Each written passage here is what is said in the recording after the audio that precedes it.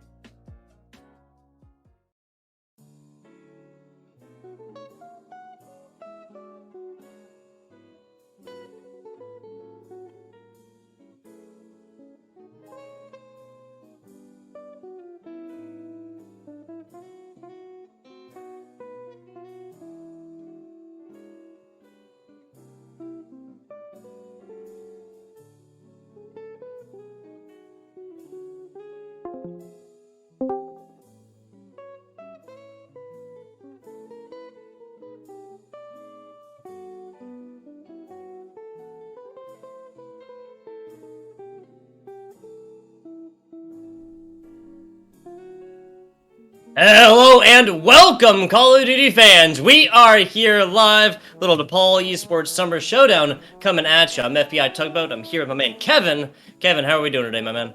I'm doing great. Just got off flight. I'm super excited to be here though for the DePaul Esports Summer Showdown Call of Duty Edition. Yeah, we have some great matches today. That we do. What, 4 different teams involved here, a little best of 5 action. First place, Undying Glory, will be bestowed upon our first place winners here of these 4 teams. We got some other prizes coming down the pipeline, but nothing confirmed quite yet. Be sure to stay tuned to what DePaul University is saying about what else might be coming to this first place squad here tonight. We got plenty of Call of Duty coming down the pipeline for you, though. Let's see. Yeah. Oklahoma State taking it on against Butler. Butler 11-3. Oklahoma State finishing out 10-7 in college COD. Kevin, hit me with a little bit more of that big brain, these information about these two squads. Yeah, so Butler really impressed everyone this year in the College Call of Duty League. We're going to be looking. They're probably the favorites in this matchup. Oklahoma State, though, they have been absolutely grinding. I see them all the time in their Discord playing, GBs or just league play. So I think it's a toss-up between these two teams. Both of them are really, full to the brim with talent. I think that one thing to look out for, though, Butler is a little top-heavy. I know Plasma definitely was leading the way in stats for them. I think he had a 2.29 KD and hardpoint. But Just Oklahoma overall, State, like pardon? that's insane. Overall, like that's Oh insane yeah, it stat. was crazy. I know he was top in the leaderboards for overall. Yeah, and Oklahoma State, they had a little more evenly distributed stat line. So they're going to be a lot more teamwork oriented instead of basing it on one player. But they were just telling me right now that they are getting ready to start. So I'm going to wait for them to. We're just waiting for them to start the game, and then we'll be getting right into the action. Absolutely. As mentioned, 11-3 Butler obviously having an on-paper record a little bit better than Oklahoma State coming out of the most recent college COD season, but both of these squad boasting that Hardpoint being their best. We'll see how that goes down. Run through my maps here for me. Check fade up first, of course. Yeah. We are getting right into it here. We are games starting up right now, so we can head to that. I don't know if we're seeing that on stream. But yeah, we're gonna be playing Checkmate, Hardpoint, Express, Search and Destroy, Mhm. Checkmate, Control, Moscow, Hardpoint, and then Miami, S&D if we do go to that map 5. Sir, Um, yes, sir. so yeah, I'm just loading in on the spectator client. Yeah, so do you tell me a little bit about your own preferences? Do you have a favorite map that you think that like can be like easily dominated by one team or another? Oh, we're already into it. Here we go. Yes, sir. Yeah, I Never can be a mind. little bit slowish to it, but that is a Yeah. okay. Oklahoma State on the left, we got Noro, we got Wilkish, we got Ginja, and we got Royal, excuse me, taking on Butler University in the right in the blue. That is Plasma, Lonzo Ball, probably not the famous basketball player, Indy, and Vortex BDE. And to answer your question quickly here, Kevin, of course, bias casters. Of course, we have favorite maps, right? hmm Off the Yeah. So top. Vortex is kind of leading the squad already, 3-1, kind of impressing. Does get taken out by Ginja though. Hmm. Oh, Royal, my bad. Yeah, Royal over here looking like the king on top of his mountain. That is the top plane so far. 5 seconds to go. Butler University now getting on the board. Not going to go through the first hard point with a goose egg. That's a 0 up top. Rotated to second hard point. Oklahoma State all over this one. Yeah, and we're gonna see Oklahoma State. Yeah, just sort of filling up the kill feed already with this orange text. Although Butler's gonna pick up some 2 crucial kills as they're trying to take control and gets make Oklahoma State spawn out. Yeah, what, 45 or so to 5? That's 9 times up so far. You said it. Butler University. Lonzo Ball 1-5. Indy 1-4. Kind of a top-heavy team so far. Kind of breaking the mold a little bit. Wilkish 4-4, obviously 1-1, dead even. That even batting 1,000 right there, Kevin. Not going to be anything that is going to single-handedly take W's, but also nothing to balk at. As I say that, Wilkish taking now 2, going solid positive. Neuro finding his second before he does fall. Alonzo Ball still only looking at 1. 60-11, 6 times up now for the Oklahoma State Cowboys. Yeah, one thing I want to mention is that Royal was expressing a ton of passion for this event. Super excited to play. I know today messaging me, saying, I'm super excited, super pumped up. So he's going to be playing with a lot of passion today. He's pumped on being stoked. Ginja looking like a ninja, 7-1. Out here assassinating folks left and right. Unfortunately, that one death did come in the middle right there, and we get to witness the second. Fortunate stuff. Got 15 seconds on objective as well. As an AR player on checkmate, that in of itself is decently impressive. Obviously, I want to focus on better. player number 2 here, Wilkish, on a pretty big flank here. Let's see if we can get a second kill here. And he There it can. is. Absolutely massive. Yeah, Plasma just left to bleed right there. Got tripped up over his 2 feet. Didn't check corners. That's what's going to happen. Oklahoma State still going on a little bit of a run here, Kevin. And I do know that Noiro is the host of this game, so hopefully that's not coming into effect a huge amount. But it might be one of the excuses that we see use if this game continues to go in the side of Oklahoma State. Always used. Who knows how often this truly has an effect, right? Especially in today's day and age. Indy just gets put down right there. That wasn't Wow. ping. No, it wasn't. Butler University cracking into this one so far.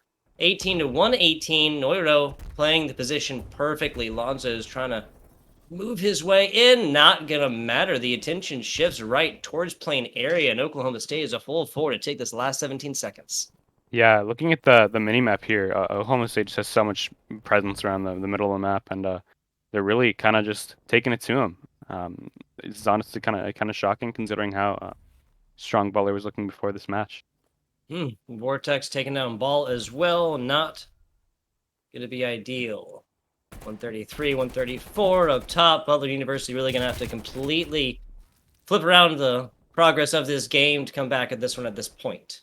Yeah, Wilkich is having an insane performance this game. Really impressing us. I believe he has streaks there too. 11? That's what's going to get it to you. Yeah, now inside check 11. of course. It'll be kind of hard to, take a huge value from that. There's like only a certain hard points are, of course, exposed to the top aerially, of course, but it doesn't look like they're even really going to need him, man. Yeah, Lonzo Ball kind of the last hope in this hard point for his squad. Wilkich though, oh my god, what a chow. It's brutal. Just insane movement out of the OKSC team.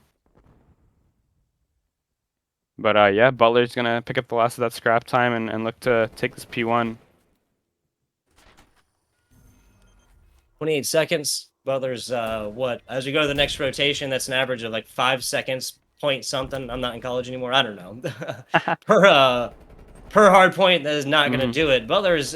Okay, so Butler's doing a great job of tying this one out until Ginger just comes up. It is his world, and we're just living in it. Excuse me, Vortex getting it done as well. Positive player right there. Plasma at 18 and 12. LAN performance. Live Call of Duty play that Plasma has been attending. And it's showing off there in the kill-D ratio. Yeah, it was a pretty big kill there from Noiro on our map too. We're going to go on to him. Locking down this right side of the map here. Just holding on this lane on his own with the AR. Although Plasma might end up facing off against him in a bit of a chow here. 50 seconds or so. Yeah, 10 seconds. If you're Oklahoma State, sorry, go ahead. Yeah, I'm just gonna say like last 10 seconds of this hard point, they're gonna be focusing rotation, and Oklahoma State already has it. It's looking pretty dire for Butler at this point in the game. Yeah, I have to agree with you. Tripling up, it's only kind of changed the amount of multiples Oklahoma State has been up thus far. I like the rotation that Oklahoma State's coming in through here as well. It's going to make it super hard for players on Butler University to come through. Not that Vortex is not going to try. That's one, not going to make it through two. Wilkich takes the trade. 200 points or so. It's going to be a tough round one loss if it does happen to Butler. Wow, 24 and 10 from Wilkich, and leading his team in time as well. Just an insane map from him. I mean, the fact that he's doing that and leading the leading team with time, fantastic performance thus far. So, looking at the scoreline, 225 to 58. Do you think that Butler? Do you think they should, keep giving their all, or do you think you're starting to think about map 2 here? This is hard point. It's 100% possible. Go ahead and go for it. Yes, you're reaching like garbage time now at 17 seconds, but in a 60 per, you do the math. It's like 3 on top, a little bit more. Gonna be very, very hard, but at the end of the day, you play this one out, you get more time playing against a team that you are already kind of losing. That's the thing about round one, kind of, not necessarily give-ups or nothing like that, but the whole point, again, is that you get a lot more time with the same team and playing against them, kind of learning things about them and how they like to play on individual maps. That is something that cannot be purchased by a little bit of talking time in between rounds, my friend. Right, and I'm sure that this was one of Oklahoma State's better maps going into this. Maybe Butler had a map that was just kind of an instant ban, but yeah, we're going to see Oklahoma State put Butler in the 100-point club, 250 to 64 in map 1. Yeah, that's brutal stuff. 250 64. Butler bragging that that hardpoint's their best game mode as well. Tough Wow. looks so far. Oklahoma State put them in a casket on this one. We'll be looking at an express search and destroy next, and a Butler University that is really going to have to be looking around for something a little bit better. Obviously, search and destroy a wildly different game mode. Yes, Express is a wildly different map, and it'll be a geographically different, just simple movements around this map and everything else. But I gotta say, Kevin, I'm not counting anybody out here. I count anybody out here, and it's a best of two, or it's a double elimination, excuse me. So Butler would have to lose an entire other series after that, just before they can face elimination. But that is a tough breaks, 250 to 64. Not good numerologically, or however you want to say it. Yeah, numerically, yeah. Numerically, there you go. Um, There you go. yeah, so that was Oklahoma State's host. So I believe that Butler actually chose that map, just by the way vetoes go. Mhm. Um, so I think that Oklahoma State, off to a really great start in this series. Um, so yeah, Butler's gonna be hosting the second map here as soon as we're ready. But yeah, some key takeaways from that. What do you think we should look out for going into the search and destroy here on what map is it? Is it let's see Express, here, express. Express. Yeah, look, you can't take the train on this one, right? You gotta, if you're gonna go for these flanks, it really has to be late. You can't be chowing off of the initial breaks and risk losing lives, especially coming off of a pretty hard hitting 250 to 64 loss on the hard point here. If you're gonna go for flanks, do it late, do it sneakily. Make sure that the attention is elsewhere. Otherwise, you're literally just burning lives, just throwing stones down an empty well. Yeah, one thing I noticed that Oklahoma State was doing really well is they were trading really efficiently. We saw, I believe, on the P1 hardpoint in the plane, Ginja was just flying out and kind of baiting for his team really efficiently. And, they kept it at a stalemate, but when they're up by 200 points, that's kind of what they're going for. So, so fair statements. Fair statements. Far be it I to have any faith in Call of Duty's players' abilities to not torch time. So we're gonna give you guys a very short break. We back with you. Don't tune away because Kevin and I will take it personally here. But we'll be back with you 100%. guys just a few minutes for the round number 2. Nobody is out of this one quite yet. Just one team is up Yep. 1-0 in the series. That's Oklahoma State. Back with you guys in just a minute.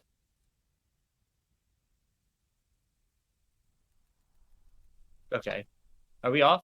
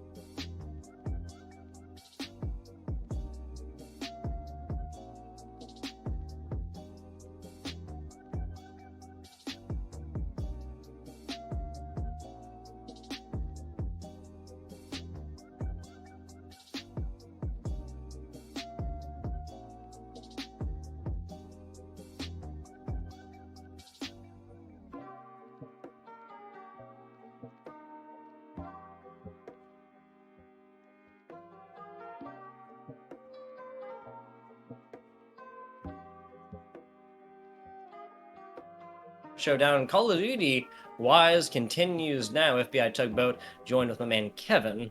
We got Oklahoma State that just put Butler in a dumpster, 2250 to 64. Just, I didn't make these numbers up, 10,000 years ago, whenever they were made. I just watched how they panned out in this hard point over there on Checkmate today. And I'm just reporting the news, reporting the weather, you might say right there, 250, 64. Going to be looking for a much more competitive in the search and destroy. That'll be on Express, right, Kevin? Yeah. Yeah, I know that I think both of these teams had pretty good records in search. I think that Oklahoma State's was a little closer than Butler's. Mhm. Um, but yeah, judging by that last game, all four of them absolutely frying. I believe that we are just about ready to kick things off. Yeah, totally good. We'll just recap a little bit more about this previous map. Like my man Kevin posed to you, good people, gave you that little brain nugget to pay attention to during that game. Both of these teams, it was predicted more Butler than Oklahoma State, but you kind of had your top heavy squad. Obviously, Checkmate is going to be more of a one sided map when it comes to your SMGs versus AR play, but you really did have kind of two stars shining bright and two other players having more middle of the road performances there on the hard point. It just so happened that Oklahoma's top two players doing much, much better than Butler's top two players, other two players notwithstanding. On over here to Express, there is a reason why this old school map is back in our map Mm-hmm. rotations, Kevin. Yeah, and we're in the game now, and we're getting ready to go. We're gonna see Butler here. Actually, the map set is wrong. Oklahoma State is up 1, not Butler. It would not tell me which one was Team 1 or Team 2 when All assigning good. them a game, All so good. we're all good here. But yeah, Butler's gonna be starting things off on attack. They're gonna be really quick over to the A bomb site here. I'm gonna try to get on board with Indy here. Trying to get some information on where the Oklahoma State players are. And they Unfortunately pretty for much have the himself, bomb right? sites themselves. Yeah, if supposed to flash out. He got information from the team, and I think he was thinking that that was from an opponent, maybe. But I love the corners that are being played out. Ginja gets mailed some SMG shots from Kazakhstan or something like that, from downtown, from a different area code. My God. And that was Indy Yeah. there, not missing much. Put it like that. Two players down now for Oklahoma State. This is the start that Butler wanted. Royal almost gets that crown taken off from a very far distance away. Yeah, and we're gonna be looking. I was just gonna say Nordo for a big kill here, but can't get it done. Now Royal in a 1v3, he's got 20 seconds, and he can't get it done. Butler, they're gonna go up 1-0 here. Yeah, two players alive there. Could have been three just as easily. Search and destroy popping off for the Butlers. Looking nice, looking well done right there. This is Royal's little two-piece right here. This was the... Wait, no, not even two-piece. He just got damage onto the next one. That was just long-range shots, but at the end of the day, what we were looking at there was the simple difference between SMG and AR play. Round two, continuing now, Kevin. Mm-hmm. Yeah, so Oklahoma State, they're going to be on attack this round. They're kind of reciprocating, the same strat here, just fly out over to the A-bomb site, but they're going to be actually met with Vortex here, and he's going to have a lot of work to do. Gets taken down by Noro pretty easily. Yeah, so really close SMG play right there is not enough for Neuro when you're not looking the right way, Kevin. You tell me that's important in Call of Duty. Absolutely. Here, Royal is going to be looking to see if he can sniff out anything on the flank. He He can saw find that. Indy. Does he get the kill? A bit of damage in here. And he does get it. There you go. Even trades, even Stevens, 2v2, might as well be it. No, excuse me. Plasma, the only player on Butler that does not have a kill left, or a kill yet, excuse me, is the only player that is left alive. Plasma definitely saw the edge of Neuro right there. Takes one, and we got a Ooh, nice 1v1 shot. action here. Yeah, Plasma and Royal. 2 AR players here going up against each other. The yeah, Plasma knows this bomb is down right here, so he definitely has a bit of an advantage here. Only 25 seconds. Oh, maybe he doesn't know. No, yeah, this is like it got started right there, did not get planted all the way. That's that. Royal actually kind of gets gifted this for free. I gotta wonder about that one. Plasma, there's clear cut sightlines you can go through here. He's even got a Simtex left. Obviously his trophy assessment can only place in two different places. Oh, what a Really? win! Oh, Oh, just Plasma making sure he got aerating the the kill there. body. Aerating the body on this one, adding a couple extra holes, just helping him breathe, Kevin. What a polite Yeah. guy, Plasma. I mean, that character that Royal was playing does have a mask on, so it might be a little hard for him to get the air in. But yeah, Butler's gonna go up 2-0 after Plasma just clutching that out. I think Royal even had a sub, so a gunfight he definitely should have won. But Initially did not. He did the full he disrespect. picked one Right? up. Yeah. He killed him with his own weapon, and then picked up his or killed him with his weapon, then picked up his own weapon to aerate the body. Add a couple extra holes to that one. Interesting stuff. I got to say, I mean, I love the the little back and forth and disrespect area, but this is rather early, Kevin. This is round 2 of the second game here, and you have a full another map on top of this one. Don't want anything to let the Cowboys kind of like let loose on this, go yeehaw or whatever it is Cowboys say in 2020. Wilkish gets what a amazing Wow. gunfight there, and adds a little more flavor to that one with the shooting of the bodies there. Oh my God, he's one more for the ace here, Wilkish. He had no kills before this round. Now he's He got did 3. not. This is what you Oh, get. Oh he my got goodness. chow for the ace. Plasma Doesn't got get it away with though. how much? 42. So that's Yeah, a headshot and he's donezo. 2 more body yeah. shots. He's donezo. As it is, Plasma looking about as necessary as he is in blood. If you get that one. Mm-hmm. Okay. Yeah, one of the things that I try and look at when looking at players just clutching is their movement, seeing how they're feeling, confidence-wise about like winning a clutch, and just the way that Plasma's moving. His crosshair placement's on point. The stutter sprinting. He's definitely feeling good about this one. Did he see Nora's gun there? He He did definitely not. did. I'm Oh, he pretty did. sure He he had. He did there. That's brutal. 20 seconds though. He does have to get the bomb down, and I believe that Ginja knows that he has the bomb down. Yeah, he does. So we're gonna stay on board here with Plasma. He's gonna scoop up the bomb relatively for free. Well, he doesn't have time to plant, I don't think.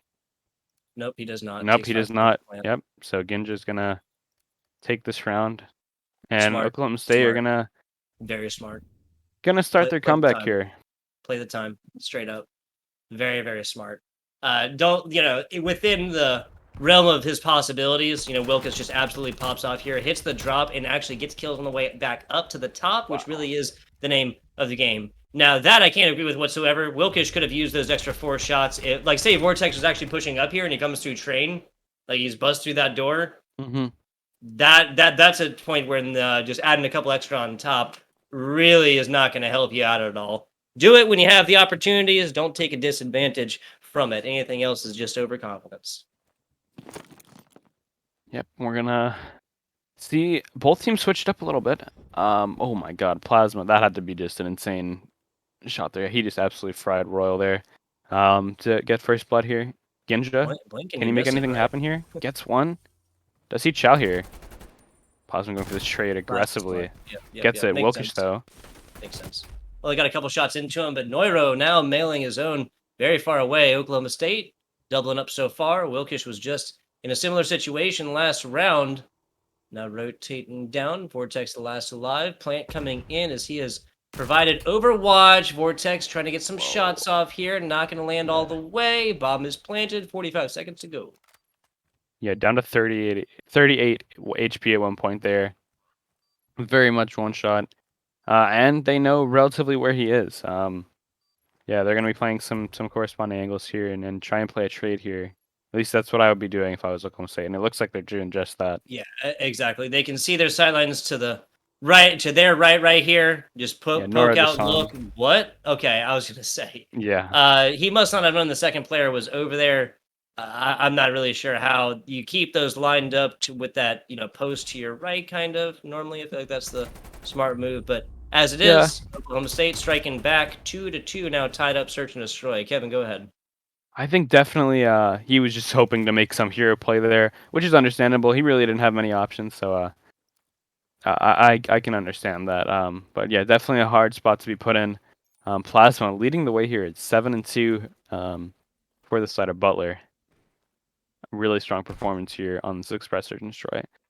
Although Oklahoma State, they're gonna get some flash information here. Plasma again, just with first blood. This has been the story of this map so far. First blood after first blood. Royal does get that nice trade though. Yeah, so I don't think Plasma even had any damage onto him going into the second, but their star player 8-3, the only one that's actually positive. Vortex, Indy, both negative. Lonzo Ball dead even as of right now. Oklahoma State now going to be pushing on Butler. Bomb planted over towards B. So that's actually more plants onto B than A so far, which is not something you see very often. I'm surprised that we haven't. Yep, there we go. Someone's hopping it. Indy, though, he might get a shot on the diffuser. He does. He doesn't know he's diffusing. Oh, Ninja. Royal gets the Love diffuse. it. Love it. And Indy's going to kick himself over that. I think he goes up one more step and he sees that. Yep. He gets both. Did But not know Oklahoma diffuse State. was happening, and then that's just the classic. Gets a little bit too much focus onto taking the Ks, not enough focus to pay attention who's down bottom. There's it. Yeah, exactly. He takes 2 steps up. What he's thinking about is his life, though. He knows he's low. If a player was laying down there and canceled the diffuse, then he loses his life. But instead, bets against the idea of them just dedicating all of it and just, putting the nose to the grindstone and saying, if I die, I die, whatever. They still had another player after that. They just keep the fuse going on. And that's round number 5. Yeah, and we're back. Oklahoma State on offense here. 3 rounds in a row. And for a 3rd round in a row, Butler gets the first blood. It doesn't matter, though, because Ginger's going to tie things up pretty quick here. I don't know whose streaks those were. I bet those were plasmas, though. 8 and 3 is the only player would have had Yeah. enough. Top there. Royal, what a play here. He saw him at the beginning of the round. Dusted. Wow. The plasma is kind of switching back and forth between standard positions and plays and like some really wicked aim, honestly, to just and maybe it's a lack of communication in the squad. I guess at that point, one of his teammates is down. That was the one closer to him, I believe, but still not 100% sure what's going on. Seems like whenever he's getting lined up with opponents, he's taking the Ks. Whenever he doesn't have those comms or first blood, it's a different story. Wow. Vortex now. Yeah, Vortex.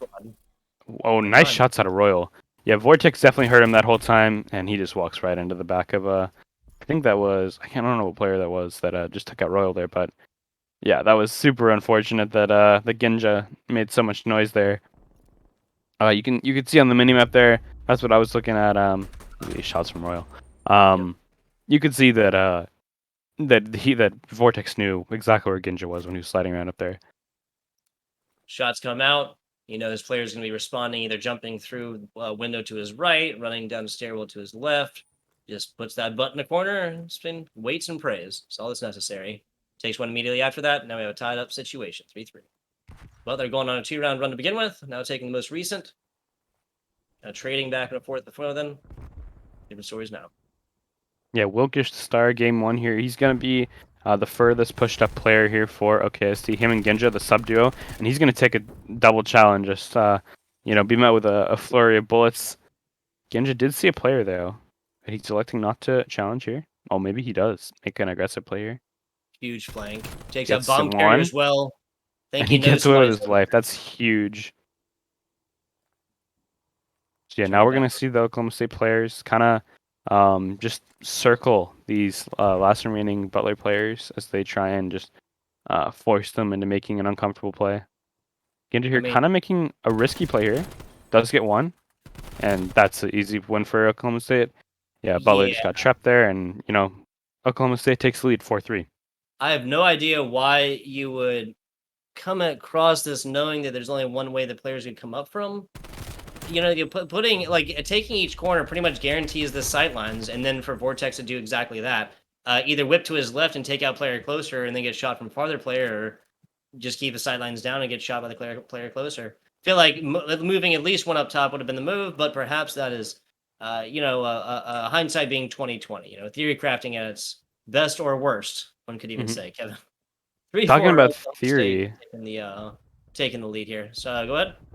Yeah, talking about theory, I'm be interested to know what the attachments that I think that some of the Butler players are running. I saw some crazy barrels extended there that I'm not familiar with a whole lot. Although we are going to see Butler take a +1 life count, in the life economy here. Royal, though, is going to tie things up 2-2. Oh, no, never mind. Norio is going to pair along with him to make it a 1v2 for Vortex. He's going to make it a 1v1. AR versus sub. Oh, this usually Peeks out, gets dropped. Norio, perfect positioning there. Yep. Classic AR play. Oklahoma State, 1 round away. I'm taking this one all the way in the search and destroy. Regardless, though, 250-64, different stories than even this ends out in 6th round. Even if Butler, or even if Oklahoma State. Wait, no, excuse me. Oklahoma State is Yep, sorry. Yeah, Oklahoma Oklahoma State's on State's the on right. match Yeah, point yeah, here. yeah. The score up top is different. The I thought score the up teams top were is wrong. swatched. Yeah, I thought the Yeah, teams were switched again. Whenever that happens, Kevin, just like inside my brain, just melts from top to bottom. You know what I'm saying? I But feel you yes, on that. Yeah, Oklahoma so State. Oklahoma State 1 round away from going up 2-0 in the best of 5. Although Ooh, Vortex and Lonzo with some crisp shots there. there you go, striking first. Love to see it.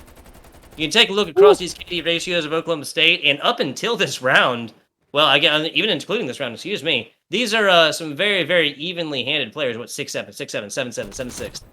Extremely even numbers. Ooh. Ginge is the first to break that mold right there, but Butler striking back with a vengeance right here. Maybe some venom as well. 4-5 for Butler as they go up there and make this one a little bit more breathable.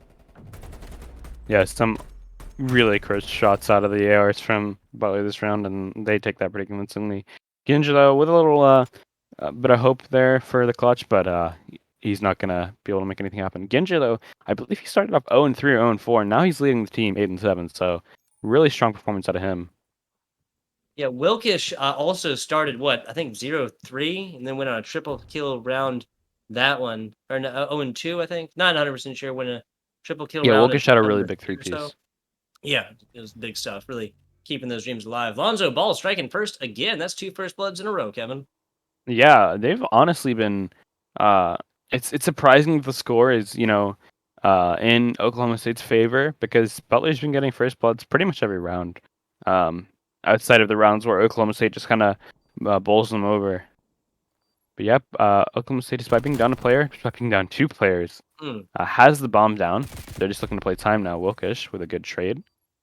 Indy getting caught in unawares right there. Always got to anticipate the hit, as they say. Wilkish taking Yeah, this one. Easy yeah. peasy. No, Now, it's not. Vortex last alive. and this is just impossible. Oh, almost gets it done.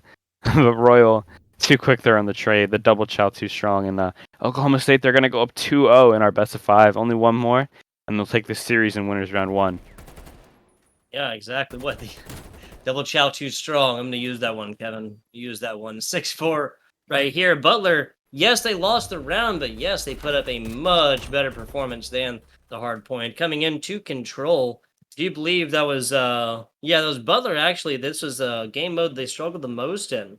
Hard point saying that there's the best, but came through with a 7 and 8 performance on the controls in previous college COD rounds. That's where we're pulling these stats from, y'all. Fantastic folks over there. Oklahoma State on a little bit of a 2-round run. Anything else here before we go to a very short break in between this map for Lobby to get set up next host-wise, Kevin? No, we're having this game was really exciting, and I'm really hyped to see what both teams can bring us in game 3 after this quick break. Sure.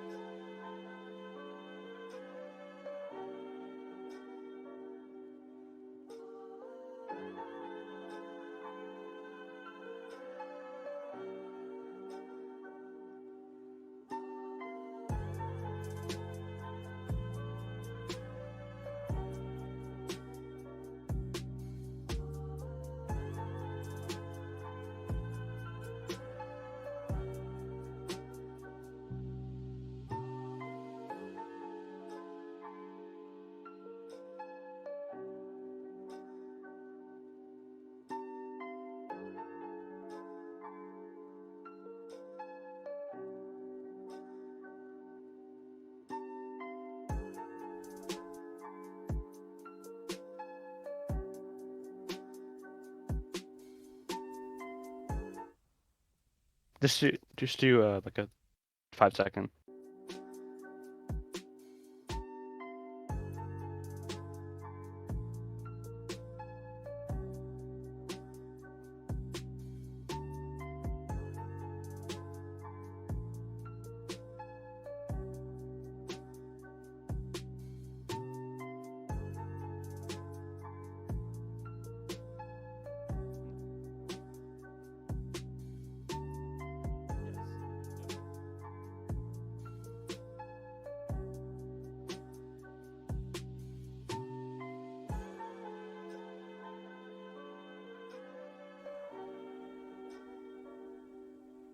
And we are back. DePaul Esports Summer Showdown Call of Duty wise continues now.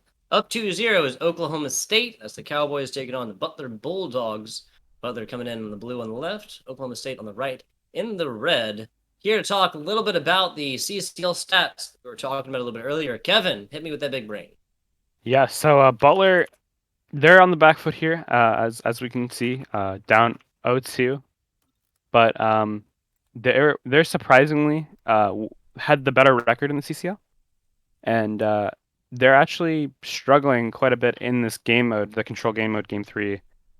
So I would actually expect to see Oklahoma State close things out here, surprisingly.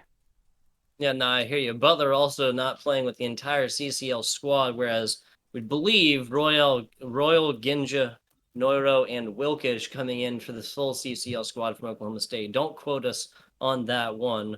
Want to talk about what little something else from DePaul Esports, Yeah, correct? a little giveaway as we load into this map 3 here. We have these cool little tiles. If you check in, I believe there's a QR code that you can see in between maps. You can get one of these cool little tiles. You put this onto a phone or wallet, not your phone, your wallet or your backpack or something like that, and it'll tell you when you lose it, and it'll help you really find a GPS location. They're awesome. I use these all the time. For my backpack, I'm always leaving that places. Keys, Oh yeah, I wallet. put them on my keys too. Yeah, they're great. Yeah. Yeah, we're gonna be into game 3 here, and just like the search and destroy, Butler's gonna be taking this first blood. Yes, sir. Plasma, Vortex, Indy. and Lonzo Ball making up your Butler squad in the right and the blue. Left is red this time. I was wrong. Excuse me. Yeah, I got the score right this time. Oklahoma State is up 2-0. Wilkish on a nice flank there on a plasma, and they're gonna start couching zone A. Yeah, so solo player on isn't going to get it too fast, but you give him enough time. That's about half off. Lonzo Ball on the other side of this. Drop shot coming in from Wilkish, and he's holding this corner perfectly. Oh, Plasma a gets a little lot bit of of an damage. ego That's chow not going to there. be enough. There's Noiro with the finish. Traded all the way through. Now, point A, looking at 2/3 of progress. There it is. Another third of progress, and they'll be rewarded with a little bit more time, Kevin. Yeah, absolutely. Although the kill feed, as you can see there, all royal blue there for the side of Butler. And yeah, they did get 2 ticks though, which is pretty strong. As you can see there, the circles at the top of your screen, they're going to be cut into thirds, and as you get to the 2/3 marker, it'll stay there. Every third, every tick we call it, the progress will save there. So even if you die and leave the point, you kind of get to start where you left off. Lonzo Yeah, Ball though getting pushed up here a little bit though, gonna try and catch these players off guard in the yellow crate. yeah, so working towards boxes. That's Lonzo. Frags Ooh. out. Looks like Wilkish got him at the end. Didn't live much longer past that. Yep, there you go. Finally, again, the Doesn't last check few that shots corner though. coming in. Yeah, like a crazy corner. I think coming through the wood stairs right there. Not 100% sure. 15 seconds away from the end, and Oklahoma State has not put enough attention onto these control points. Now their time will pause. A little bit of progress. Now that's actually the double push from A and to B. Genja a little bit far away from that first, so close. Wilkish on the other side. Player doesn't touch in Ooh. time. Just like Yeah, that, Indy Indy came just a so second. close to like completely just negating out any progress that would have happened. This game goes to way of Butler as it is. Another lease on life purchased for the side of Oklahoma State.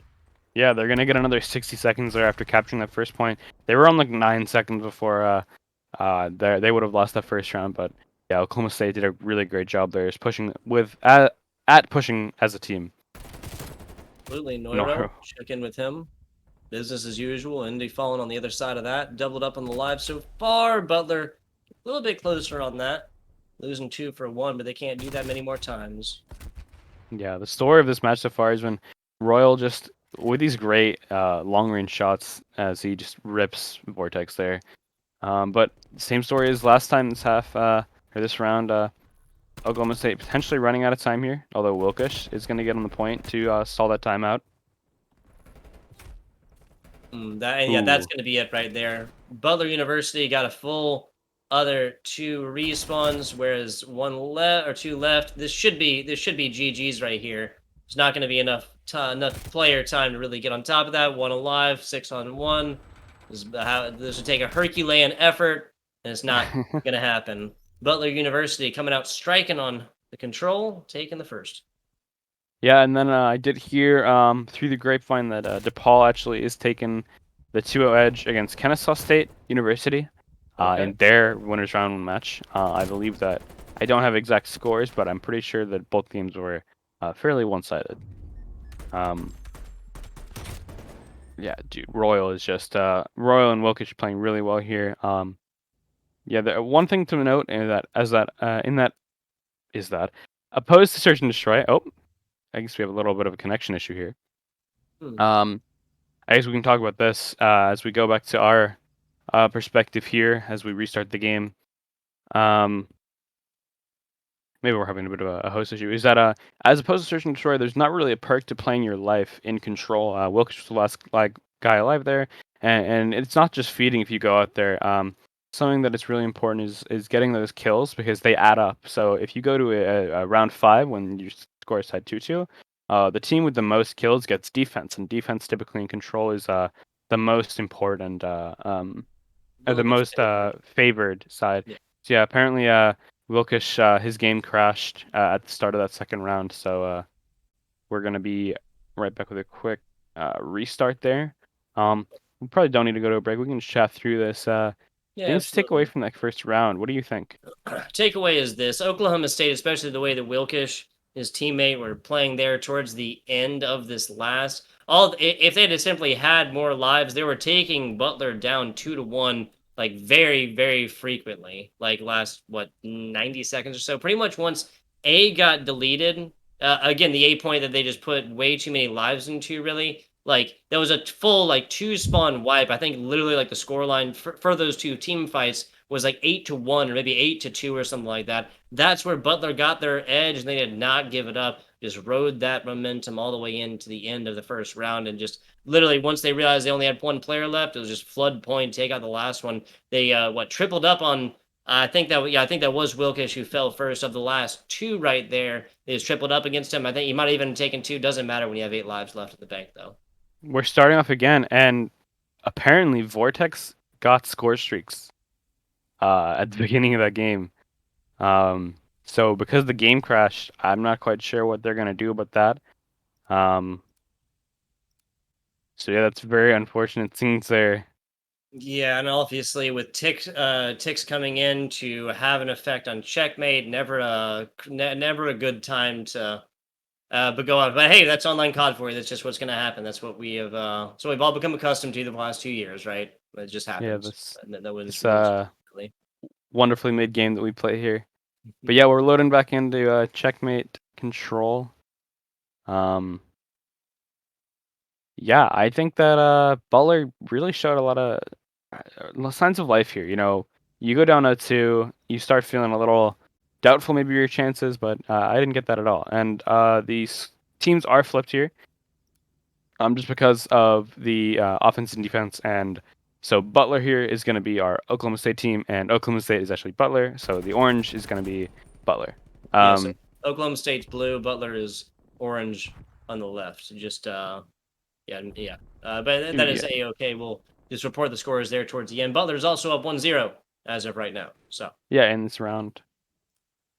Gingermo, Wilkish, Royal, all going up 4-0 on a run right now. They just need to continue that progress they've gotten from game number 1 and apply it to game number 2. Yeah, we see Butler getting a handful of kills here at the start here. They're going to be focusing on this A zone. Typically, the zone we see offensive teams hit first. It's easier to take of the two. We're going to see Indy here get a kill into Royal and get traded out. Trades are really important in control. You know, we see the lives remaining thing at the top of the score for those who are the uninitiated. The teams have lives that run out, similar to Search and Destroy. You know, you only get 1 life per round, but here you get, I believe, 30 at the start of the round. Mm-hmm. And once you run out, you just cannot respawn. And if you go to 0, you lose the round. Sir. I guess, unless you're also last in the other and you're on defense and you win. That's theory crafting. It's worse. I don't want to boil my brain quite yet here. Looking at the top lane, Noiro had sightlines on teammate. That was Ginja right there, and maybe if he'd paid attention up there, it would have helped out the squad a little bit more. As it is, B is the Ivy affection for the attackers so far. I like what they're doing on A, but perhaps it's a split push time here for the defenders. Yeah, super unfortunate that Wilkish flagged out there when Vortex had streaks, and you know, it probably won't come into to make a difference here on this map. You know, checkmate, probably the worst map in multiple years for Call of Duty, 4 score streaks. So, fair enough. This would not have anything aerially, especially. Yeah, you can maybe cruise a Hellstorm, like or like what's it called? Like bend a cruise missile into like one of the windows, but yeah, your artilleries aren't going to do much, and that's going to be Oklahoma State. It says Butler, but the teams are flipped. Oklahoma State is going to be up 1-1 now. We're tied 1 now in this control game mode. So if we go up 2-2 here, then there'll be some math that has to be done. Then we'll have to reset the lobby to get the offending team where they should be. Little bit. We're not quite there quite yet. We will be soon. Again, if if the next 2 rounds go evenly 1-1, because that's where we're at right now. Butler at 1, Oklahoma State at 1. Again, names are just flipped. Genja popping off, having himself a day so far. 6-3. Royal at 8-5. Not looking too shabby themselves. Looking too shabby themselves, Kevin. Absolutely, and we have seen both defensive teams win their rounds here, as we kind of expected. Who would have guessed it? Yeah, who would have guessed in control? Checkmate. Although for the first time in what seems like forever, Oklahoma State are going to get first blood. Although Butler, according to the game, so maybe that's a bit of a curse here. Although Wilkish is just going crazy Ooh, here. Chow just after chow after sliding and chow. more right there. Fantastic stuff. Yeah, only gonna get cleared up by, I believe that was Plasma, who's on a 2 streak. No, it was not Plasma, but he's on a 3 streak though, with some crisp shots there onto Royal and Noro. Oh, we'll call him a headhunter because he's lining him up so far. 2 in a row right now. Now looking for a third. Plasma looking to spill blood right here. 6 and 5 Indy. That's who we're going with right now. Looking out. SMG shots. Wait. Smart stuff. Oh, but can't Ooh, finish it out on Wilkish. Okay, so unlucky. I wanted to praise the man right there, right? Wait, if he is back towards forklift, he can just simply turn around really quickly. He waited until he was in the open area to actually start the shots, and then it just went downhill from there. I think that's a fair assessment. Yeah, there was some pretty good trigger discipline there. Just missed a couple shots, and of course Royal was definitely gonna clean things up. Although Plasma in a really interesting position here. We're gonna see Oklahoma State triple stacking A here. Oh, what a shot at a Plasma, and he's gonna get picked up by Royal for the trade. Trade's going in the way of Oklahoma State as Royal gets 2 kills there, and the kill feed all blue. Should be all orange though for Oklahoma State. Yeah, so And just just a in case you're reminder just that joining us again, names flipped up top. Butler University on the defense. Royal on a huge streak, and then just gets it cut down right there. 1 kill away from the artillery and the Hellfire missiles. Hate to see it. yeah, I don't believe that anyone has streaks in this game so far. Sorry, not Noiro. Vortex had streaks at the beginning of the game. Then Wilkes flagged out, so he unfortunately lost those. Yeah. Also a reminder that Butler, which is Oklahoma State according to the game on top here, does have a 1-round, or did have a 1-round lead. It's now tied 1-1, not Oklahoma State up 1. Oh, Ooh. Vortex trying Was to able to finish just. it out. Yeah, so teammate looks like cleaned that one up. That was Plasma, actually. And with the second kill after that one, he now pushes into positive 2 streak there. Is looking on for more. Alonzo Ball kind of piping down, sitting in the corner, waiting to play his life. Smart stuff. There you go. Oklahoma State taking the first third of progress onto B. Almost getting gifted a second one there. He got about the third.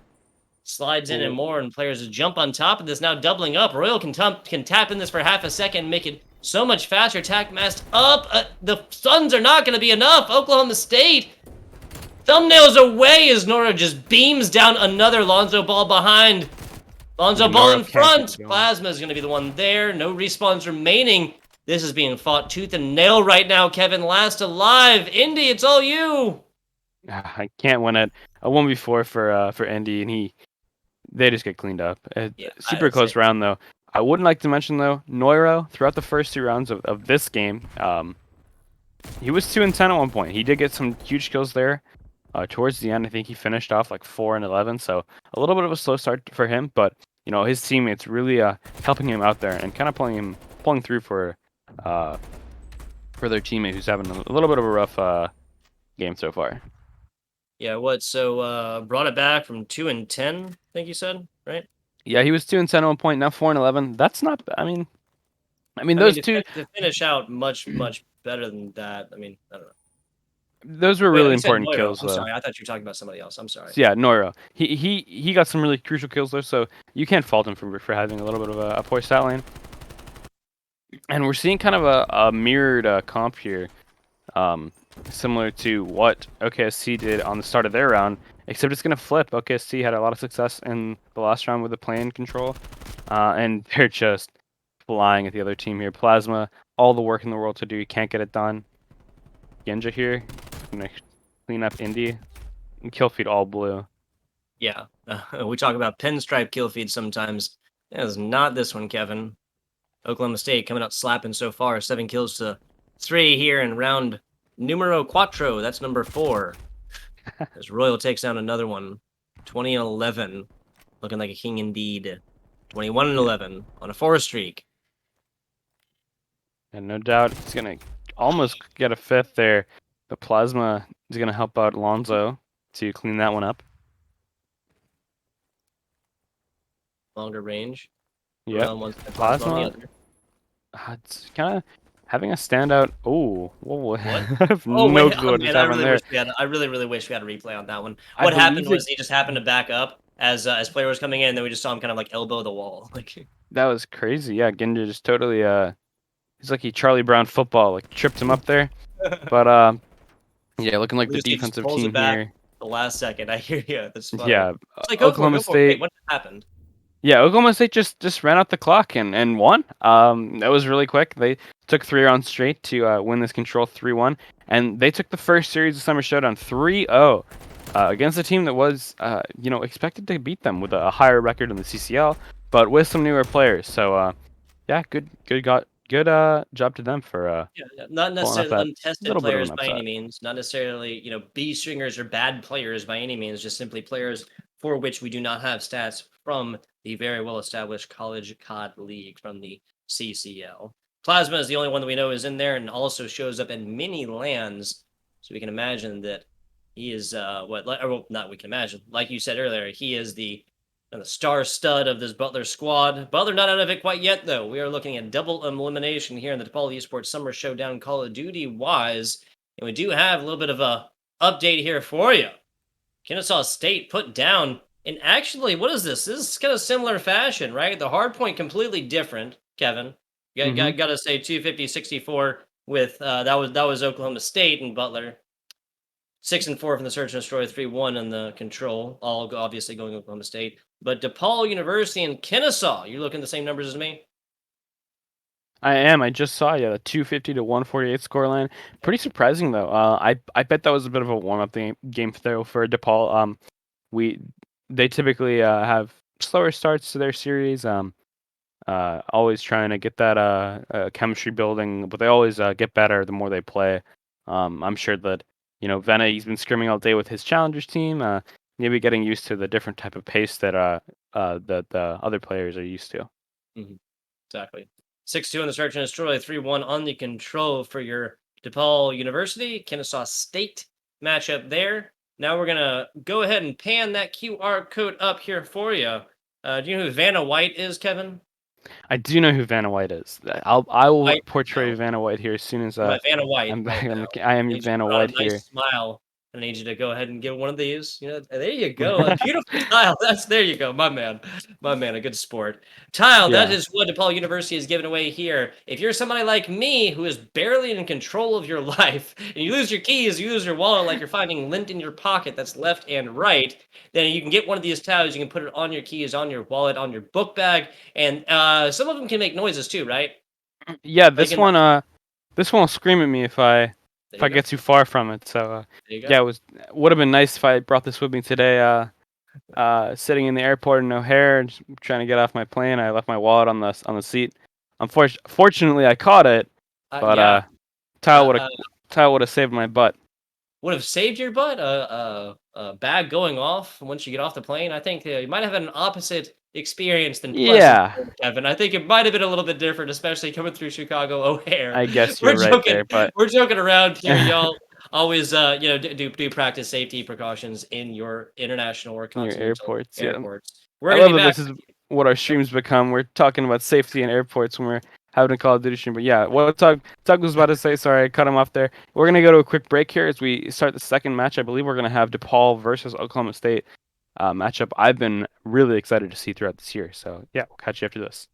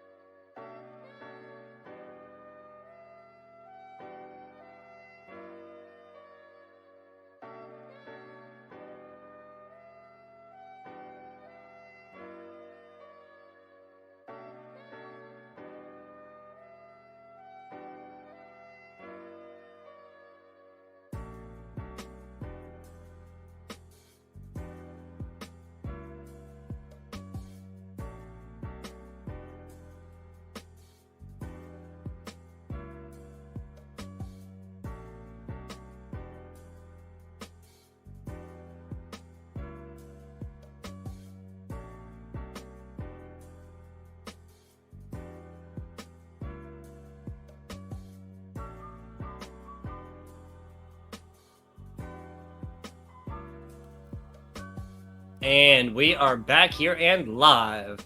The DePaul Esports Summer Showdown Call of Duty action continues now. FBI tugboat here. I think it's that way. I'm not 100% sure. My man Kevin is pointing somewhere out there. Shout out to our producer as well. Kitten out there somewhere in the cosmos, producing away and making our jobs as casters just so much easier. We do appreciate that. Yeah, Kevin, for sure. what do we Shout got out on the to docket Jeremy. here? Jeremy, excuse me. I'm just talking to the teams right now. It looks like we're good to go. Go ahead. Um, yeah, Jeremy. Jeremy Spoon's Kitten, all the wacky names that he goes by. Doing the Lord's work for us in the back end of our production here. He'll be screaming in our ears when we have updates about the other matches and that sort of thing. But yeah, this is winners finals of the Summer Showdown. We're just waiting for them to load into the game right now. Oklahoma State just won 3-0 against Butler, and DePaul just won 3-0 against Kennesaw State. Two pretty like very one-sided victories. I know that DePaul had a little bit of a harder time in the hard point than Oklahoma State did against Butler. And I know that Oklahoma State had a harder time against Butler than DePaul did in the search and destroy. DePaul won 6-2 in search against Kennesaw, and Oklahoma State won 6-4, I think. And we're in the game right now, loading up in the checkmate hardpoint. Just like last series, I can tell you the maps and modes here in just a second here. As soon as I find that. It may not have been updated yet if we're looking at the same one, but we got checkmate up first, hard point. We'll be seeing how this goes. Like you mentioned, that was Oklahoma State that just came off of a very, very one-sided hard point map, 250-64 against Butler, but they have a new team on the docket. On board with Cahill so far. Simtex is out initially, and he gets stuck at the end. Stuck. Hate to see it. Yeah, we're gonna look at Kevin Cahill. He's gonna be Cahill's gonna be the most aggressive player for DePaul here with the SMG. And you're gonna see Crizzy and Venet. Venet is the player that is kind of our anchor on the team. He's gonna be kind of played around by the rest of the team. Although Hodo off to a phenomenal start here. Good one up so far, 3-1.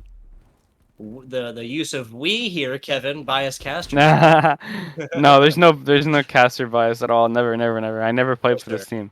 No, I mean, regardless, we're bringing the action as it comes, right? As is right now, there's only one player who does 0 kills, and that's Royal on the side of Oklahoma State. And there's one team that has 0 points. That's Oklahoma State. DePaul University popping off so far. Hodo not checking the sides, and Royal gets his first. Yeah, and he almost gets second there on Venet though. But Venet, absolute veteran of the scene here. Definitely has had some very big hard carry maps and performances throughout the CCL and also the CXP League, in which the team placed third, beating Purdue and then losing to Purdue as well, and Penn State. Very close games, but had a really stand-up performance there. Kevin Cahill, we're gonna look at him making some insane aggressive plays, making some really good movement choices here, really good crosshair placement, that sort of thing. And then we're gonna see Ginja here, 5-2 on a 3 streak, kind of looking towards those streaks. Not really just yet, but definitely gonna be leading the way in time. Wilkish though, compared to last game, having a little bit of a slow start.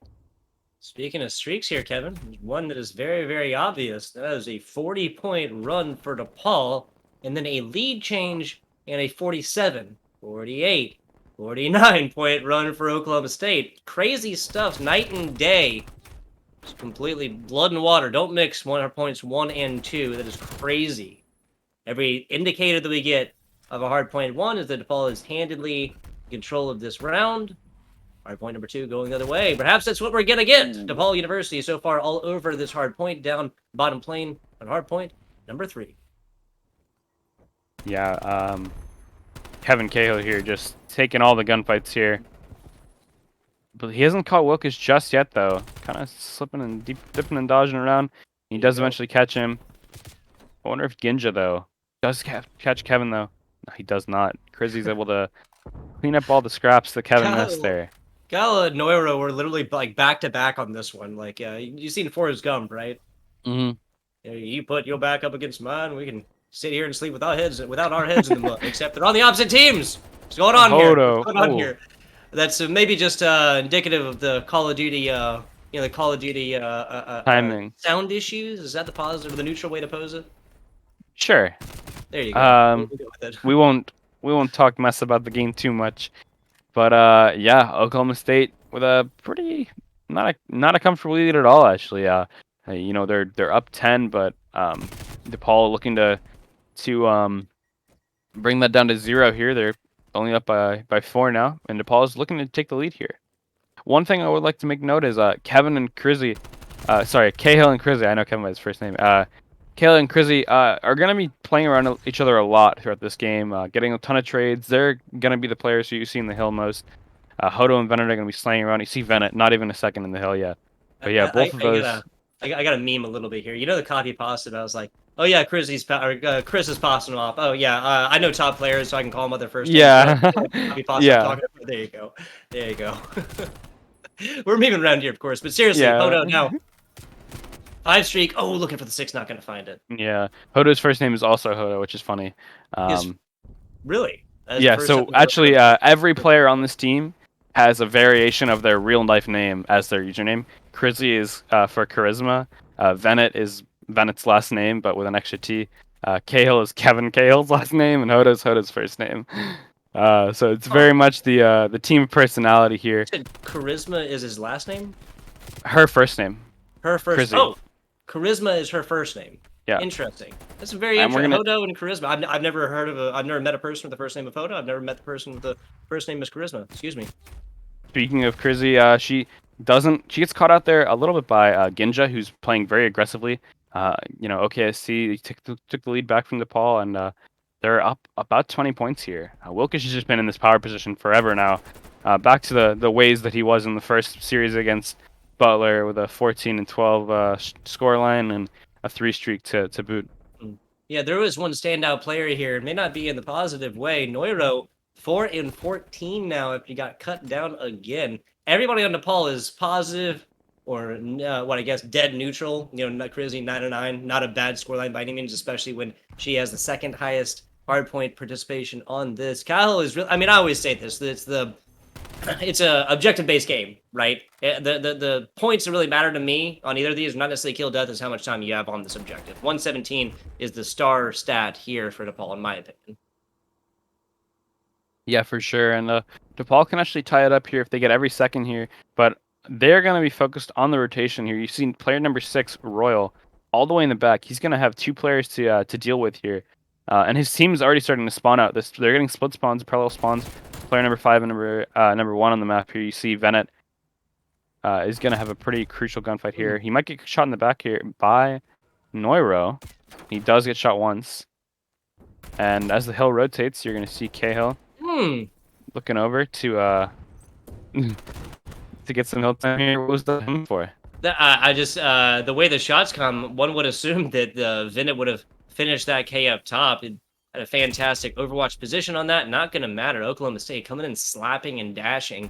Got to take a lead again. Venet finding 2. Not going to be enough for Noiro is now joining the team here. Everybody just spilling on into point after we have a technical lead change at one point. A technical lead change. Ooh. Now DePaul coming out on top. Yeah. As blue as blue gets. Yeah, the river of blue here in the kill feed for DePaul, and they're going to go up 10 points here. River of blue. There you go. I like it. I like it. Hodo, 22-15. Venet, 23-18. Fantastic score lines. Again, Cahill Crizzy, both really providing that positioning, that PowerPoint positions and pressure there. A lot of keywords on there. We love alliteration here at the DePaul Esports Summer Showdown. Yeah, it's sort of similar to Butler. The team is kind of top heavy with Hodo and Venet, both players who play on LANs pretty regularly. Venet actually recently won with his team Everything Beastly the LAN in Lisle, Illinois at the Scrim Center. And Hodo placed 3rd. I cast a DPC down in Miami about a month ago. Interesting. Nice. It might be back for Orlando tomorrow. Who knows? That's not the competition. I would doubt it. But hopefully that'd be awesome to see. Yeah, Venet leading the charge here, 23-20, along with Hodo, 23-17. These two players are some crisp shots from Venet, but doesn't clean it up. Yeah, something interesting that would happen throughout the CCL is people who didn't know our team would just message me afterwards, being like, "Who is Venet? Why is he popping off on us so Why is he hard?" And it's cracked? just like, Yeah. "Yep, why is he cracked?" And it's because he's been playing the game forever here, and you're gonna see a lot of his veteran knowledge come out here on the flank here as well. Does give up position, killing that trippy though. Another technical lead change. Oklahoma State going on a little bit of a run. Like we said, they had a tougher time taking down not Kennesaw, excuse me. Or not as tough of a time taking down Butler earlier. Paul University proven to be a different beast indeed. 2 seconds away from another lead change, not going to happen. Oklahoma State taking on top of this one, tied up for right now. Crizzy not able to keep it up right there, and then it falls to a well-placed shot punch. Yeah, we see Noiro really picking things up after his slow start in both the last control game and this game. And you see player number 7 here, Ginja, on a massive flank here. Yeah, he's going to be tucked away here. I don't think that anyone in DePaul is going to check this corner. So he has a really good opportunity to make a huge hero play as this final There hard you go. point pops up here. You see This Kevin Cahill responds here. as He's going to... well. What's that?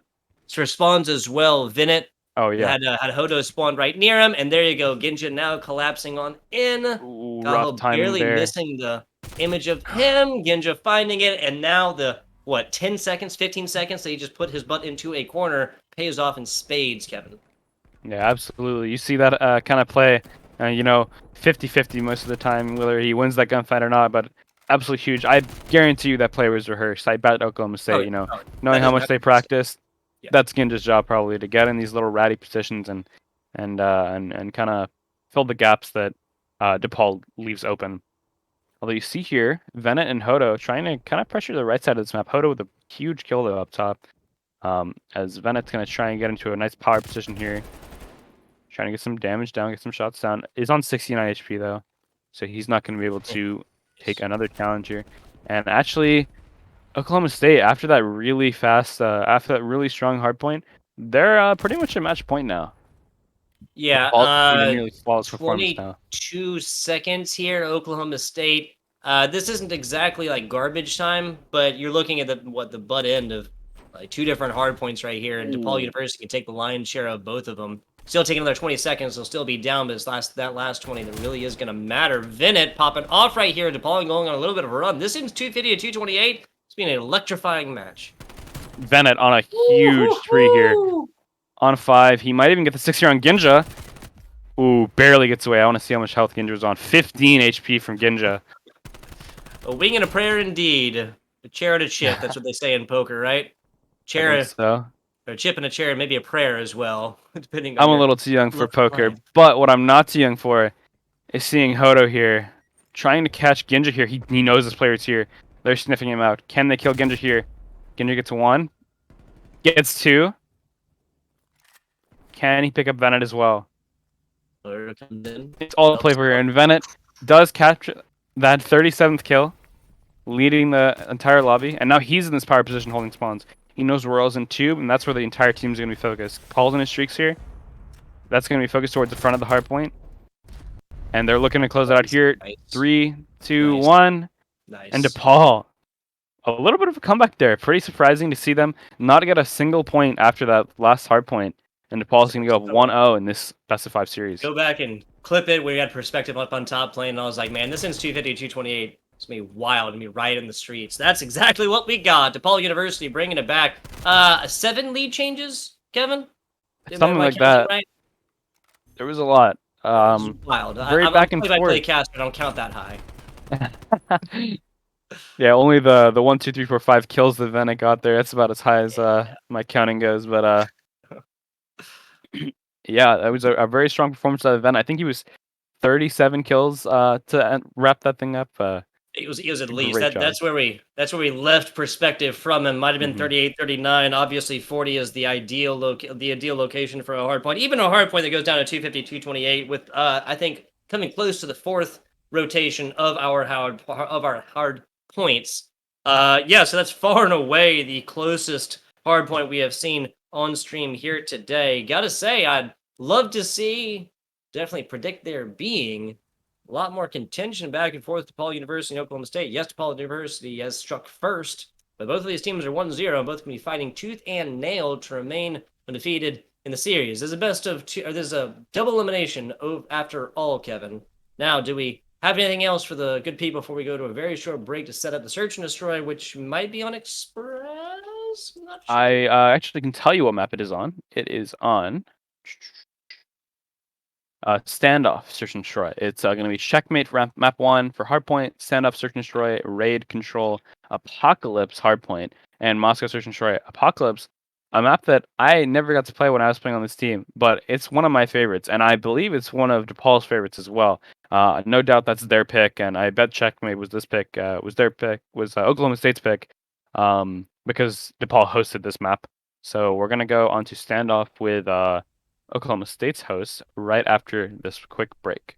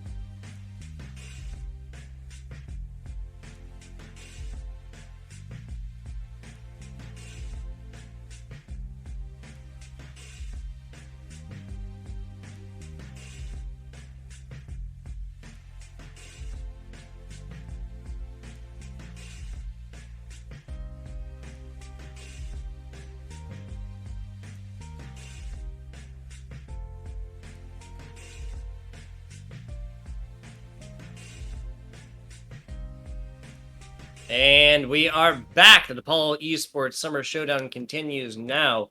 More Call of Duty action coming at you. FBI Tugboat Hero joins the man Kevin.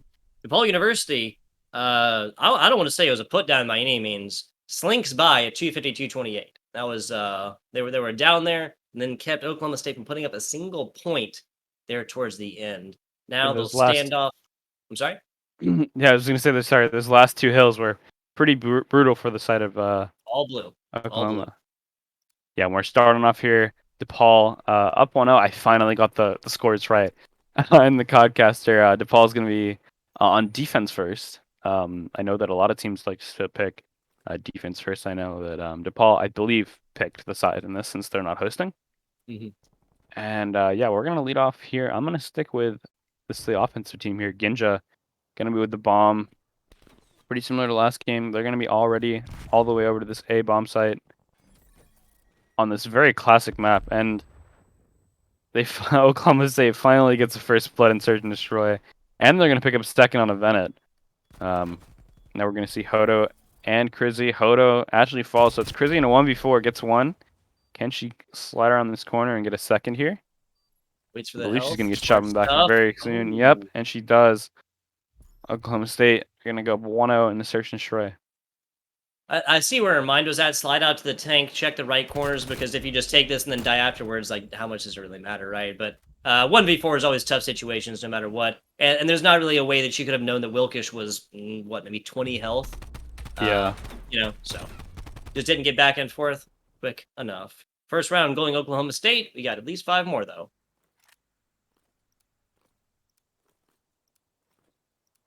Yeah, so Crizzy was the only player on DePaul to get a kill there. Let's check it out. The guns that we're going to see here, pretty standard 2-2 split from both teams. Oh, no. Ginja, DePaul only with 1 AR. DePaul, oh yeah, Venet with 1 AR. That's surprising to see Crizzy on the sub. She, when we started in the CCL, was a sub player. We had another player, Nazi. Shout out Jason in the chat if you're there. He was playing our second AR. Our flex roll, and then Crizzy and myself were the submachine guns. But she's a very much a Swiss Army knife player on the map, and we can see that here with the submachine gun in round 2. And it's kind of the opposite of what happened in round 1. DePaul getting 2 kills here to start things off, and getting traded out, I believe it's Hodo, the 0-2. Unfortunate for him. But yeah, Yeah, Ginja and Royal left alive. Going back to the AR SMG point, this is standoff. Obviously, the classic map. There's not a whole lot of like super far like sightlines. Like obviously street side, then other side, more than that out, more open B side, open field area. Kind of a different story, but again, like how much here? Ginja finding one. Ginja going for two. Ginja putting up the 1v1. Venet though, just kind of the cool hand Luke, right? Yeah, my heart was racing a little bit there, and then I saw it was Venom, and I was like, everything is okay. All is right with the world. Yeah, Bennett definitely with the cool head there. He knew exactly what to do. Cleaning up. I believe there was Ginja there. But yeah, a little scare though for the side of DePaul. That might come into play in round 11 if we do get that far, picking the team for defense. All right, business as usual for Oklahoma State. They are going to have Ginja running the bomb, except they're going to be 4 hitting along this B side. Do you think that Hodo is going to be ready here? Yeah, I was gonna say if he's not watching this door right now, and also trying to keep his ears open, it's not gonna bode well for initial kill on the Paul side. As it is, they're very well spread apart here across A and B. They can watch both, and the more Oklahoma State just sits here, doesn't do anything, can't say that's gonna be beneficial. Sidelines out, trying to watch onto bomb. Look on the other side of that and see if there's a player trying to use it for cover. Nothing so far. Both teams playing not scared by any means. Would not call it that really, but just Cautious. I'm sorry. Cautious. Maybe. Cautious. Yes, absolutely. Yeah. Not timid, but just more wanting to be prepared, not lose the initial advantage, or at least like the true neutral that we're at right now. At least Kyle definitely got that at the end. Noro not going to get tagged by damage. Getting out of dodge on that one. Not sure if he got 8 or what. Noro a little bit longer. Kyle up top. Nice. Good shots at that was Venet there to clean that up. Involved. Okay, I was gonna say. I watched the player die. Not sure how that one happened. It sounds super dramatic, right? Like some kind of movie. I watch him die. Like something like the PG-13 movie, right? Where the hero comes back in the end. It's like, I'm gonna. Ooh, nice shots out of Royal there. Doesn't have time to plant though, so he's gonna just play his life here, try not to feed into any score streaks from DePaul, and they're gonna take a 2-1 edge in the search and short standoff. Yeah, Kevin Cahill there, throwing some insane shoulders. That's kind of his job in search and short that you're gonna see throughout this map. You're gonna see him just playing a lot of information and just kind of playing his life a lot, taking a lot of damage maybe, but never just full, like selling a life away. Looking at these numbers, still the standout one. Vinnet doubling up 4 and 2 is nice.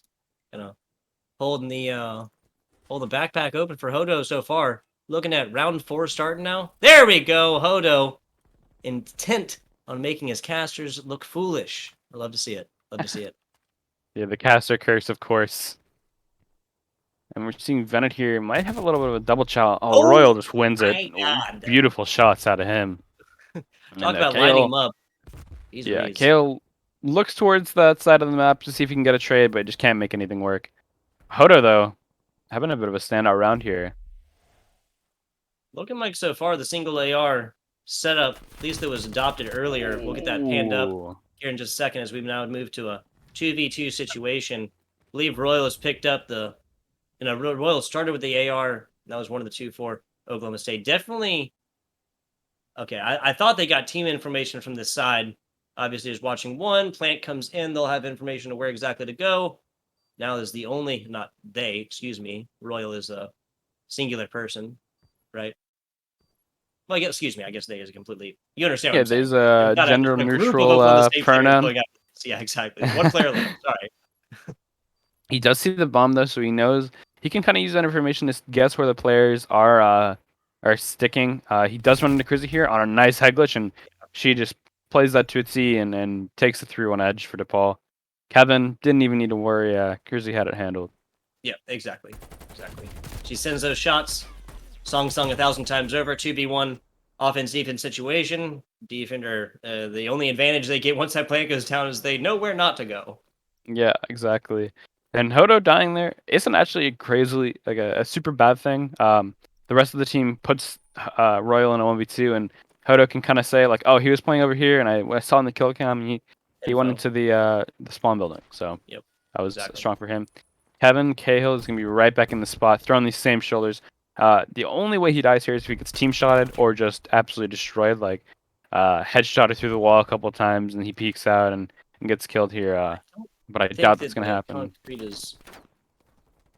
don't think it's wall bangable. I'm not 100% sure. It's been a while since yeah. Obviously standoff. This is not the exact copy paste standoff from past. This is adjusted ever so slightly, especially with things like that with wall bangable walls.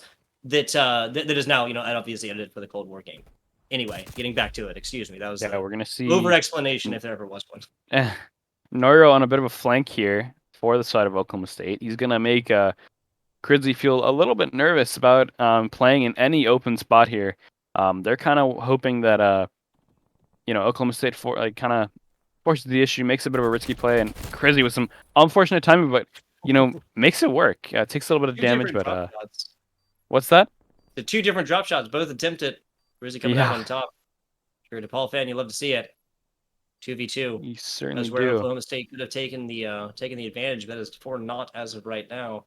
Got a couple of streaks. Some great timing. Well. Oh, unlucky that Kevin checks that. I bet they heard him slide. Now Royal gonna be in a 1v2. Ooh, nice shots on the Crizzy through the doorway. Whoa, Royal. Holy vac. Okay. He's gonna Maybe that's why you run multiple ARs in the standoff map, my friend. Jeez Louise. Just might be. Royal is having an insane map this map right here. Look at this shot here. That's so unfortunate. Reads the wall Kevin perfectly. Kevin is punching air right now. That is such an unfortunate way to die, But Royal, you got to hand it to him, and they're gonna take the second round of their search scoreline. Yeah, Royal leading. Walls, sorry, go ahead. No, you go ahead. All right. Amongst walls, the thin garage walls, the thin sheet metal right there, obviously provide the least amount of cover, but that is nothing compared to the time preparation with which this player had to literally know inside so well timing-wise, be able to nail the shots in the end. Turns a 1v2 situation to 1v1 long range, and then with fantastic, almost X-ray vision, gets that through towards the end. Hodo says hello to him as hello to him as soon as his feet hit the ground. Hello, I just invented a new English Hello and salutation. hi at the same time, There I you go. guess. But Ginja gonna be able to trade out Hodo. Kevin Cahill gonna clean things up for DePaul, and they're gonna go up 4-2.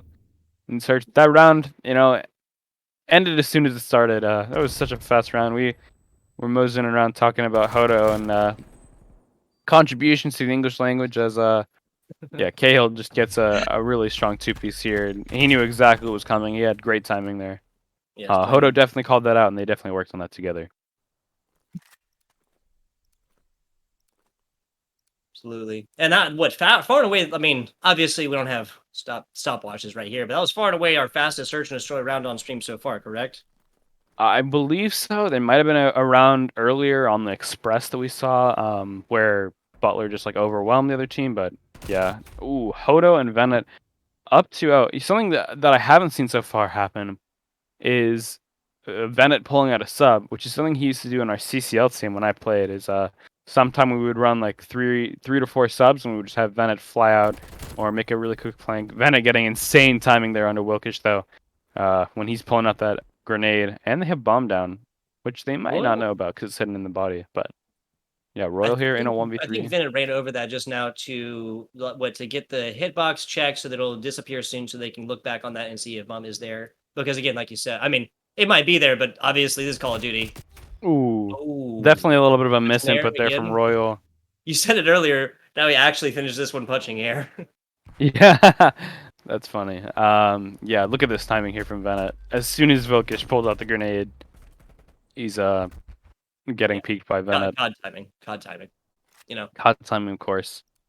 Yeah, Royal really having a stand-up performance here, 7-4, kind of tied. He's actually definitely tied with Kevin Cahill here, who is on a 3 streak. So looking at maybe some score streaks here if we can get Yeah, that is very interesting, right? Like two players here kind of putting up very similar performances stats wise from Oklahoma State to DePaul, but it's really the other two at 3 and 6, now 5 and 6. Excuse me, Oklahoma State going on an absolute tear. What? So maybe there's yeah, this is definitely a pattern that was that was established there, right? Oklahoma State 2 rounds ago took the same one very, very quickly, just treated this like a single life team deathmatch, wiped out other squad, barely even paid attention to this objective.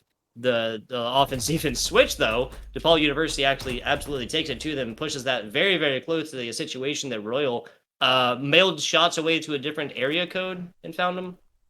Yeah, Royal. This whole game has been playing these wacky angles, and definitely paid off for him there. Again, he's definitely been in the lab, I bet, studying for this match right here. Definitely some stuff that I know that their captain Orion, shout out Garrett.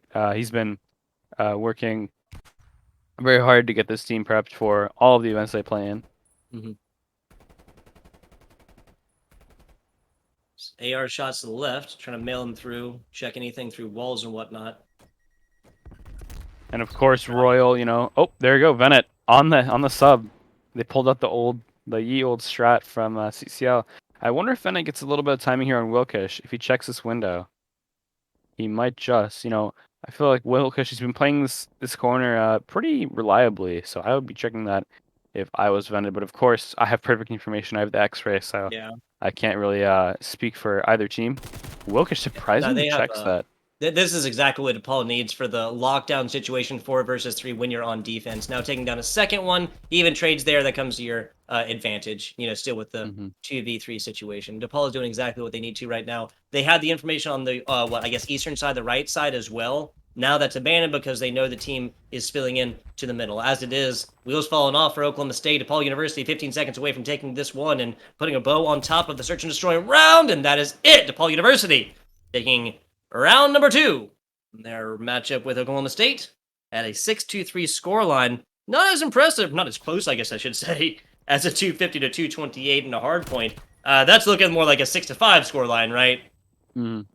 6-3 here in the search and destroy. But yeah, this is definitely that last round was kind of the chemistry we talked about in game 1 between Kevin and Crisley, and it definitely benefited them a lot in this match. So yeah, we're gonna head into our third map, Control. I believe it is on Raid. I Yes, have sir. a Raid, the memory like a classic. goldfish. No, I hear you. I hear you. Well, cats don't do that to you. That's something I've realized, Kevin. Like, when you're just in the action and kind of bringing it to these good people. Hopefully, well, they don't call me the Golden Throat for nothing. But once that goes through, just seriously, stat lines, map lines that are coming up. Sometimes even team names, player names, even the name of the event sometimes goes out of the old tugboat mind here. But just in case, just join us. Checkmate. We got. Oh wait, hang on. Excuse me. Check. Standoff. My bad. Raid, Apocalypse, Moscow. Of course, again, if we get down to those ends there, as it is, we are going to go to a very short break in between here while these get set up. I'm going to have my Vanna White here pose along with our tile as well. You can check out the QR code that is randomly getting posted up here in chat and whatnot. You scan that away. You get in the. It's a drawing. It's a random drawing, correct? Mm-hmm. Yeah, so a random drawing here for a tile provided, of course, by the good folks over there at DePaul University. DePaul Esports Summer Showdown continuing in just a little bit. Hey, there you go. There's the logo. My man. My man. We'll be back with you guys in just a minute.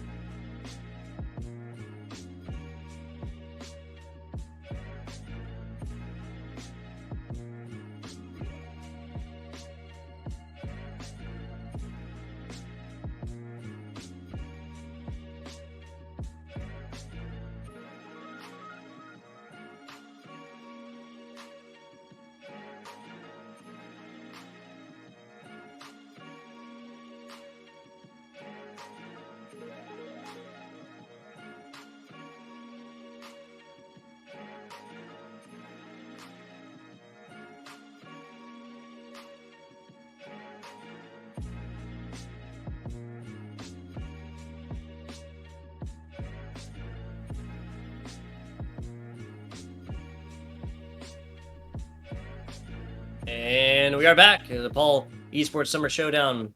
Call of Duty action. Continuing just a couple seconds. FBI Tugboat with my man Kevin. We got DePaul University up 2-0 in the series against Oklahoma State. Oklahoma State coming off of a handed 3-0 victory over Butler earlier. They had themselves a 10-7 performance here in the CCL, but that is all for naught as the wheels come off against DePaul University. 250 to 228 in the hard point. 6-3 in the search and destroy. So let's hope that raid control goes a little bit differently if you're Oklahoma State fan. Yeah, I'm not quite sure if I know. Yeah, the names are flipped again. I messed that up. And the score is obviously incorrect. We had a really quick break there. They were I'm actually super thankful for it because we are on a bit of a time constraint. But orange Oklahoma State is actually going to be DePaul.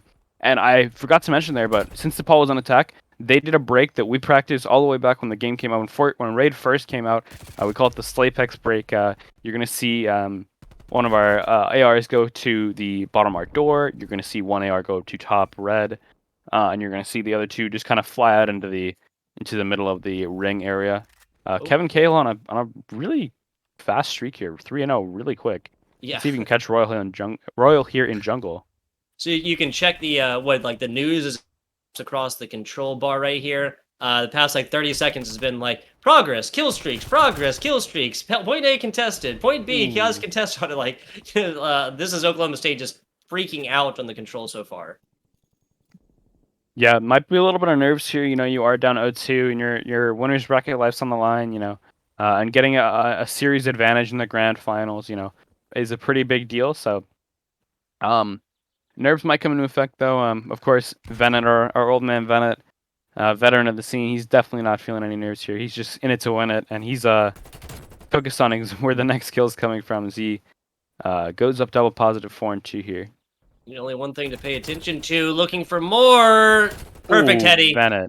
And Noiro put in the dirt. Hate to see it. Hate to see it. There's another going on more of a streak, and Noiro gets pumped closer. There's another Royal cannot. Oh my goodness. So close. Yeah.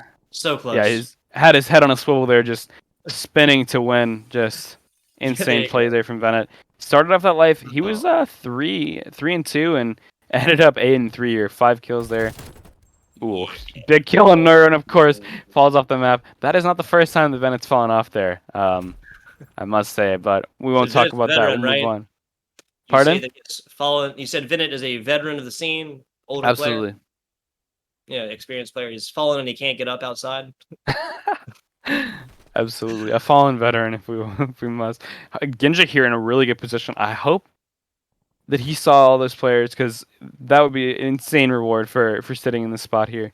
Wilkish and Nora, they're gonna make the kill feed all blue, which is not supposed to look blue, but we'll take that in stride. And Krizzy here checking all of her corners and sniffs out Ginja. I wonder if someone called that out, or she just, had a strong awareness there. Yeah, not 100% sure. Popping out might have been the I don't know. There's a reason why I'm on this side of the desk, I suppose. my playing days behind me, Kevin. I think it's a fair way to put it. Holy smokes, Venet is feeling himself today, man. 11-6 here, absolutely just tugging because tugboat. This squad along. Took it from me. Ginja 7-2 though, at least numerically. More than doubling up now. But DePaul out of spawns, Oklahoma State out of spawns, back down to 3-3. These two teams chasing each other very, very closely. Hodo's gotta get out there here soon. Gets through a window, puts down where he stands. Wow. DePaul University taking the nope. This is it's actually Oklahoma State. I can fix that right now potentially. Should I break the fourth wall here a little bit? Do it. I will in a moment. So I'll just continue to do that a million times over. But yes, that was Oklahoma State, striking back after just an electrifying play. And this is Venet going on a very quick 5 streak. Doesn't even take really any damage to be spoken of. And Noiro honestly gets a really crappy spawn sitting right there. Yeah. Especially with the way the sidelines are supposed to be, and more maybe should not have. But chalk it up to the game. We've all had bad spawns like that, I suppose. Oh, I actually can't change the teams, but that's okay. Okay. We'll plow on through here, knowing that DePaul and OKSC are switch. So yeah, OKSC, they're gonna be up 1 round here, and their curse of getting first blooded continues, as Cahill's gonna be in the point pretty quick. He's gonna be pushing up into his art side.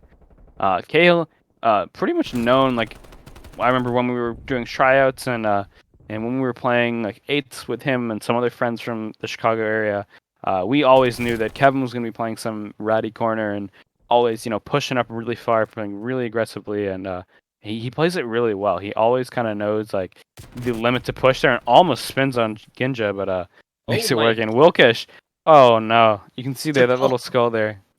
Yeah, DePaul University as that's 3 now accidents. I guess you could call them 2 team kills and a player falling off the side. That's not DePaul. This is Oklahoma State because excuse me, that kills me. As it is, this is long gone. Their success from the first round right here. This was, both teams, Oklahoma State, DePaul, kept each other to very close lifelines after about live 20 or so. Yes, Oklahoma State came out slapping initially, but that was pretty much gone towards the halftime of that game. This is anything but that, Kevin. Hodo just watched someone walk up the kitchen and just had a staring contest with him, and got some really rough timing on Royal there as well. Although Venet is there to kind of pick up the pieces there on a nice flank here. Some beautiful shots there. Can't clean it up, but of course Krizzy got that the Tom Brady arm there on every character in this game, just launching nades. We're going to hop on board here with Wilkish, though, trying to take this poolside control point. I'm going to clean up Kevin Cahill in the bank. Little area there, little head glitch there. And of course, Venet right back to the head glitch. He's been there the whole game. Hodo's going to check all his corners, get a nice 2-piece there, and he's going to clear up this hill. Now all the focus onto A. Oklahoma State gonna have to make do. Okay, wow. All right, so they can lose what 2 or 3 lives in this. That's all that like is as long as they close out B. Nope, don't get to it. Hate to see it. Oklahoma State no response left. This is just quick work at this point. Yeah, reminder that the names are flipped. Oklahoma State and DePaul should be flipped. DePaul's up 2-0 over Oklahoma State. Venet, Hodo, Cahill, and Crizzy is the squad for DePaul. And yeah, they pretty much need 1 or 2 more kills here, and then they can. I mean, they can play trades now. They're up 12-2. They can sort of cruise to this, but they cannot. They definitely can't let themselves get comfortable. Well, yeah. I mean, this is I mean, it's a tied-up situation now. Basically, neutral situations going into the rest of the control rounds, and basically a best of 3 at this point. Can get tied up on this next. Acquire wholly different games. I gotta say, it's just really been again just a lot of night and day when it comes to offense, defense. A lot of these teams on streams when it comes to the individual parts of those 2 rounds. Royal being the kill there. That was a big pop off. 5 players up earlier. Not gonna matter this time. Can we pop that up weapons again, please, sir? Make sure that so 2 ARs, 2 SMGs. Yeah, that's more standard for raid, right? Yeah, absolutely. One thing to look at here, Noiro and Venet. Look at the opposite damage per round here. 893 for Noiro and 2043 for the side of Venet here. We're going to see him. I like this little camera view here. Look at Kevin Cahill sliding around, being, very tricky and slippery, trying to play his life here. Can he get this kill onto? I can't even see that player. He's moving so fast. Royal. Oh my god.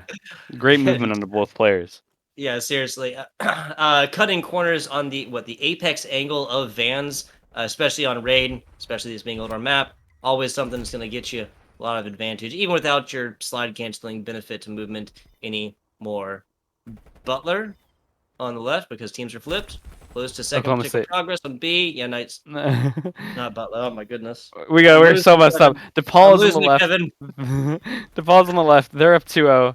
And OKSC is on the right in the blue. Yeah, the Cowboys are kind of in the pocket here. They're kind of trying to make their way, trying to make a comeback here, down 0-2 in the series, and they're up 1 life, and it's definitely doable. Although Hodo here trying to squash any hope of that out, but Wilkish he wants to and catches Hodo on the flank. Paul. This is, I mean, this is more what our first round looked like, right? In 19 lives, 18 lives, this really hasn't been a really big differential throughout. Yes, one team came through with a slight advantage coming into about 20 lives, but it slowed down as it got there, right? Now we're just looking at 2 teams. They're playing a little bit of almost team deathmatch right now until, of course, attackers or defenders get like a little bit lower. Then it'll really be time to strike. Right. Yeah, they're really just trying to get map presence here. Hodo and Royal here. This is a really big gunfight here. Royal in an absolute power position if he gets this kill. And he might have just, sorted out Hodo. I'm a little disappointed that he didn't go for the assassination there, but, the mind reel is trying to wonder how that situation came about. Like a lot of ring around the rosy just ends with one person with a pocket full of posies, right? I don't know. Yeah, absolutely. Royal here really impressing, just frying everyone. Look at him, 17 objective kills, leading the lobby. Just absolute madman. Yeah, this is the 3rd round. This isn't anything past that. He has as many as Noiro and Wilkish combined. As many as Cahill and Crizzy combined. Crazy stuff. Royal really popping off this far. Yeah, also leading his team in kills, 24 and 18. He's really just popping off for his squad. Someone else is popping up for their squad. Venet, we're going to see him coming off spawn here, trying to catch Noiro. On a little bit of a flank again. Ooh, Royal, like catches Royal, ends his streak. DePaul, no more lives left. Remember, the lives are flipped. And Venet actually has someone behind him in the window. Myro, what a shot out of Venet here. I'm sure that player might have been a little weak though, but Venet once again absolutely frying, dropping 30 here already in round 3.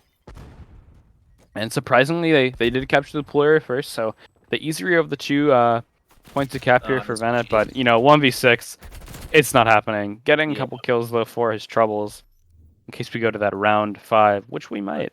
The zombies like close the distance. You can see him charging at you, and you just realize that all hope at that point is lost. Only 4 points of damage coming in from only 1 to be able to. It's hard to line those up, especially when these teams know that you're the last one left. Still a Herculean performance, I'll call it. There towards the end, Wilkish falling. He gets to spawn over to the right, and that just kind of led to that full spill in from opposing team side. As it is, Oklahoma State up 2-1 in this control. They take another one. We're going to see a round 4. Not no 3-0 sweeps here on stream.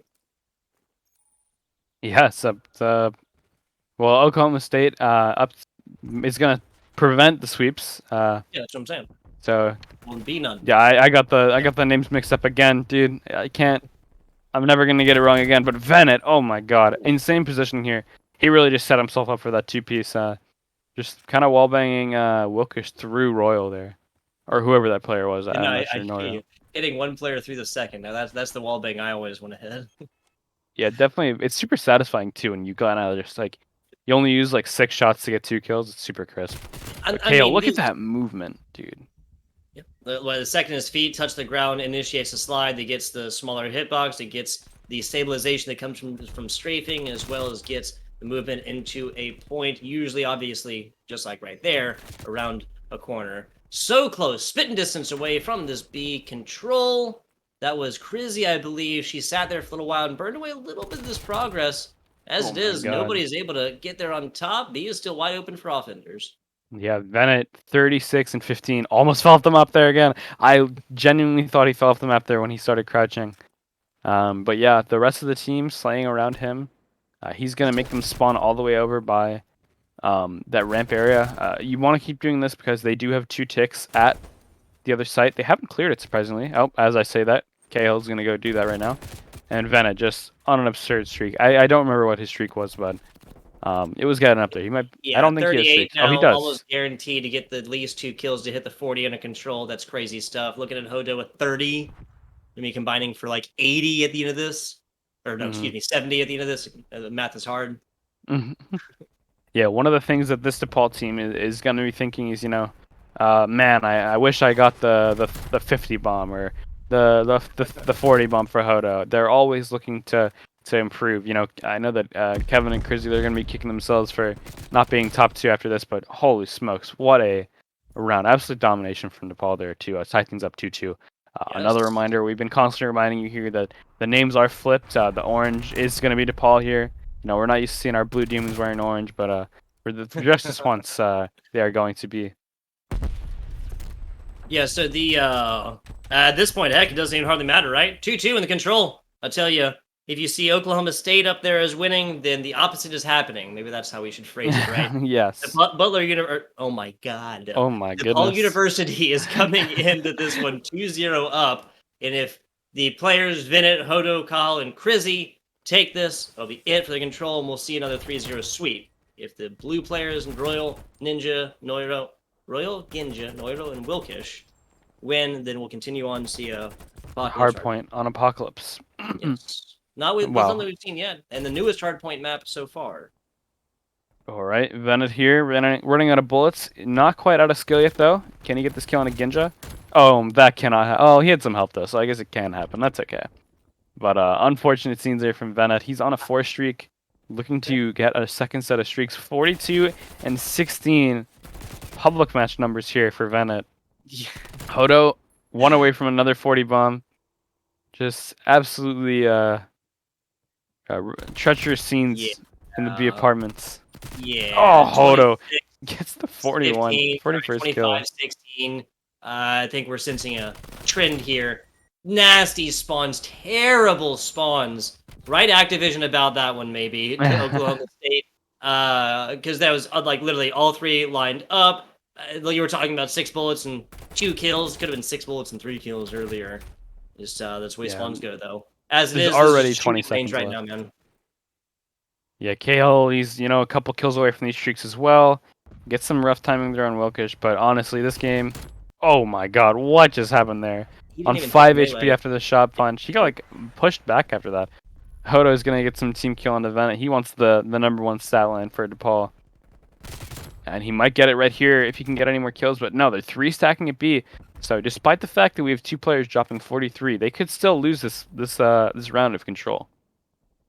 This is true. Yeah. What? That's Oklahoma State wrapping it up on B. A now, the point, they all make it through middle gardens and whatnot. So a lot of players, they can afford to lose one. That's it. Nordo falls. He'll be respawning now, but now it's 3. And I do not see a world in And which Neuro, yep, Butler comes through and that's does gonna this. be Yeah, it. that require Butler University. Oh my. And he's just hiding here. He doesn't want to get caught. He doesn't want to be the last player to die. He doesn't want to die 40 times this game and go double negative. But Venet, he's gonna be sniffing him out, hunting him down. I think he knows that this map's over, and of course Venet does get him, and that's it. DePaul, they're gonna take it 3-0 and advance to your grand finals in the winner's side over Oklahoma State. Now Oklahoma State, they're not out. They're gonna play the winner of Kennesaw and Butler. Yes, Butler, the name that I have been saying accidentally like about 10 times in a row now. But I promise, next round we'll have the names up front accurately, and I will try my hardest not to mix these up again. I am just, I see it and I say it. What can I say? I'm a simple animal here. 250, 228. Paul University taking down Oklahoma State in round number 1 in the hard point. That was on checkmate, of course. The far and away closest round of this. Yes, this control went down to 3-2 in the end, but that last control round, I really don't think, as well, the last two rounds, excuse me, that DePaul had on the defense, really, that was very, very one-sided. We ended, I think, even like double-digit kills versus 0. It was just pushed all the way onto deaths and kills. Yes, the tying round for Oklahoma State might have been a different story, but it doesn't matter. DePaul University now 2-0 in the DePaul Esports Summer Showdown. Looking good. Yep, I have no opinion on how that match went. There it is. No bias casters here, my friends. We will continue our Summer Showdown. Once we return, we'll have the winner of our other match, and we'll have Oklahoma State doing battle to see who goes on to our grand finals here in just a little bit. Go ahead and check out that QR code whenever it pans up. You can enter into a giveaway from the good folk over at DePaul University. You can get into the line to win one of those tiles that you can go on your keys, on your wallet, or anything else that you lose very frequently, like me. Can't tag it against your mind, though, unfortunately. We'll be back with you guys in just a couple minutes. Can't find my memory with this one.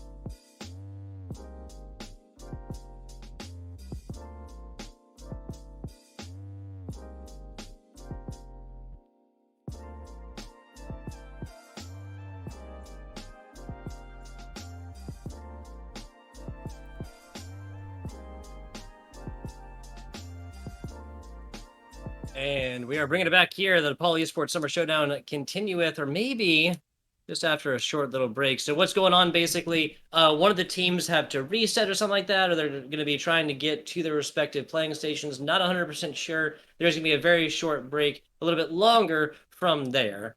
FBI Tugboat here. This guy, I got to take a flight. Got to hit Atlanta in the morning, out to sunny Florida. Anybody's out there at Orlando, I'll be sure to obviously let me know. But for the time being, I have to get my beauty sleep. This is what you get on 8 hours of sleep. I need my 8 hours every night. But yeah, so unfortunately, Oklahoma State and what is that? That's Kennesaw. Yeah, Kennesaw, excuse me, are going to be doing battle, but just in a little while longer from right now. You're going to have the effervescent Kamaka. That's Kyle coming on in here to sub for me. We do appreciate him, and especially him coming in at kind of the last hour here. We really appreciate that. So he'll be bringing you these last two matches. I'm very thankful for the great people over at DePaul University for the opportunity to do this. And Kevin, had an absolute blast casting with you. Yeah, 100%. And before you head out, where can people find you on Twitter? Yeah, absolutely. If you enjoyed what you heard, it's twitter.com/FBI_tugboat. Tugboat just spelled just like it is. That's FBI_TUGBOAT. Do you appreciate the follows and everything else like that? Kamaka is going to be in here. He is a goat. He's going to really provide commentary that I know you guys are going to enjoy, as is Kevin, because he's been doing it all night. Back, you guys, just as soon as we can get the action restarted here.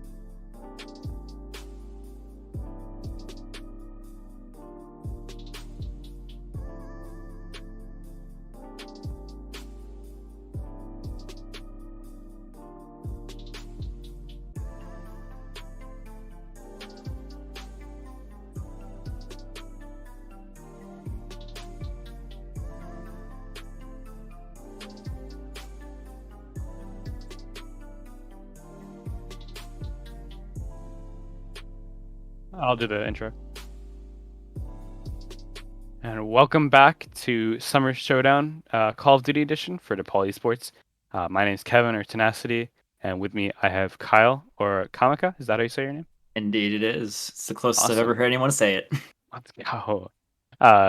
Yeah, my old tag was Kevu, and no one could pronounce it because everybody would be like Kevo, Kevo.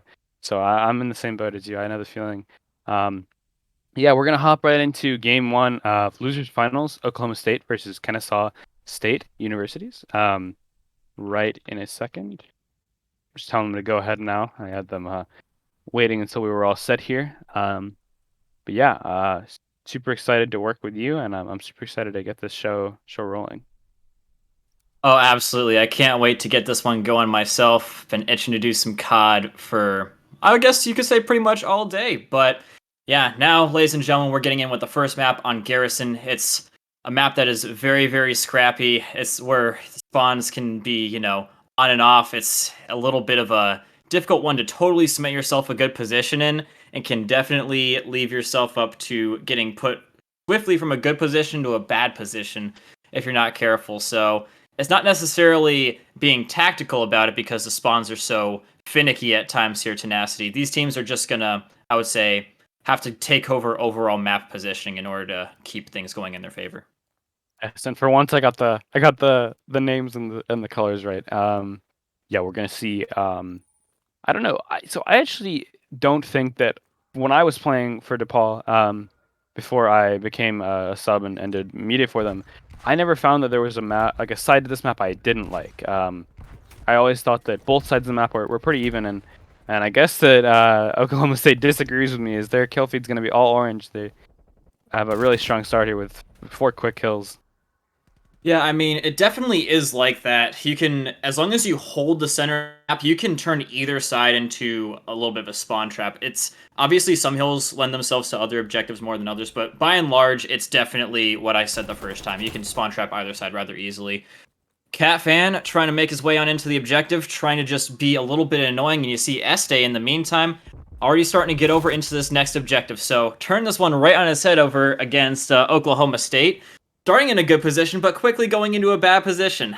Funny how that works. Este sitting on top of this satellite, making himself into a nice head glitch position, and he's holding it down just so that his teammates can push on through and give him some good assistance. This is a position where Oklahoma State, if they had been able to hold the spawn lanes more properly, they should be getting a lot of time off this, but it's actually Kennesaw going to be getting it instead here. Yeah, these are two teams that I expect to be pretty evenly matched. They both had similar followings to DePaul, both lost 3-0, but they both had solid wins earlier in the tournament. Both of these teams also beat Butler. I believe Kennesaw in their losers round 1 matchup and Oklahoma State in their winners round matchup. And Butler, of course, is no team to sneeze at, But yeah, we're seeing Este here staying alive, playing his life really well on a 4 streak. Almost gets to 5th here, but Ginja, ever consistent as we've seen throughout the tournament so far. Gista, and we're going to look for Royal and Wilkish to really be those standout players, and we're going to see Noro picking up the scraps pretty consistently.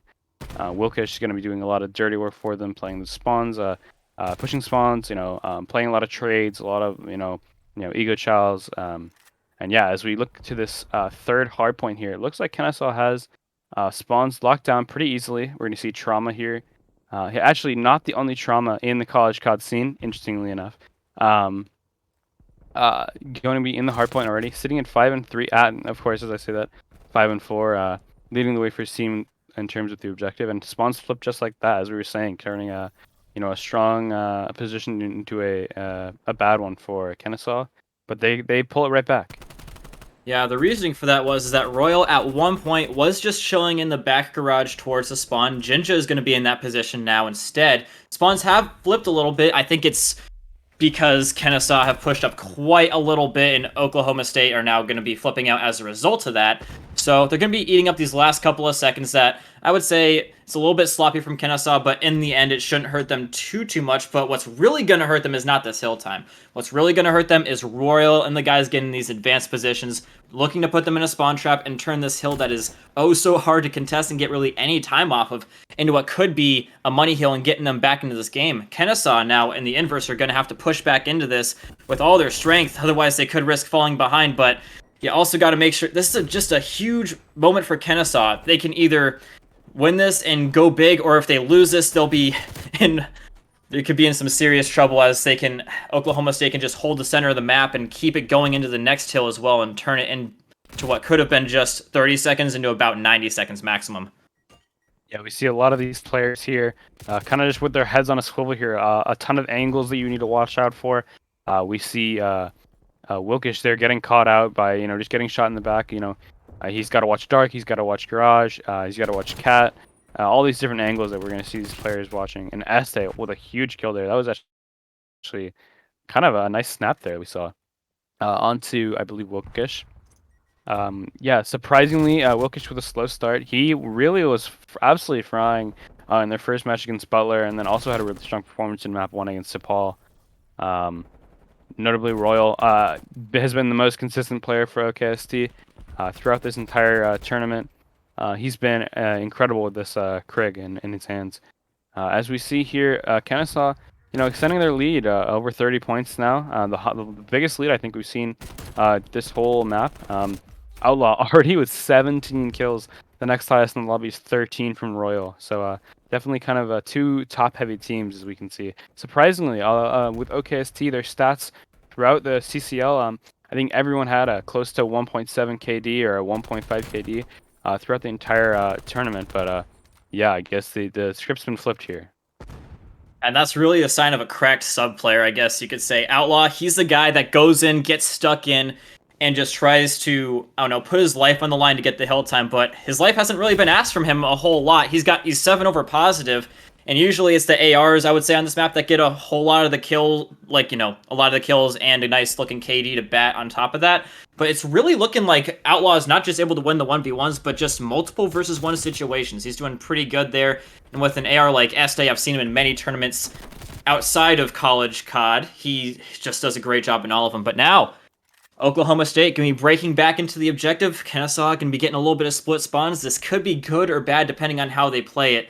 Now, Outlaw trying to get into position, but it looks like he's actually just holding it down, trying to make sure that his opponents don't get too set up on the next objective, thinking a little bit more long-term. Kennesaw, on the other hand, going to be thinking very short-term, going right in for this last 20 seconds, trying to extend their lead even more. And with how scrappy this has been so far for P2, I think this is a great call from Kennesaw. They went right into the hill the last time. Granted, it was before the hill popped, but I mean, if they can just get a little bit of a break here, they bought themselves some time to do it, multiple attempts to do it, and now they're going to be going out into the back of the spawn. Number 2, trying to hold it down here. That's main man Wilkish, as you said. He's trying to make sure that the back doesn't totally get collapsed in on them. Number 8 going to go right next to him, gets absolutely his face blown out there. Este. And now Wilkish just holding it down in the back like an absolute champion. He's going to finally fall along with another one of his teammates, Royal, all by his lonesome alongside Noiro. But you see Kennesaw now breaking into the objective. It took them a lot of time, but they bought themselves the time to break back into the objective. And with 30 seconds left on the clock, I don't think that OKST is going to really be able to make a solid challenge for this one. That's going to be 30 solid seconds going into the hands of Kennesaw, extending that lead. Yeah, we're going to see here all of OKST going to be challenging against Outlaw here. He does get one. Can't really extend it, though. And hopefully we see some players. Okay, so they do fortunately spawn there. I was going to say hopefully that the Kennesaw players don't end up spawning behind there. But what we saw on that map, that hardpoint was that Royal was playing the exact same spot that Este was playing. And now they're pretty much at the same, stat-wise. Este with a couple more deaths, with a couple more seconds on the hill. And the script's been flipped once again. Kennesaw and OKST are in opposite situations as they were in the first rotation. OKST with control over this hard point. And we see Wilkish pushing out a little bit more than I think we saw, Trauma or Outlaw pushing on the first rotation. We see Noiro watching over to this pipes area. Does get taken down by Catfin. And we're going to see them maintaining spawns. They're playing spawns really, really well. Very different playstyle between these two teams. Is Kennesaw really willing to, push out and kind of risk their spawns, whereas OKST playing really safe and maintaining the spawns that they have here. Ooh, nice try out in Noiro. He's having a bit of a harder game.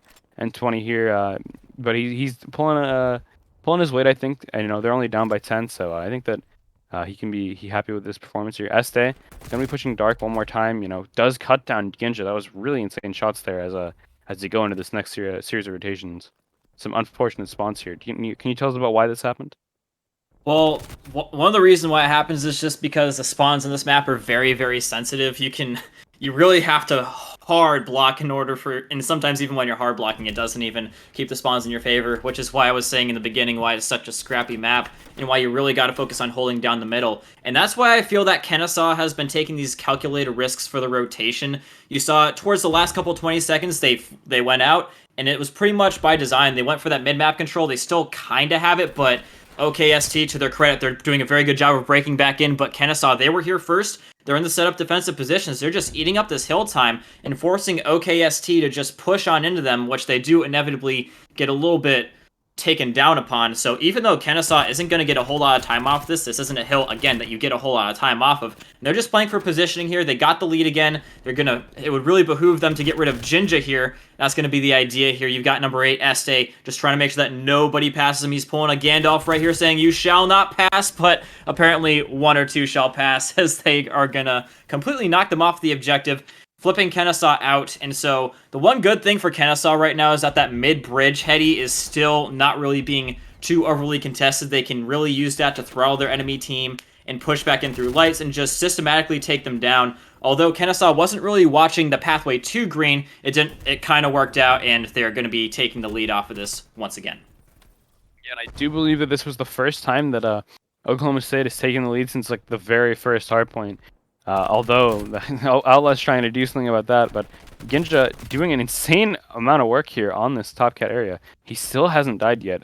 Some insane movement. Wow. Catfan finally going to pick him up. He was at 10 health for a very long time here. And just looking at the stats, we have some pretty evenly distributed stats. This side of Outlaw is having a really strong game here. 30 kills before anyone else, of course. Matching that of Wilkish on the other side. And we see that I think that the only player who's not past 20 yet is Noiro. I don't know not sure how to say that. But he's also pulling his own weight with the hill time. 1:18. He's doing a great job there. And it looks like we're gonna have another lead change in Kennesaw. We have SA in the classic, little corner spot there, contest spot. He's gonna look to make something happen here. Neither team can win the game off this hill, so we are gonna see them fighting for that second rotation here. And we see Royal already there, playing that same spot that we saw Este and himself play in the first and second rotations, trying to catch people rotating.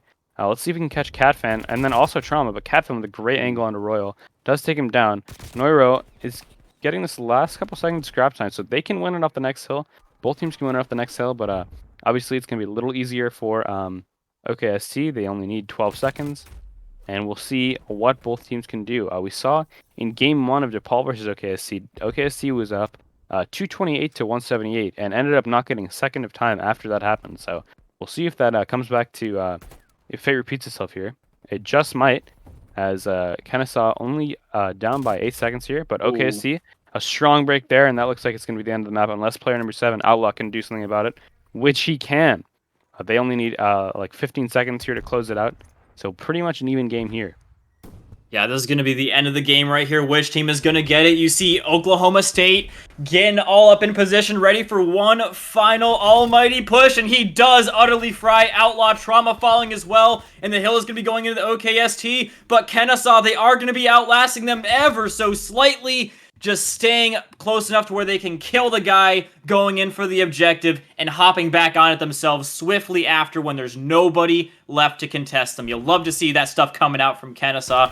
They played some really, really smart COD up in here. They played the map very, very well. We're going to see this last little play from Outlaw again, just going to show why he was so far in the lead compared to a lot of other people. He was generally 7 kills over positive, and this is pretty much almost there just in this one clip. So yeah, great play from Kennesaw. Both teams looked really solid there, especially towards the end. OKST was looking like they were really, truly coming in for that comeback, but Kennesaw, again, they pulled back, they played it smart, they took a massive risk as they've been doing this entire map, but just like all the other times, it's pretty much paid off. These guys, they don't take stupid risks. Yeah, really impressed by the composure of Kennesaw at the end there. They pretty much had the lead for that whole game, bar maybe 2 or 3 occasions, towards the end of the game. Yeah, really stand-up performance there from Outlaw. I don't know exactly what he finished, but it was definitely, north of 35 kills, or maybe around there. Super important that he, played those really ratty corners and really took over for them with that submachine gun. So yeah, we are going to go to a quick little break here while the players set up the next map. We're going on to, I believe, Standoff. Search and Destroy. And that'll be, I believe, Kennesaw's host. So yeah, we'll be back for map 2 in just a moment.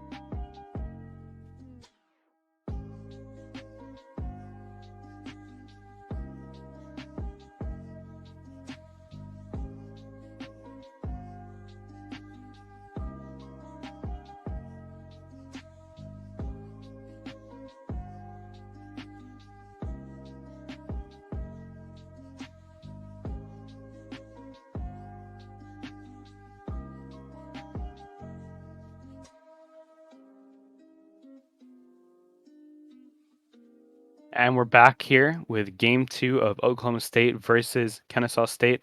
Kennesaw took a really close nail biter. Game 1 Garrison hardpoint. What was it like? 250 to like 220 something. So I they thought it have the was 1-0 240 edge. something. 240 something. I believe. Yep, I have the names wrong because this has been the fastest that we've had a game start all day. So once again, the names are switched. Oklahoma State is going to be in the yellow under the Kennesaw banner, and it's going to be backwards again. This was a super quick break, so I don't even have time to add a match update there. But we are going to see, we're going to see Trauma carrying the bomb for the side of Kennesaw. Super pushed up into B, really quick there.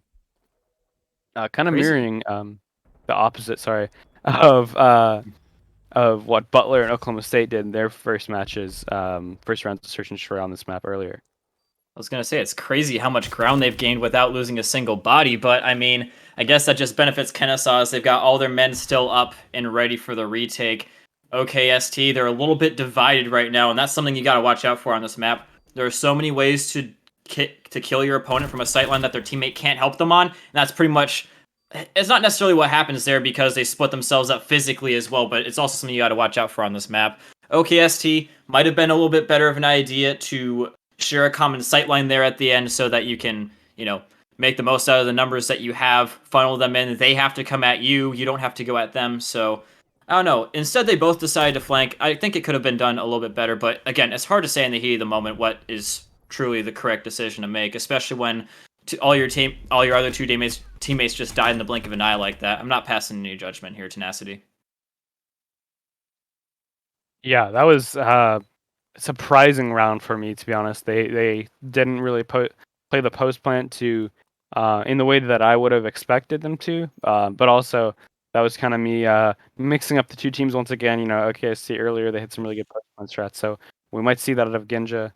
He's been carrying the bomb for them all night, and he's gonna keep carrying it. He's been really aggressive on this A outskirts side, and he does get punished for it. Maybe the other team was watching some of their streams from earlier. Yeah, you're going to see a 3-3 even round here for the side of OKSC on their offense. They're going to get that bomb down. And SA did see that. He's going to get a nade in there, so he gets a little bit of damage. And going to get caught by Catfan, I believe, here. It looks like Catfan didn't quite get there in time. He's looking for Noir, just trying to get somebody to make an aggressive peek, teasing the bomb defuse, but it's not quite happening. He's trying to catch Noiro on the push out. What they really got to worry about also is the guy in the corner. But apparently, Noiro is definitely the one you got to be watching out for. Catfan unable to catch him while he's just beating the living daylights out of his teammates. He's trying to get an angle underneath the train, but it's not going to be too helpful in this situation when he's got to go and defuse the bomb. Running out of time, running out of life, and that is going to be OKST taking not just a defensive round, but now an attacking round as well. Yeah, pretty often we see these search and destroys kind of go back and forth, as a lot of maps have a favorite side, offense or defense, and we see that in a lot of other games, or a lot of other maps. So it's a huge sign of encouragement here for the side of OKST to have one of each right now, and also a 2-0 edge. They have a lot of room to breathe and maybe make some more aggressive or risky plays, as we see Wilkish making here.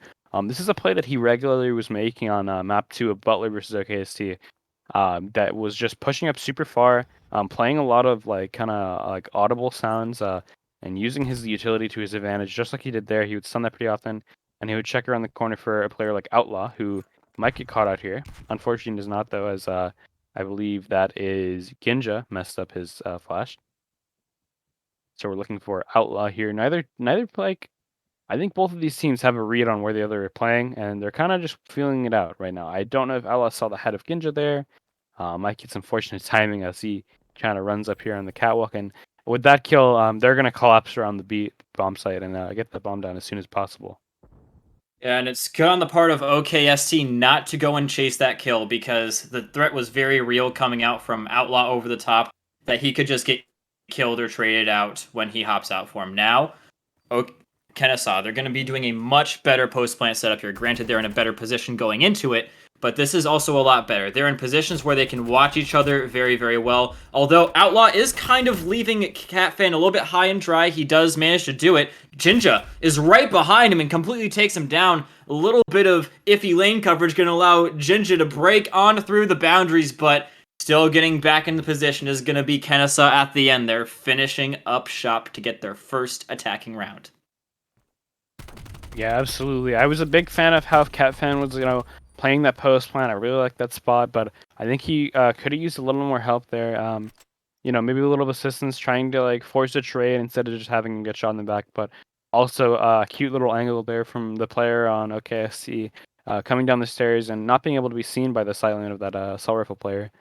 Now we're gonna see OKSC back on attack, and they're doing the strat that we saw earlier with this rush plant, get the bomb down at B as soon as possible, get it as kind of pulling the bomb.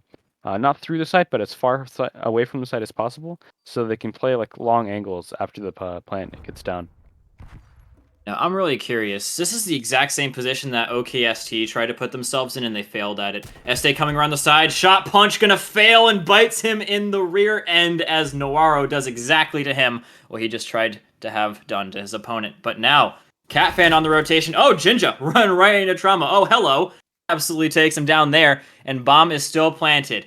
Look at Kennesaw. They're both on opposite ends of the map right now, and Outlaw is going to get singled out, whereas Kennesaw, they've got some nice cross angles here, catching him on the run out, and that is another great hold from OKST.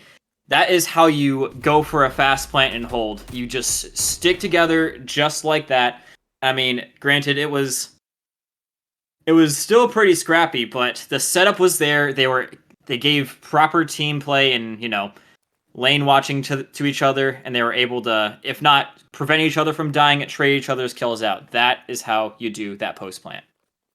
Yeah, we see them switching it up a little bit here, playing kind of a defaulty position if you're familiar with other games, bomb-based game modes on the side of OKST, kind of sending one person to everywhere, which is something we see pretty rare for Call of Duty. And we see Wilkish, amazing timing there onto Este, but he can't close it out. Ooh, the trophy definitely just saved his butt there.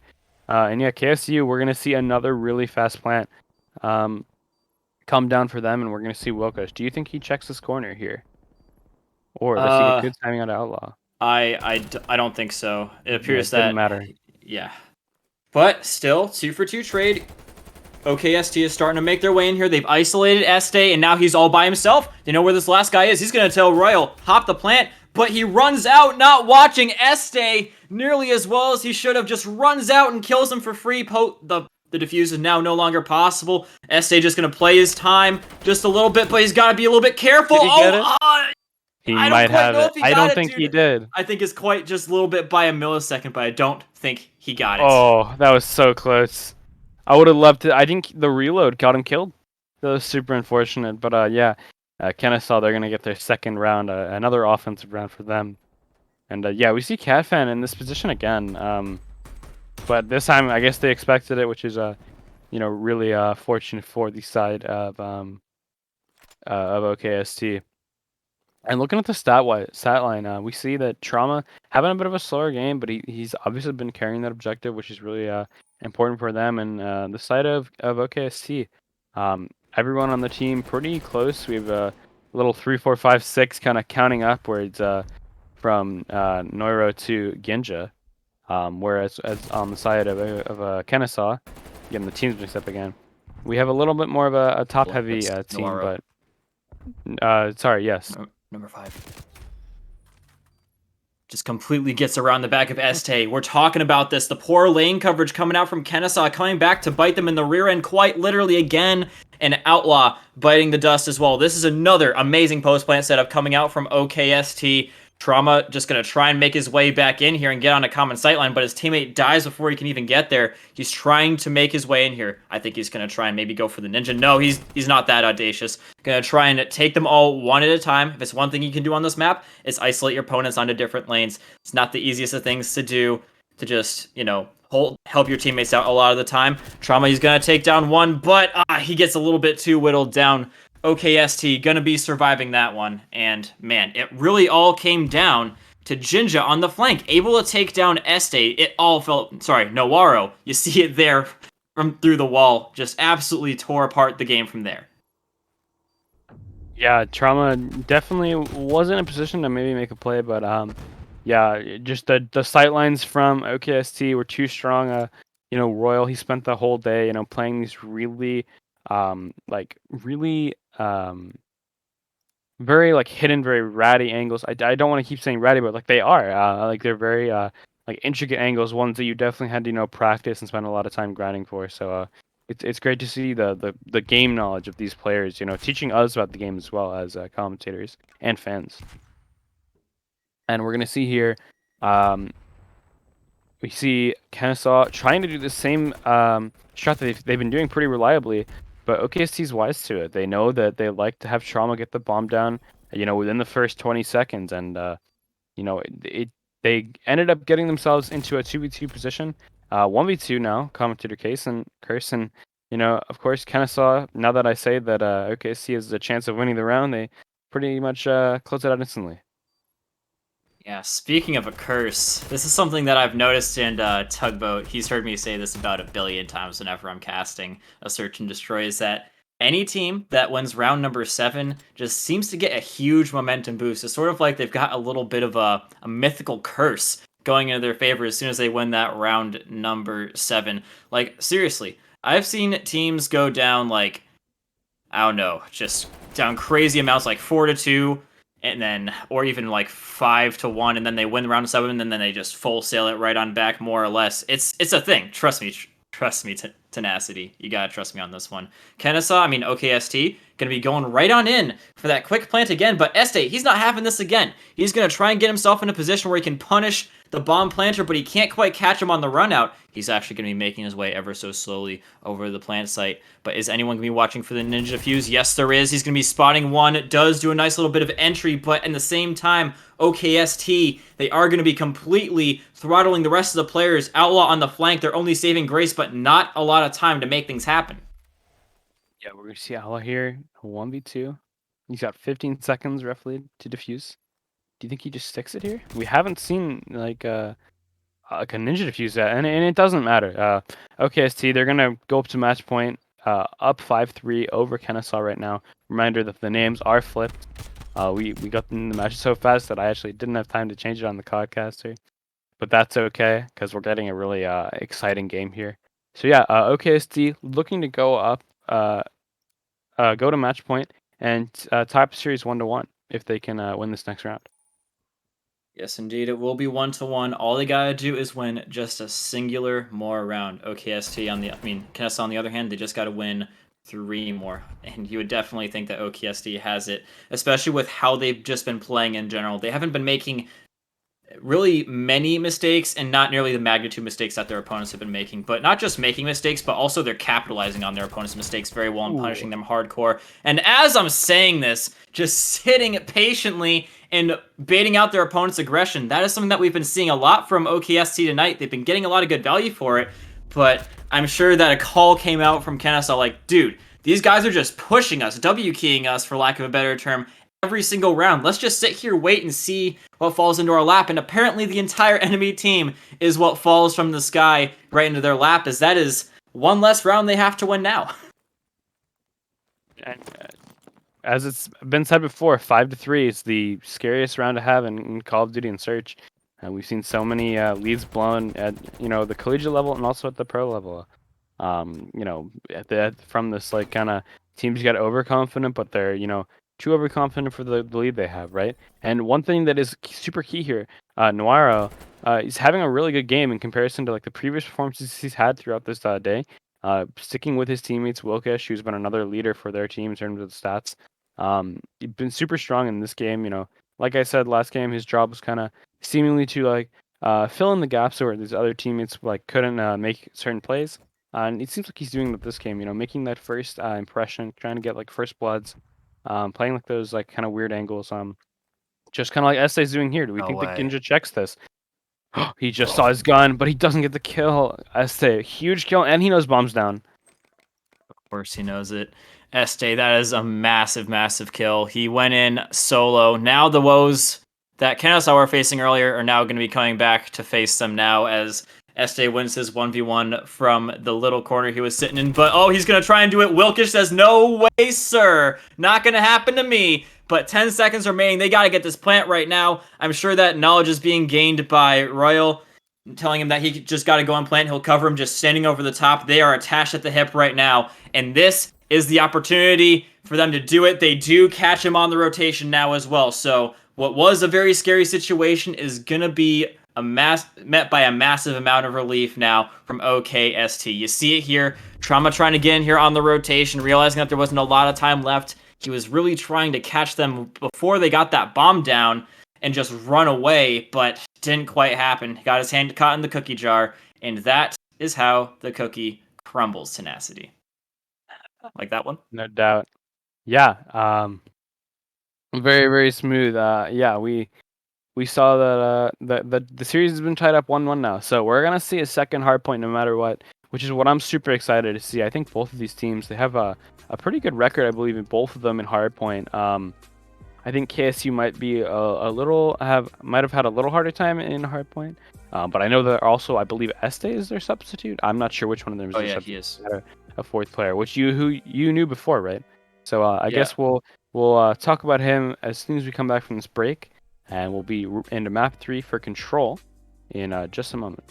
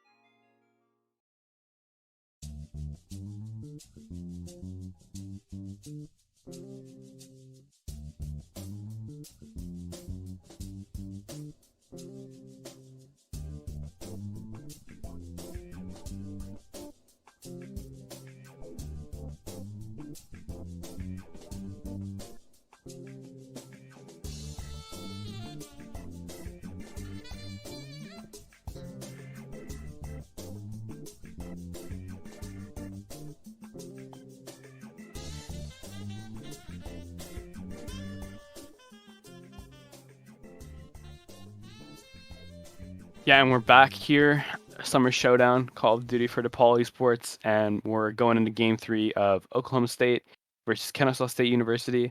The series is tied up 1-1 going into this raid control, and we're going to see, I'm not sure which team is on offense first. I believe that Kennesaw is on offense first. So we're going to look to see them, steal around away in offense. Oh, of course, the host ending the game. I believe we're getting a host switch, because I think that the Kennesaw players were complaining that the game was a bit laggy, but I think also just one of them lagged out. I think Este lagged out. Maybe I think he probably saw his pick and left. So yeah, I probably got the scanner repair or something like that. But yeah, they were saying they needed a host switch. But in the meantime, if I don't know if we're on stream, I don't know if the stream can see us right now. But I would like to advertise, there should be a QR code somewhere you can scan. You'll win this. You can win this potentially. It's a cool little tile. It's, I believe, the one that we are giving away is a DePaul Esports team one. It connects to your phone and it has a GPS on it, and it will pretty much help you like find things like items you're losing. So trying to find my wallet here. You can throw it on your wallet here, and say you lose your wallet somewhere. You check where your tile is, and bam, you can find it pretty easily. And this one makes a plenty of noise. It scared me to death earlier. So be sure to scan the QR code for a chance to win one of these DePaul Esports themed tiles. Dude, And then I'm also, yeah, serious. Like, I what's was up? actually looking at buying one of those. I'm not even gonna kid you. So maybe I gotta enter this contest for real. Yeah, that'd be a pretty good idea. I know Tugboat was saying that he's losing things all the time. So Too. yeah, hopefully we can get into this game pretty quick here. I guess it's a little bit of a caster trip that we lose our phones all the time. Right. Yeah. Yeah, needing to text production to do whatever. Yeah, I'm We like, can never yo, seem production, to can you find it. switch scenes? And I'm like, oh, I don't have my phone. Yeah, Fortunate. right. Just kidding. Production doing a great job tonight. Hats off to Kitten is his name, but we can Yeah, tell him his real name. Go ahead and shout him yeah, out. his name's Jeremy. He goes by Spoons in game. Usually, Ken, I believe, was a joke that he was telling me when we got pizza. Shout out to Pequot's Pizza in Lincoln Park, Chicago. Um, yeah, we headed there one time, and yeah, he was telling me about the all sorts of practical jokes he's been making. So yeah, we're heading into this game right now. Looks like we do have Kennesaw. They're still missing a player. I think he's spawning hopefully soon. No, it's actually just a visual glitch. He's there. It's Oh, just the I defender see. blocking Oh, him. interesting. Yep, that'll happen. What a game we play this Call of Duty Black Ops Cold War. So yeah, we're gonna see OKC on the offense real quick. Gonna be taking down Trauma, and we're gonna already have Jinja and Wilkish on the site. Two of their submachine guns players being watched over by Royal. Royal, as we mentioned this whole day, has been like super standout player for Oklahoma State. Making all the big plays when he needs to. He had a huge clutch earlier in the day against DePaul, killing Kevin Cahill through walls. It was awesome. He's been playing lights out today, and Oklahoma State, they already have the A zone controlled, and they're already working on zone B.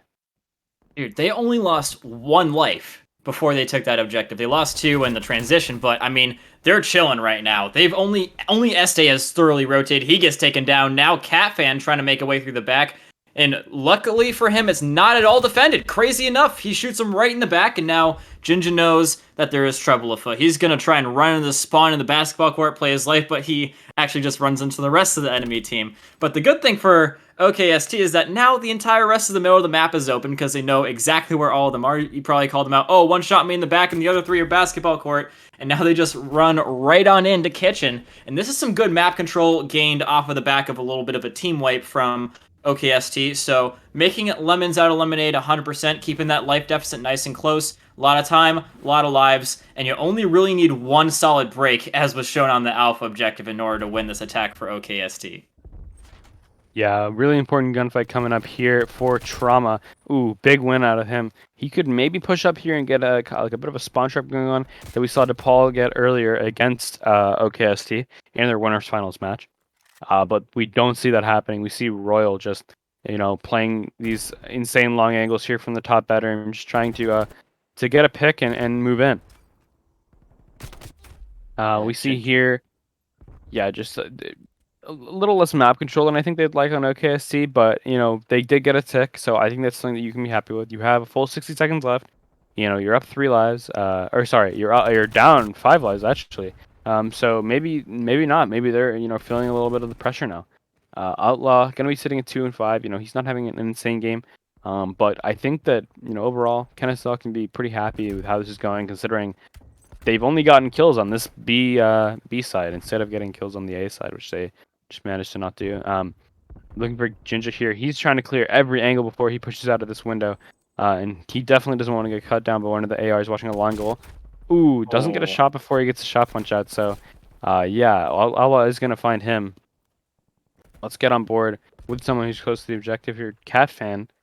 An interesting angle. I've not seen this angle played much, but I guess when you're playing at this high level, you want to play like the angles that your opponents aren't going to check. But of course, Ginger's wise to it, and he finds Cat in the water. Yeah, I mean, I've seen that a couple of times, but it's not something that you use all the time because you're a little bit vulnerable if they come right spawn like they just did.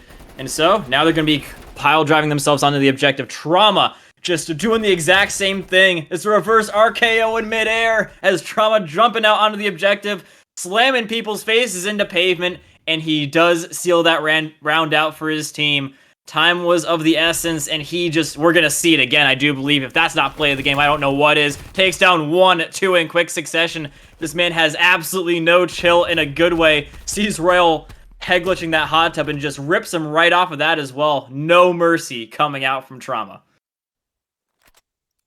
Yeah, absolutely. Having a real standout game. He didn't have an insane game last game in the Search and Destroy, and he's really kind of putting the team in the backpack here. Almost double the kills as the next player on his team. But of course, who would it be but Royal to, playing like a king, as we say, right? Doing everything right for his team, and hopefully he can tie this up 1-1 on this defensive side. Control, typically a defensive-sided game mode. You're going to look for teams to play a lot of kills. If you're in a clutch scenario, like you're in a 1v something, you have no lives left, you're not going to save that. You're going to go for that kill. You're going to try to get as many as possible so that you can make it easier for your team to get defense, because if most games go to round 5, right, both teams, you typically win both of their defensives. So they'll go to that round 5, and the team that has more kills will get another defense, and that's a huge advantage to them, typically that we see here. So the first team to win an offense is going to have a huge leg up in this game. And we see here, while most of the focus is being put on the B objective by OKSC, we see that there's 2 players in top rank who are capturing the point. And it might go to them if they get any more kills here. Yeah, KSU doing a very good job at the flag tag, as I like to call it, just keeping their opponents nice and guessing, not letting them fully set up and just, catch them as they go in. It wasn't as pretty as when OKST did it. It wasn't as quick, I should say. It was pretty much just as pretty, as they have a good life advantage. They've got to tick on the next one. They're going in, plenty of time, plenty of lives, and heck, they might even be able to run their opponents out of lives, if not just capture this one outright. Now, you will want to end it by capturing it, just so you can get those actual ticks in your favor for that final defense. I'll explain a little bit more about that later. But yeah, Trauma just going prone and getting down and dirty, killing absolutely everybody anytime we look at him. And this is definitely going to be another hill into the hands of Kennesaw State. They are going to win their attack now as well. They won their defense and their attack. So, yeah, but back to what I was saying earlier here, just to tie this off, it's better that they captured those objectives instead of trying to kill out their opponents, because if you full kill out your opponents, you actually don't get the ticks going into your favor, and technically it's 4-0 instead of, say, like 6-0, for example. Yeah, that's absolutely right. This is a huge mountain to climb for the side of OKST. We see really only Royal having a strong map. I can't stop really singing his praises that much. But yeah, we see the side of Kennesaw pretty evenly distributed among them. Obviously, Trauma having a pretty standout performance, but yeah, wow, insane shots from Royal there, killing Outlaw and Trauma really quick, getting a bit of a team shot though for helping him. And we're gonna see Oklahoma State trying really quick to just overwhelm this A site, and we might even see the Kennesaw just kind of chalk it and give it up and focus on the B side and get a really strong hold there. We do have a player on Kennesaw though in art, player number 6 here. We're gonna see Catfan on a nice flank. I don't think he's been caught out yet. Maybe he has. See if he can catch this Ginja on the opposite side of the map. A huge kill from Ginja though, really pushed up in this laundry area. Although Catfan, Huge. What a shot from Ginja. That was insane. Can he get a second here? Onto Este. Unfavorable gunfight, and a couple more to just make sure. I don't know how and he gets streaks too. Super important for Ginja right here. I think he's only one more kill away from the cruise missile as well. Both of these streaks are really strong on raid. A lot of open sites to capitalize on having those, and they're getting pretty far pushed up here. Both Ginja and OKSC on the opposite side of the map. So he's gonna have a nice flank. They're gonna have a nice little kind of circle around their opponents, and he's gonna be able to back up Noir out here. He doesn't even need to get the trade or anything. He just gets streaks on his own. Absolute monster performance this round out of Jinja, I feel like I should switch, but I just can't. OKST, blink and you'll miss it, right? They take that round and that's it. Well, that is quite literally what you needed out of OKST right there. If they didn't win it, they would have lost the map in general. But man, we were so focused on Royal and how well he was doing. Jinja says, "Hold my soda," as he just goes in and just pulls something out of nowhere. I don't even know, out of a hat, and he just rips the face off of Essay of all people, letting him know just how he feels about that with the body shots. Oh my goodness. Jinja, and he gets streaks on top of that. He was doing, I'm gonna be honest, he was doing a little bit poor going into that, but he was at like 5 and 14, but now he is 12 and 14 with streaks on one of the best maps to get streaks on. He's gonna try and win this round without them, without using them, or at least using one but not both, because the main thing for Kennesaw right now is you don't necessarily have to win this one. It would be great, but as long as you can get a lot of the the objective captures, the ticks, and you can waste at least one of those streaks, that is a one round in my personal opinion, because going into this next round, you'll have the final defense, and if you can just waste one of these streaks, then you'll be putting yourself in a slightly better position as much as you can when your opponent has streaks, but still, that is the goal for Kennesaw right now. Yeah, we're on board here with Outlaw. You know, he was the kind of the hero of the last couple games for Kennesaw, but you know, as soon as I tap on his name, Jinja right back at it with another double kill. Still doesn't need these streaks. Estee though, he's kind of wise to the way that OKSC is playing these defenses. They're kind of aggressive in this middle lane, this kind of zig lane. But the same goes for OKSC. They know that Kennesaw likes to push out into the pool area, and just like that, geez. These trades going the favor of OKSC. Wilkish is going to get 2 before he falls eventually, and Kennesaw only has 20 seconds to close out the round, or at least capture this A site. Look at this from Royals. He's almost on streaks now too, so they've almost both got streaks. That would just be an absolute death sentence for Kennesaw, no matter what side that they end up getting here. I think they will actually be getting that final defense because of just the amount of ticks that they get, but man, oh man, do you have to be careful right now. They do manage to take down Royal before he gets on streaks, but I don't think they wasted a single streak from Jinja. So, yeah, you gotta manage to do that at least one more time. They buy themselves a little bit more time to do that, and they're gonna try and whittle them down in the live department here as well, so that they can win like that. A win is a win on this attack because it ends the map right then and there. So, Estee and the guys, they're just trying to get in some annoying positions, get some picks, and just win out like that. But I don't think that OKST is quite keen on letting that happen, as they do fall back into a position where they do give up the objective, but they maintain their lives a little bit, and they're going to try and push back in again. Doesn't quite work out too well as Outlaw takes him down, but still halting Kennesaw at the gates for the moment. Yep. Another huge double there.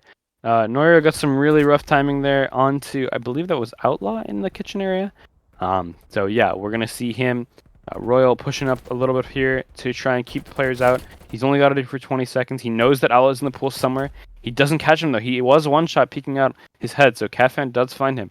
We're gonna be on the board with Outlaw here. KSD's last hope really to get into this hill and get some time. We see Catfan in that kind of like ratty corner there over there, underneath the tree in the L area.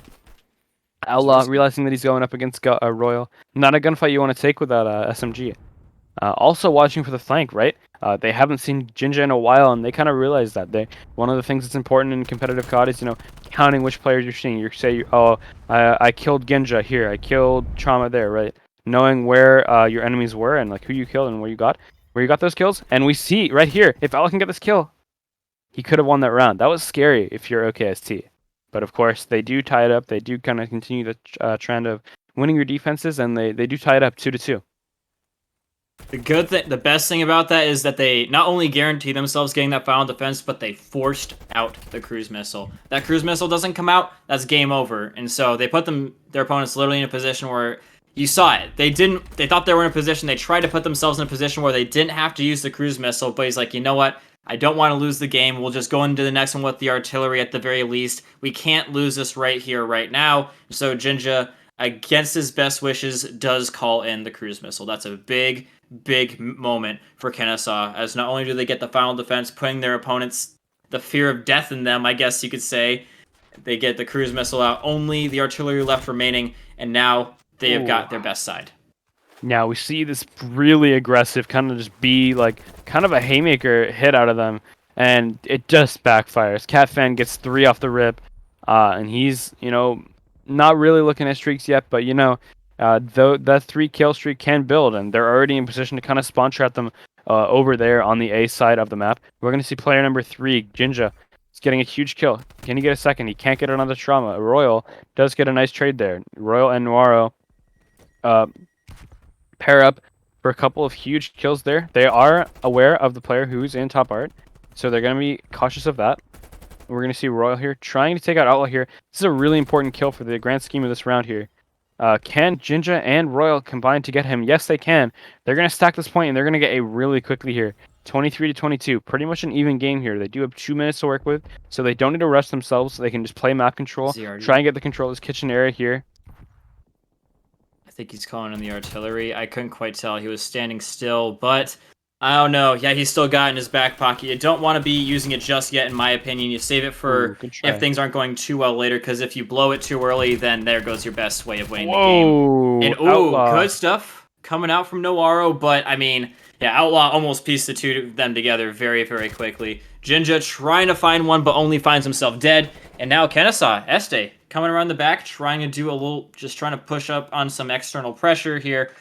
Coming around the back, just trying to punish them if they do die a little bit too much here. They do knock the only guy off the objective. I'm sure that they wouldn't ever anticipate that Kennesaw has left only 1 guy in the objective, so that's why they're approaching so carefully. Jinja trying to just find a little bit of something, trying to, again, save this artillery for when it's really, really looking dire. They killed the guy coming up on the flank, and now all they gotta do is deal with the guys in front of them. Taking a little bit of damage, and hey, OKST, they're fine with taking this. They're getting in position, and now is the artillery time. Calling it in, trying to hit all the sweet spots where everybody likes to sit in, and he's just gonna be buying himself some time to rush in there. He does a full 360, but doesn't quite manage to take down Trauma. Teammates are on the objective, though, and they're capturing it quite fast. Lives are starting to tick down, though, here at Tenacity, so definitely got to make something happen soon.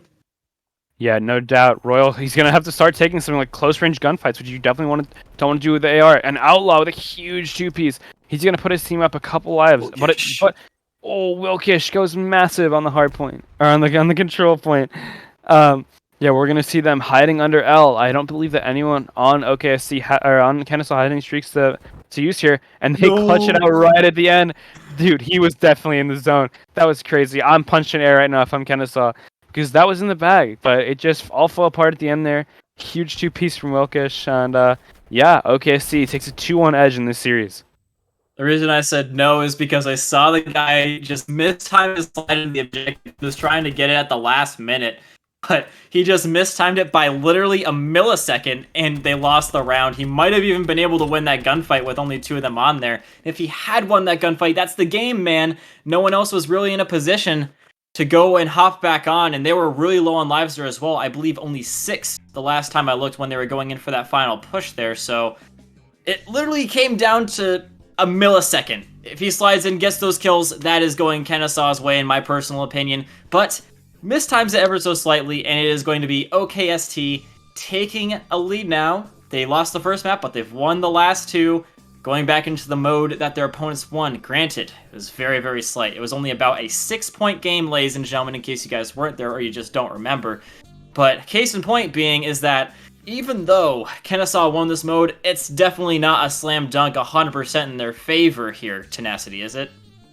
No, absolutely not. And we are going into a checkmate hardpoint, which we saw OKST be like pretty strong on against DePaul. They narrowly lost it, I believe, 228 to 250. The only point that they struggled on was kind of breaking that P2 hardpoint. So that's something we're gonna be really excited to see and see if they have any changes, maybe some footnotes that they took from the DePaul match, coming right up after this break.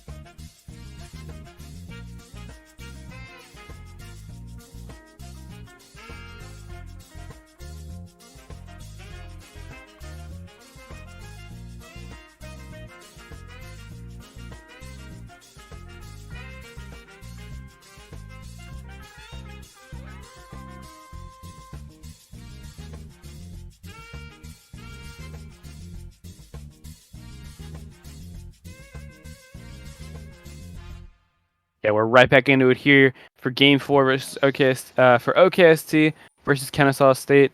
We're gonna see an Oh, he's immediate hot. host-ended game. Yeah, they're on the console host right now, so yeah, it's gonna be a few seconds here before we get started. But yeah, we just wanted to bring you guys back. Talk about Checkmate Hardpoint. You know, for OKST, we already saw them play this against DePaul. It was one of their stronger maps. In comparison to they 100-point clubbed earlier Butler. I don't know if they played on I can't remember if they played on Checkmate. I don't think it was on Checkmate. But yeah, we're going back into it here. This is one of their stronger maps. We saw them barely lose it to DePaul, who is waiting in winner's side of grand finals right now. So yeah, we're thinking that this is going to be a really strong game for them, and they're looking to close it out in a 3-1 fashion. And let's go. The team names are right. We're popping off. We're all ready.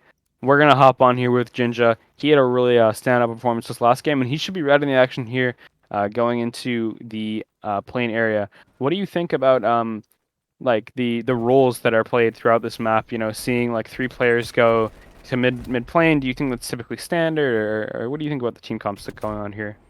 Oh yeah, it's like usually 2 guys go hardcore into plane, then you have someone sitting in the back like Royals with the AR who can look over the side of the plane, make sure no one's going to your bottom side of the mini map, which number 3 actually managed to do because they pushed through the plane so hard. They managed to take down the guy that was supposed to be watching Este. Now Este is going to be going through the back of the map, and he takes down another one. This is already looking good for Kennesaw to flip these spawns.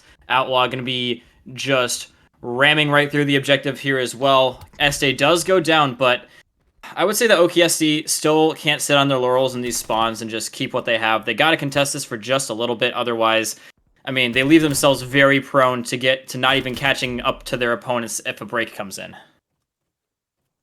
And we do see the spawn flip come in. Kind of the last hope for OKST is Royal, who is, I would argue, the player that you want in this situation here. Although Trauma and Este do clean him up. A nice little team shot there coming out from them. And we see number 6 getting a huge kill. Noiro getting a huge kill in tube. He's looking to push spawns here, although he doesn't catch Este in that little wooden crate there. We're going to look for player number 5, Wilkish, to push to front of the spawn. Front of the hard point, excuse me. Same with Jinja, and he's not going to find anything either. These pushes from OKSC are just not working out. I think Kennesaw definitely did their homework, kind of looking at where the common like pushes come from, the routes that different players that run, like the subs or the Rs are working on. And SA on a 5 street does get cut down by Jinja, and Royal going to combine for 2 kills here, so they do have a bit of an advantage here. Only 1 player on the hard point. There's going to be a second to his right in orange, and he does get cut down there. So yeah, 60-point lead here. Going to this third hardpoint, what do you think that OKC needs to change up in their gameplay? Well, I can tell you exactly what they need to fix. If you see all these pushes from OKST, yeah, they might get a kill or 2 on their entry, but their main pitfall is that they're all going in one at a time. You would see Wilkish going by himself, die.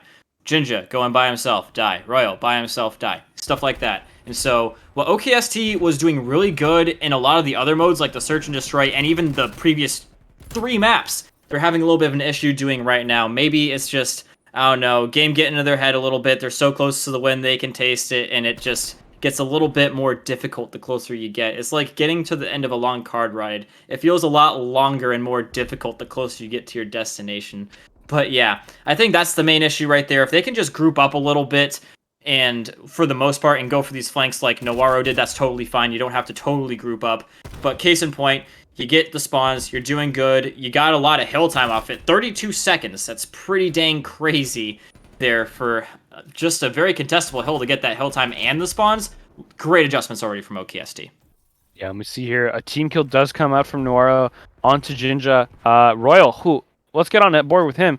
On a 7 streak, he does get that first score streak with the artillery. I think that personally the artillery, I mean, obviously on this map, it's going to be a little less impactful than the other maps, like we saw on last map on Raid. The artillery a lot less important than the cruise missile here, which he should be looking out for here.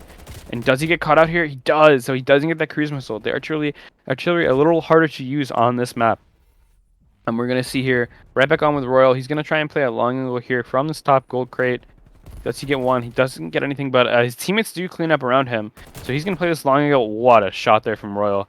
A little bit of a vac ban worthy moment there. But and he almost gets it onto Catfan, but Catfan has a superior position, so he closes that out pretty quickly. We're gonna go on board here with Wilkush. He's gonna be on in the hill time right here. Surprisingly, lowest amount of hill time for his team. Although he is leading the way in terms of kills, except for the fact that, of course, I cursed it. Royal, he says, you know what? I want that top honor. I want the kills to my name. So I want to be the coolest guy on block. And once again, we saw throughout this night, Wilkish, Royal, and Jinja all kind of slaying around each other, and kind of working really well as a team, kind of having all their stats kind of match up to each other. 13, 13, and 12 for Jinja, Royal, and Wilkish. So really impressive styling from them, and they've taken the lead after being down like 64 points, I think, at the beginning of this game. We're going to see Jinja here and Royal pushing up kind of parallel to each other as one goes in the top lane, goes bottom lane, trying to get map pressure, trying to get map control, get some presence established towards this hill, and trying to break it in. I don't know if I'm particularly trying to break it in, though, with 10 seconds left. What do you think that they should aim to do going towards the second round of rotations? Well, I mean, just to do a little bit of unpacking, as there's a little bit to unpack there, is that OKST, straight from P4 into P5, they ran right through into the spawns. That was great. That's exactly how you do something like that on the hardest hill to break in the entire game, in my opinion. That's something you gotta do, is break those spawns, because it is so spawn dependent. Calling out the artillery at the same time, that was a good call, but unfortunately his teammates weren't able to stay alive to make good use out of the ping. So, streak's now off the table. But OKST, they're doing a good thing. They went and tried to hold their position in the plane and keep their opponents stuck in those P5 spawns, saying, you want those spawns so bad, you guys can stay there for the rest of this hill and the next one as well. But the best thing for OKST right now is that they have someone anchoring the spawns hardcore. They got Nawaro sitting back there, and he does finally mark his man down, Pat. That is Catfan down for the count now, but you see Este trying to come around the side, gets a little bit stuck. Mega unfortunate. And Outlaw, a little bit high and dry now. They're trying to push hardcore the bottom of the map so that they can break this setup before it even happens. Yeah, we see Royal here. He's kind of the Mr. President, Air Force One. Get down, Mr. President, trying to protect him. And unfortunately, his secret agent Jinja does fall, and he falls pretty quickly as well. And we're gonna see them still spawning, fortunately, on this backside of the map, by this tools area, by this tube area, trying to get spawns for P2. That was actually just insane from Outlaw there. Talk about kills you should not be getting. Yeah, that should not be allowed from Outlaw, and he's just going ham right now. A 5-3 from him. Now he's positive for the first time this map, I believe, and he's going to be trying to lock down this area. He's going to get another kill. He's on 7. He gets his first artillery, the first streak that I think we've seen for a team other than OKST today. So yeah, Outlaw on an 8 spree, absolutely frying here. He can smell blood in the water right now. Royal for the 8th, and he falls eventually to Jinja. Jinja and Royal, the tag team in the plane hardpoint. Yeah, and they're gonna be finally taking down Outlaw. The punish had to come out a long time ago there. Sorry, my bad. No, go for it. Yeah, you're absolutely right. The punish had to come out a long time ago. He killed a guy in a position where his opponents could have gotten the trade. They didn't. He just got away with a bunch of 1v1s that could have been traded out so many times. And now he's got streaks. More streaks than OKST ever got. And now Jinja trying to make his way into the bottom of the plane. Again, this is something that's crazy that I've been noticing here. Kennesaw, both teams have been going in hardcore for this P3. It's not the easiest of hills to get a lot of time off of, but both teams have gotten at least 30 seconds off of it each. So now it's literally 155 to 155 right now. No one daring to go in here, just trying to get some solid setups here. Dead even at the halfway point here. You'll love to see stuff like that. It's just like the first hard point. And man, oh man, the spawn flip out now from Nawaro. If they can capitalize on this time, this could be huge. Yeah, absolutely. Kennesaw just pulling 1 point ahead here. An absolutely even game, but Este, perfect positioning there. Finds a couple, two really easy kills to catch there. I think the player we should watch out for here right now is number 2 and number 6 right here. Trauma and Nawaro. Nawaro does fall to Trauma, unfortunately. That kind of harsh, rough game that he's having does come to bite him in the butt here. But Wilkish, with a strong pair of kills here, still has that artillery to work with. I believe that Royal just called him his in, or someone on their team called their streaks in. But when do you think is the best time for him to call in these streaks and capitalize off them? definitely save it for P5. Again, hardest hill to break in the game, and here, there's not a lot of time off of P4 right now, so they want to get this set up here. It's going to be hard for them to do just because of how disjointed they are again. You got one guy in their spawn, one of your opponents in their spawn, he goes down, Outlaw just going absolutely huge again, and they're just trying to make the most out of their individual placements here. Wilkish is going to be getting a little bit taken down there, but Nawaro trying to get a solid trade out. No one really hard blocking the spawns here just yet, just because they haven't been given the time to properly do that, and now going in here, Jinja. That right side of the map from their perspective completely unguarded, and now it is all on Catfan to hold things down all by himself. Gonna get some help here from Este, and that is sort of a window slowly getting slam shot on OKST, but they do manage to subvert Este and take down the guy on the objective. Now Este has to get out of his position, which he does very, very well, and completely wipes the slate clean again. This is a very, very scrappy P5, which you really don't want if you're Kennesaw. You want to be getting a lot of your time off this. You have the spawns for it. You got to be capitalizing on that. This is one of the best hills to hold and make money off of in the game. And OKST, they're getting set up on the next hill. They just got to make sure that they can make the most out of P2 on the third time. Yeah, absolutely. And we see us going into this third rotation of hills. We see Wilkish already in this time. He's got a minute and 24 seconds. We have a minute and 30 on Royal. You know, really, it's sort of been it's been really back and forth. You know, I bet this is one of the most stressful games for these players to be playing in, you know, with how close it is, you know, 211 to 184. But it's been awesome to watch from our perspective. Talking about the scoreline, we do see that, you know, Kennesaw could close the game out right here and take us to a map 5, depending on how many points they get here. They no longer can win it on this hill. So now it's going to be all about that rotation to P2. See that orange crate. We see player number 8 in a great position, Jinja. Although he's a sub, so he's going to want to be pushing up. We see Este and Jinja right here. This is a huge kill. Jinja plays his life. He's getting hunted down by like 3 players at the same time. You see him on the map. There's little arrows, little sharks in the water trying to catch this little player, Jinja. He does get caught eventually. I just saw you in your webcam putting your hands on your face. Like it's kind of stressful for OKST at this point. Do you think that they even have a chance to get on this hill with 3 seconds left? No. No, they don't. I'm sorry. I'm sorry to say that. I always want to say that they can, but they can't. They just got way too killed there towards the end, and OKST gonna be falling once again in the hard point. Only lost hard points tonight, but the thing about it is that they've won the Search and Destroy, and they looked pretty dang good in it. We're gonna be going into Moscow now, which is a very, very strategic map. You can't just run and gun on that map. Unless you're going into one of the specific objectives, then you can run a gun, but it's not every day you can do that. Anyways, I would say that there was a lot more that could have been done by good old OKST. They made a lot of individual pushes, and that was the source of a lot of their woes in that game, but it was also just great capitalization by Kennesaw. They played very well. They played together, especially in comparison to their opponents. They were together. They were getting solid trades, and they were just avoiding the trades of their opponents in the case of Outlaw. You remember that earlier. Man, he was just like skating on thin ice, I guess you could say, but still skating past his opponents as everything collapsed around him. It was just like, that's like something out of an action movie. Dude's just like dodging bullets, just going in, killing people. That was just awesome. Yeah, this has been an amazing series for us to watch. Probably the series of the night so far, I would say, pretty easily. You know, we have stand-up performances from pretty much everyone, at least at some point in this game. Pretty much all 8 players having, you know, 1 or 2 moments where they just took over and had a ton of impact individually, which is something you love to see. You love to see players, you know, having the chance to really show what they're made of. And we're going to get to see more of that after this quick break as we go to Map 5 Search and Destroy on Moscow between Kennesaw State and OKST.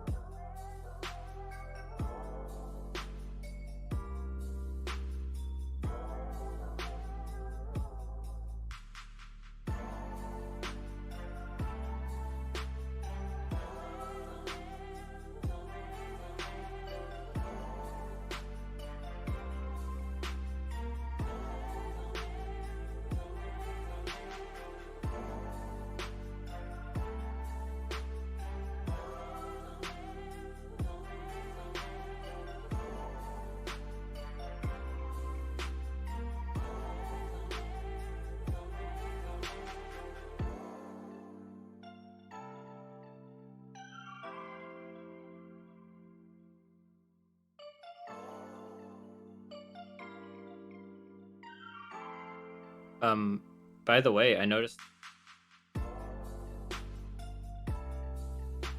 Ah, should have it on Call of Duty. yeah, we should have it on Call of 100%. Duty. Get more viewers.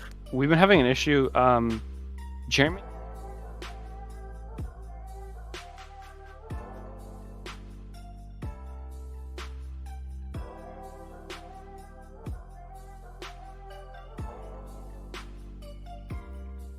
And we're back here for Game 5 and Losers Finals Summer Showdown. DePaul University hosting OKST and Kennesaw State going at it. And we're going to see them going at it right here in Map 5, Moscow Search and Destroy. Do you have any expectations for this map? Well, I do. I think we're gonna see quite a few just full-on sub rushes over to the alpha objective, but what I really expect to see, if we're really seeing a lot of good gameplay coming out here, is switching between the objectives every once in a while. One thing you'll know about this map is that it's a lot like American football in a way.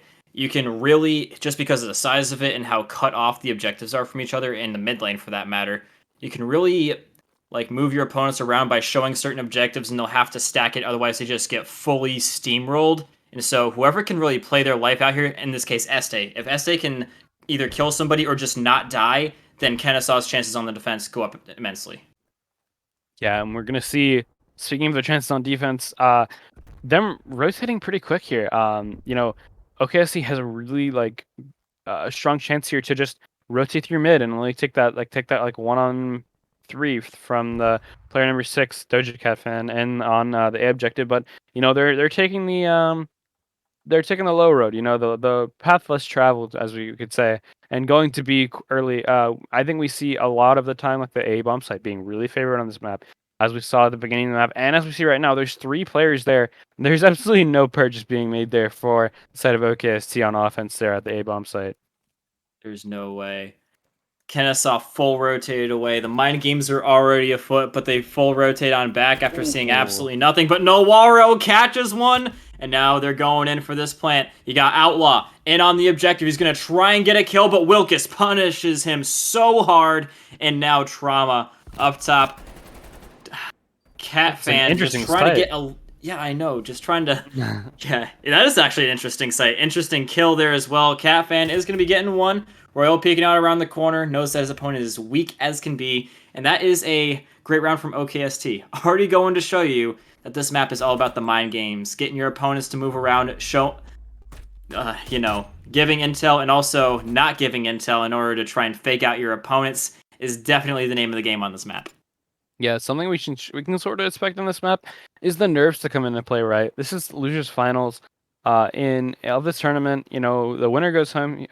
Winner does not go home. The loser goes home here. The winner has to face off against DePaul in the grand final. So you definitely want to, get some more time on the stream, right? You want to get some more time to put your name out there and show off to, other, teams that you might want to pick up for your challengers team, or just buff your spot in 8s, right? When you get picked up for that too. So we are going to see though Kennesaw do the opposite of OKC here. They're going to be pushing through mid, trying to get through this escalator side and push to the A bomb site.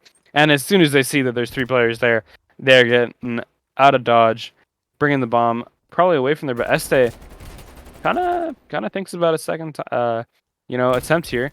But do we think he knows that he has the bomb though? I think he does, but he does get down by Wilkish.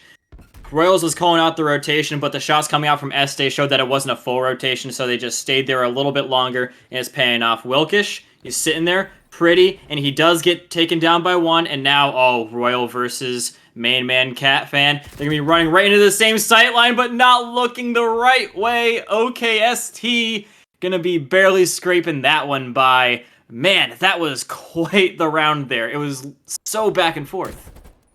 Yeah, extremely chaotic that entire time. It's hard for me to even follow here, but Royal gets absolutely blessed with timing. Cat fan stops looking at that angle right as Royal peeks around. That's called timing for you right there. But yeah, absolutely massive that they picked up both an offense and defensive round here on Moscow Search. It gives them a lot more options in terms of making some, maybe some hero plays, and making a lot more, maybe risky kind of haymaker style pushes. Like we saw them doing round 1, which surprisingly worked. And as we see again, they just don't want anything to do with A bomb site. They know that like typically teams push up there a lot. So we're gonna see player number 4, Jinja, gonna be pushing out with bomb alone, which is quite a risky play, I would say. Um, and he's gonna try and get across this mid tiles area really quickly, and just kind of take a breather here. Kind of maybe think about trying to find a pick here, but he doesn't feel like stopping at all, and he gets punished for it. Este with first blood, and Jinja isn't in a position to get traded out. Yeah, that was a little bit aggressive, I guess you could say, from Jinja, but yeah, I mean, it's still not totally dead in the water for OKST, even though Kennesaw has really bought themselves a great position here. Just punishing the over-aggression from Ginja really, really hard. They also have one guy showing over on the other objective in case of rotation. I think they know generally now that they have the, or maybe they don't know that they have the bomb now, as you see that 3 of them are now going over the A objective, even though the bomb is literally right underneath Este's nose. Probably can't see it just behind the truck there. Super unfortunate. Wilkes just comes around the side and takes him down, and now, Royal gonna catch him on the... Oh, they just run right past each other. That's huge. Wilkish, though, gonna be able to hold his ground, taking him down, and Kennesaw running the clock down, though. You gotta keep an eye on that, man. It was looking like if there was 30 more seconds in that round, OKST, I was thoroughly scared for Kennesaw right there. But there were not 30 more seconds in that round, Tenacity, so it ended the way it did. Yeah, super unfortunate that Trauma peaks right here, and the Royal can't do anything about it. I think if Royal plays that a little quicker, he maybe kills Trauma there, and Wilkish can get the plant without having to worry about anything. But yeah, because he didn't get the plant down, the time ran out, and the defensive side won. With that being Kennesaw, they got their first round. They only need 5 more to take this map. 5. Okay, so he needs 4 more, being at 2 rounds, and we see Jinja surprisingly having a slow start here, 0-2. He's the player that is getting in the most gunfights possible, and we see here Wilkish getting a really fast first blood here in this little like dip area here. He didn't get traded out just yet, maybe making a little bit of an aggressive play here, trying to take down Outlaw, trying to find Doja Cat fan here. Does he catch Outlaw? Oh no, Outlaw absolutely smokes him. Doesn't get traded out either, but Noaro on a super important push there. Yeah, really, really smart angle there to catch out Outlaw. Main man Este, last guy standing. He's going to pick up the bomb and instantly just get the heck out of Dodge. Or not, trying to catch one on the way out. Don't blame him for trying it. But, I mean, no one was really following him. He could have gotten out of there. Obviously, didn't know that. Yeah, he was seen, though, and he just tried to catch Nawaro. He's like, they see me. They're probably going to rotate or something, but didn't quite happen. Now, those body shots that Este was dishing out, he's going to have to eat a little bit of them himself, as ever since the very first round that we saw be played on this map, Este was already shooting bodies, and he's had his body shot, I would say, about 2 times now, so just definitely giving it back in kind, OKST. Yeah, for the first time here, we're going to see OKST head over onto this A site. I don't even think this is going to take Kennesaw by surprise. They've been just prepared for this the whole time, and Jinja absolutely smokes Doja Cat fan there. A really strong push out of him, and we're going to see it become a 1v3, just like that for Trauma. He's in a good position, though. Doesn't catch Nora. Oh, the drop shot. I'm surprised that I didn't get Nora caught into a headshot there, when I press right on my thumbstick and I go down, I'm always getting headshot, but that's because I'm just not as good as these guys. Exactly. Yeah, Noaro really taking over in comparison to the other games that he's played today. Yeah, I mean, that's the first time that they go to A. I think that, yeah, you said that Kennesaw, they were expecting it, but I guess they weren't expecting just a run right through escalators by who else but Jinja. He's been having so much good times just running down the middle of the map at the enemies. Kennesaw, they've been a little bit lacking in the lane watching department a lot of the time, especially in Search and Destroy, and that's another key moment where it's going to hurt them. So, yeah, Kennesaw finally peeling away from the A plays. They're going to be going towards B, but you see this time you got Nawaro ready for it. He's going to be calling out for number 3, who's in a position to get the total kill, but yeah, there he goes. He finishes off one of them. Teammate on the inside does go down, so a rotation to the inside is possible, but Outlaw trying to punish the overextension of the car. He doesn't have anywhere to run, and Outlaw realizes this, completely taking him down. 3v2, sight thoroughly in the hands of Kennesaw, but how long before they realize this? And I think based on the way that OKSC has played their defense so far, they probably they should know that they have the site for free. They have a free plant. They don't need to worry about getting shot in the back, or getting shot from that little mid like street there by the double doors. They've given time for OKSC to rotate, and I think that they might get a little bit of bad timing though. But Jinja, oh my god, I don't know who was that player? Was that Este that just got those 2 kills? That was super smooth by whoever this was. We're going to see it Doja again. Cat fan, of course. Of course. Talk about not Promoting- checking your angles, man. Yeah. That's a rough angle to check regardless, though. That kind of tree, it's an annoying little... It's not quite a head glitch, you kind of see the shoulders, kind of the chest area there, but yeah, nonetheless, they do definitely get that much-needed second round on the board on offense. I'm surprised that Jinja didn't get some better timing there. Just unlucky for him. Also a little bit unnecessary of a push, if I'm being totally honest. Bomb was not down. They didn't really have any impetus to push in there except for maybe denying the plant, but they still could have waited until after pushed in as a team like that. But yeah, speaking of pushing up again, Jinja is going to get a little bit caught out again on the push. This is how we saw Kennesaw win the last time, is when the bomb pushed up a little bit too far on B and it got taken down early. Wilkish in a position where he could possibly get the bomb back with a good kill.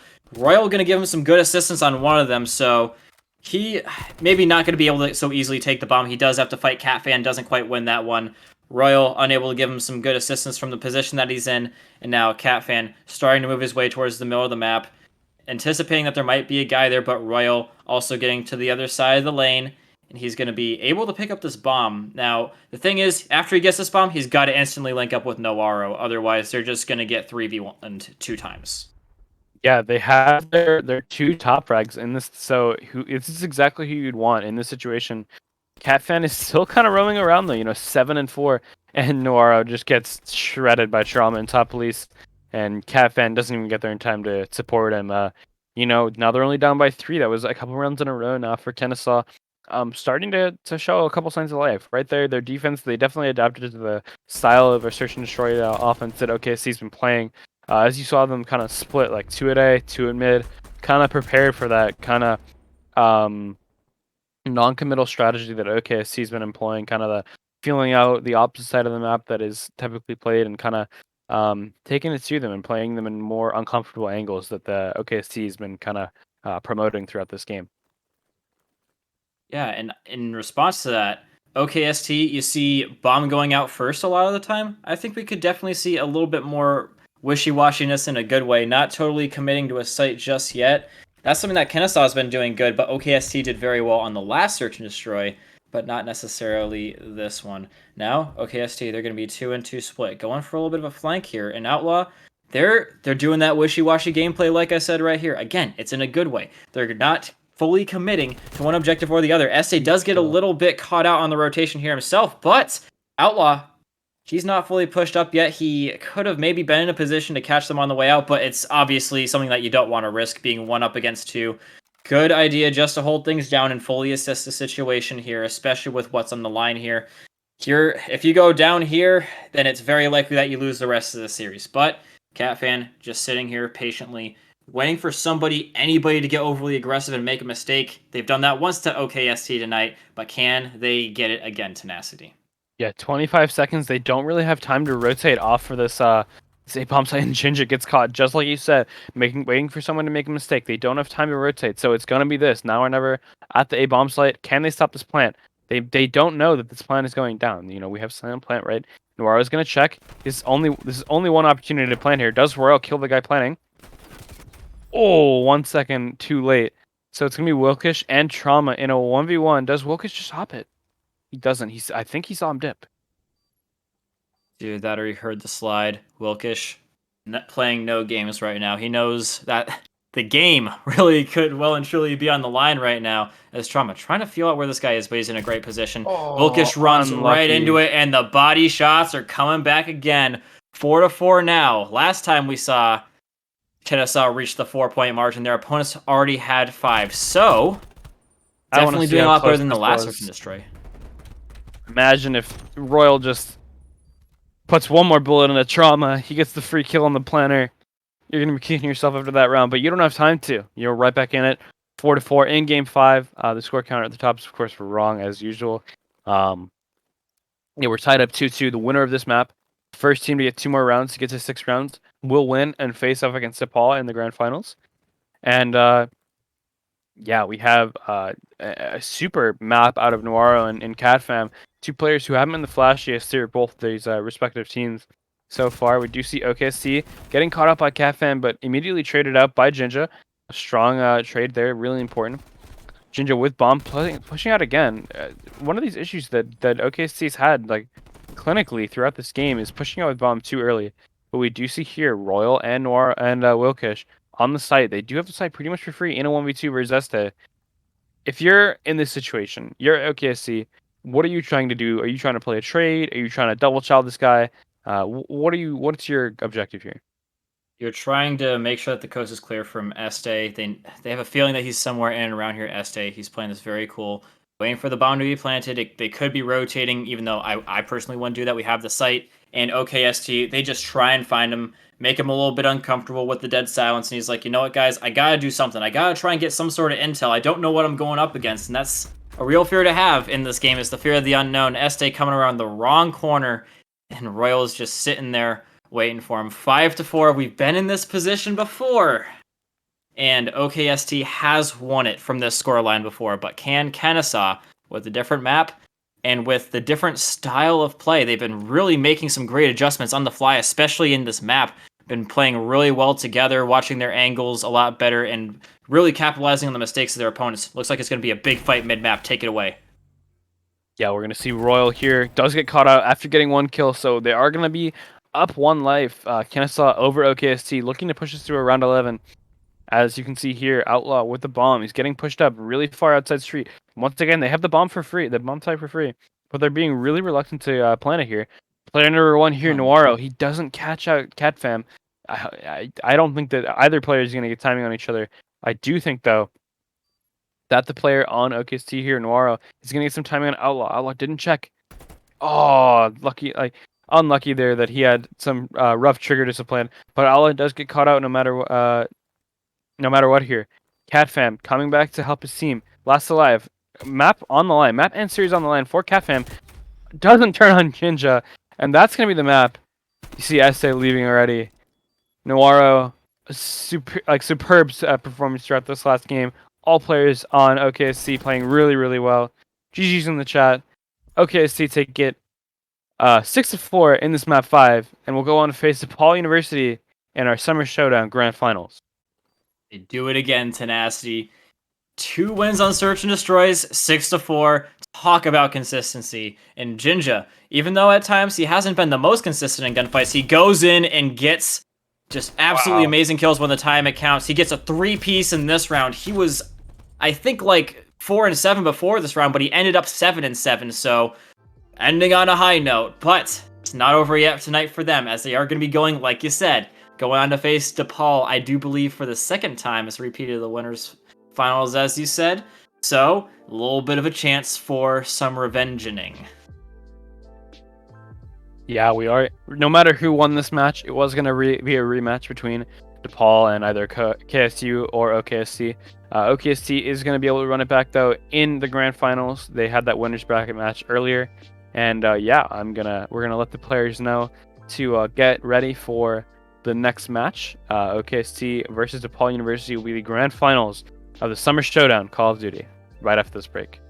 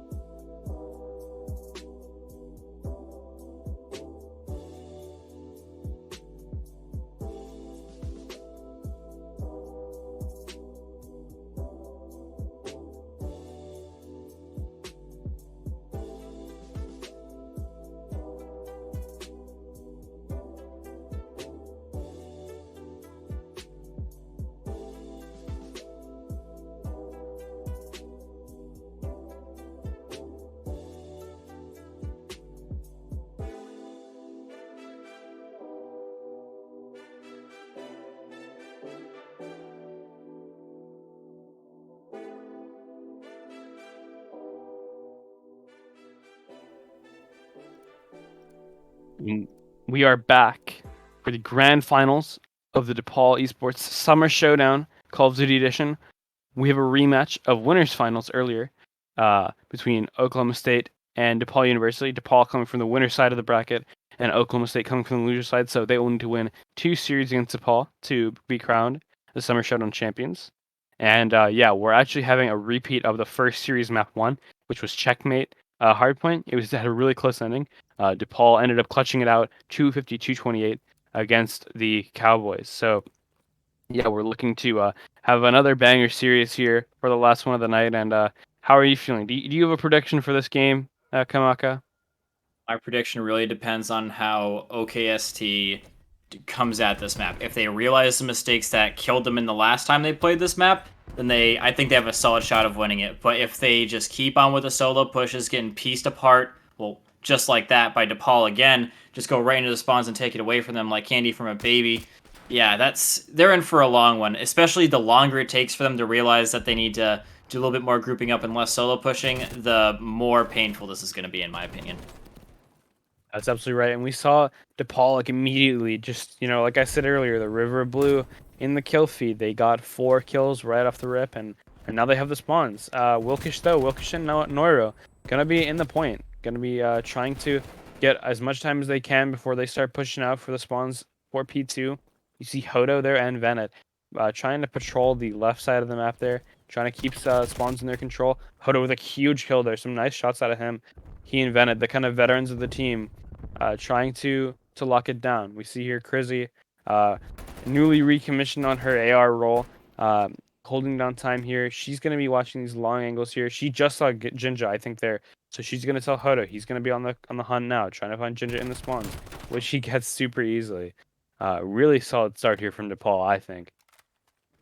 Yeah, very well done by DePaul. They just literally in the first single gunfight, not only do they take control over the P1 completely, but they wipe OKST completely out, take the spawns away from them. It just looked so effortless and easy because especially none of them died.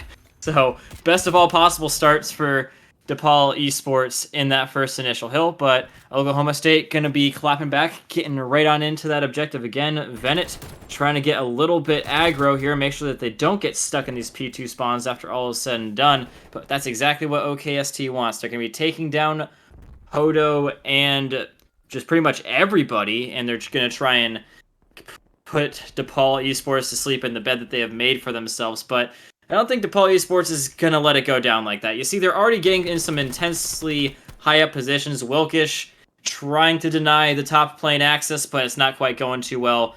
Crizzy and a couple others are starting to make their way out, so OKST's grasp is slowly loosening on the control that they have here. With a really strong start at 9-3. The lowest KD on DePaul is even right on Cahill. Cahill's going to be at a 5-5 KDR right now. Sorry, I'm getting caught up in the action here. Noiro with a quick rebuttal against DePaul. Hodo gonna trade out. I believe that was Cahill who challenged there pretty aggressively. Watch for Cahill this entire map. He's gonna be making some really crazy aggressive plays. He's gonna be sliding out of the plane, peeking kind of like that, kind of like Venet was making that peek right there. And making a lot of kind of initiative plays, being very aggressive here. But yeah, we're going to see OKST controlling the hill for a little bit there, but Hodo and Crizzy on 5 sprees respectively. One of them each. They're hoping to get spawn score streaks on at least one of these players. Hopefully both of them. Crizzy on a 6 spree, on a 7 spree, gets the artillery, looking to get the cruise missile. As we know about Checkmate, we know that the score streaks aren't that great on this map. We know that the cruise missile's way better because you can bend it. You can kind of steer it in through the window, and also it helps you break that P5, which, as you mentioned earlier, is the hardest hill in the game to break. Yes, indeed. I mean, not to say that the artillery is totally useless, though. You can literally see exactly where the enemy team is at. We saw what could have been a really good use of it from OKST on the last time we played this map, but unfortunately, just as the ping came out, all the people that would have been taking the gunfights died, so we won't get to see just how well that plays out. Speaking of things playing out well, DePaul off to a really great start again. Don't want to toot that horn a little bit too much, but still, they are quadruple the enemy team's score. Venet just doing a great job watching the outer lanes, making sure that no one is going to be shooting his teammate in the side. This is really the only way that you can break the hill, and he is watching it like a hawk. Does eventually get taken down, and they do get a little bit distracted by OKST and hit from the other side. They completely break P5. If there's anything that can make me think, oh, maybe they can still have a good chance in this game, not to say that they were out by any means, but that is exactly it from OKST. A full-on break onto P5, spawns and everything. That is decisive as it gets. Yeah, no doubt about it. And we see here, DePaul, like Venet, just on a tear right now. We see Hodo getting a 3-piece there, Venet getting a pair of kills there. And of course, we see Wilkish's trophy getting his 6th kill of the game. I think when your trophy's getting you past 5 kills for you in this game 1, and we see, it's a very different story from the first time these two teams played. DePaul reading OKST a lot harder than they were in the first rep that they played earlier today. And Hodo on another killing spree here, another 5 spree. He still has a cruise missile. He might even double up on his streaks here. I believe that DePaul still has 2 players with their streaks. Let's check in on Crizzy here, seeing how she's doing with her streaks. As soon as I find her in the podcast, yep, she still has her artillery. So DePaul has 2 streaks to work with, the 1 artillery on Crizzy and the cruise missile on Hodo. And yeah, Hodo just going to work here. He did die, I believe, so he doesn't have the artillery again. So yeah, DePaul is going to be starting to focus on this P2 hard point. We only have 10 seconds left, and yeah, they're looking to close this out really quickly. I think this is only our 7th hard point, and they're already like approaching kind of a point of no return. I think that Hodo might have seen Royal there, but just Crizzy on the hunt, too quick to snuff that out. Any chance that they had of breaking these spawns has been taken away totally. Yeah, OKST, this is not a great position to be in, if I'm totally honest. DePaul completely set up in the perfect positioning for this. And OKST, they're having to all push out from spawn, so not only is it taking them a lot of time, it's going to take them a lot of lives as well. But they do catch Cahill a little bit pushing out over the objective, so they might have themselves a little bit of a good opportunity to push in here. But you see, it doesn't come in time before the DePaul reinforcements do come in, and they're going to be just funneling them through that yellow container, taking them all down. Lose a little bit of time in the process, but I don't think they're sweating that with the amount of time they have in the bank right now. 200 points, only 1 more hill's worth of time, less than that, will put them in the W. Their opponents still have yet to reach even 100 points. So this is DePaul. They're absolutely not sweating this break. As long as they can get out of here, out of the spawns that they're in right now, which they're doing very, very adequately well. Only last man standing here that is anywhere pushed up, able to deny any positioning at all is Royals. And he's already getting pushed up on here by Hodo. Got another one coming in the side, that's Crizzy. And just, yeah, DePaul, they break the spawns without really even putting in too much effort to it. Granted, OKSD still has plenty of time to clap back in it. It's still not a good sign to lose those so early after just 1 push, pretty much. Yeah, I mean, we do have a couple cents of life here. It's particularly out of Wilkish. Yeah, we see that, everyone on OKST outside of Royal is really struggling this game. Just the slaying power from Nepal, the gun skill from them is really kind of carrying through this match. I'm sure that they're also talking about, sliding out efficiently. That's something we worked on as a team, initially when the team was formed. I know Kevin and Chris worked a ton on that, kind of a small talk in the game. So if we had a listening, which we unfortunately don't have, we would hear them, talking about, key decisions that they're making throughout the game, and they're making them really quickly as well. Maybe we see a little bit of indecisiveness from some of the players on OKST, and we will see that for sure off spawns for DePaul. But overall, I think that it's just making plays, whether it's the right or wrong play, as a team from DePaul. We talked about OKST earlier in some of their woes in hardpoint was like they were taking 1-on-1 gunfights or like 1vx gunfights too often. And that's something, holy smokes, what a shot from Kevin. That you're not seeing from DePaul, right? They're all shining as a team, outside of that, where Kevin is just frying. Cahill is on a tear right now, looking to capture more. Oh my god, with the pistol. Blink and you miss it. Like, I couldn't even get through that sentence talking about how they're working so well as a team, and they just take map 1 of grand finals just like that. They do let them get 115 points, 116 points there, but yeah, 250 to 116 scoreline. It's gonna be a very decisive win on the side of DePaul Esports. Yeah, we definitely got some effective communicators over on the side of DePaul. They always seemed to have each other's back very, very well. They always seemed to be on the same page. Whereas, say, OKST, they would make good plays, but they just didn't have enough people making the play at the same time. It's something that it's like a lose-lose situation. Either you make the wrong play and you don't all do it, and you can't have enough people left to make the good play. Or, yeah, on the inverse, DePaul, they were all decisive together, like you said. And even if it's the wrong play, you can just reset, try it again, and eventually you'll make a good play. And making a good play isn't good enough if you don't have everybody backing you when the entire enemy team is more or less waiting for you on the other side. So, we're going to be, as you said, seeing DePaul taking that map again, but by a slightly, I would say, a lot larger of a margin. But now we are going into another map, Search and Destroy. Could you give us a little bit of a rundown how DePaul did in this one in the reverse fixture?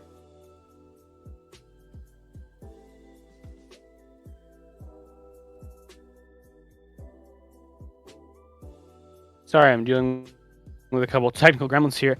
Yeah, so I believe it's Moscow, right? Moscow for the second map here. It is Raid, and Moscow is the second Search and Destroy. Okay, Raid is okay. So Raid, yeah. So DePaul, they're gonna do that. We kind of talked about that like Slaypex break. I talked with Tugboat earlier a lot about. They're gonna be sending players. I'm not trying to let our team get stream sniped, but they're gonna be really efficient at controlling map presence, right? One of the things that you know that Vanet as a leader kind of pounded in everyone's head is kind of working as a team. Like everyone is gonna have a duo, right? There's gonna be kind of two different like little subset teams throughout the game that you're gonna see. You're gonna see probably Kevin and Crizzy playing together a lot, and you're gonna see Vanet and Hodo probably playing together a lot, or they switch that up really often, and just having a buddy, right? Because you never want to get caught on and take a gunfight without having someone to help you trade your life out. I believe that before the next game, we are going to take a quick break. I think that some players need to restart their game.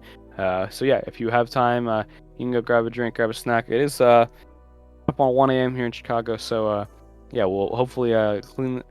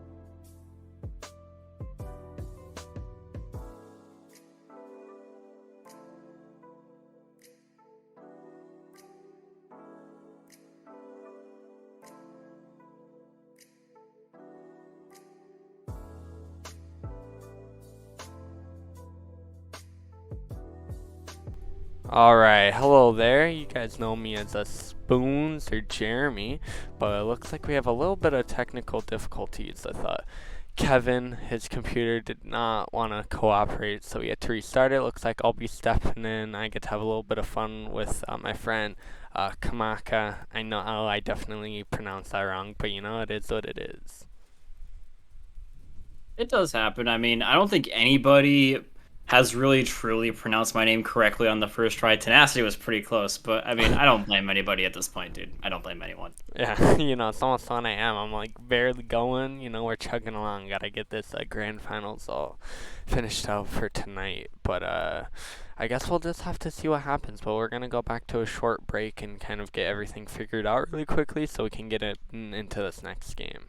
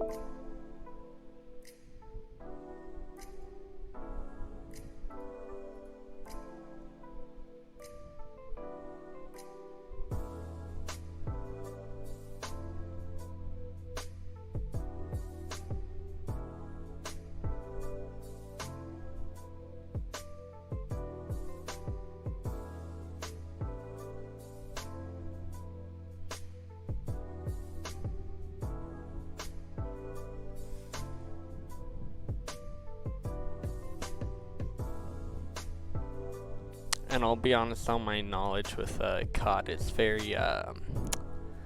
tiny. So I mainly play Rocket League and a bit of CSGO. So I will try my best to analyze the game as best as possible.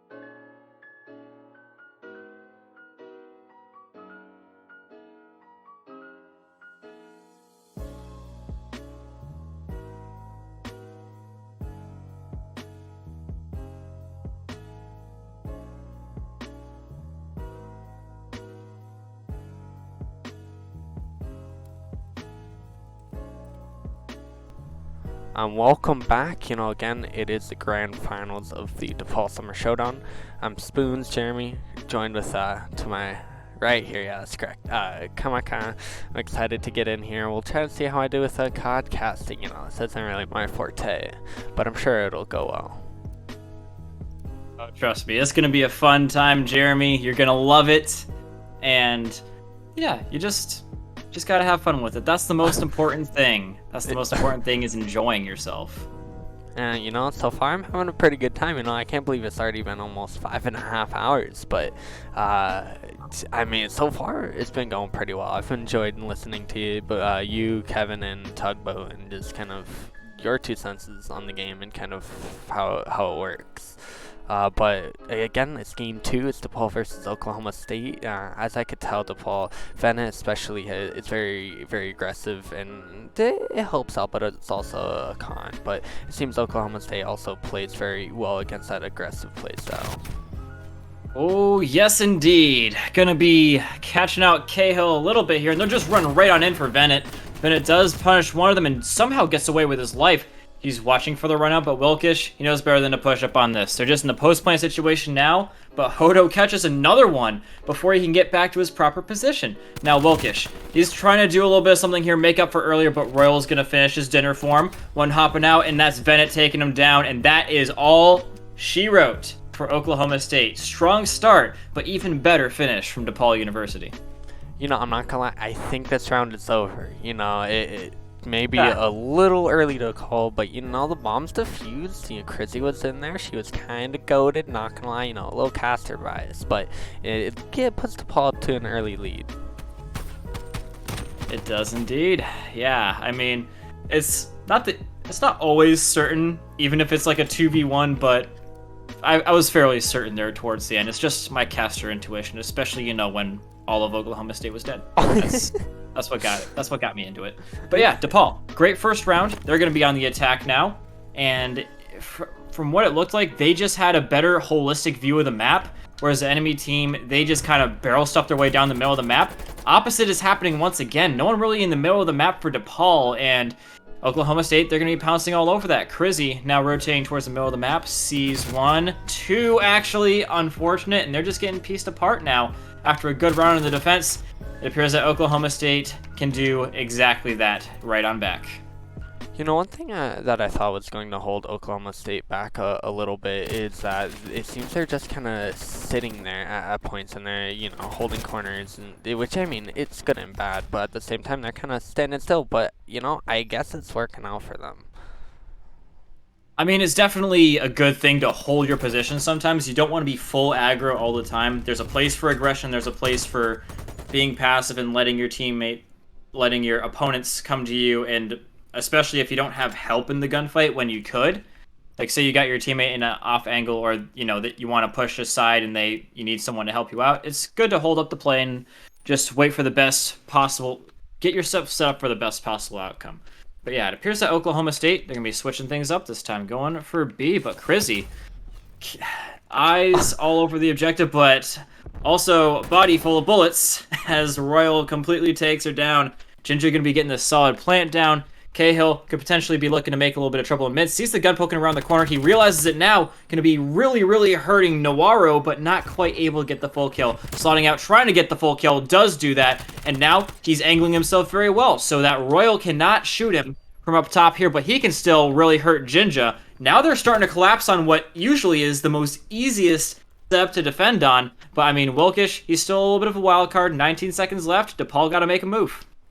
And I think one thing that really helps with Oklahoma being able to defend here is that trophy system right on the bomb side. Back in my Black Ops 2 days when I was like 12, I remember doing that type of stuff all the time, and it just makes it so easy to be able to, stay on the point. But, DePaul kind of... my God! I didn't... Hate to see it. They almost had it.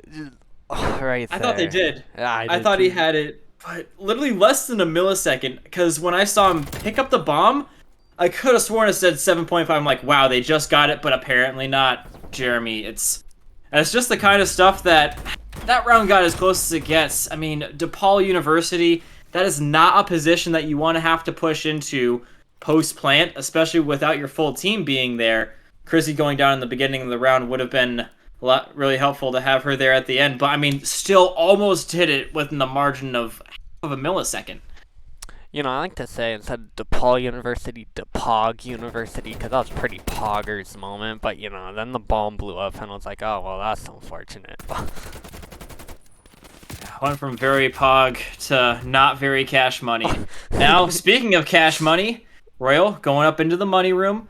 seeing if he can catch out Cahill. Sees Bennett, rips his head clean off, and now what's he gonna do? Gotta kill 3 more people, 1 in the round. I mean, hey, 35 seconds to kill 3 people and defuse the bomb. It's unlikely, but I've seen it be done before. Royal taking his time though, gonna try and find Crizzy, anticipating holding from the bedroom window, but Crizzy, aim trained in, absolutely fries him. And you're gonna see it right here. Royal popping around the corner. Crizzy already aiming down the sights.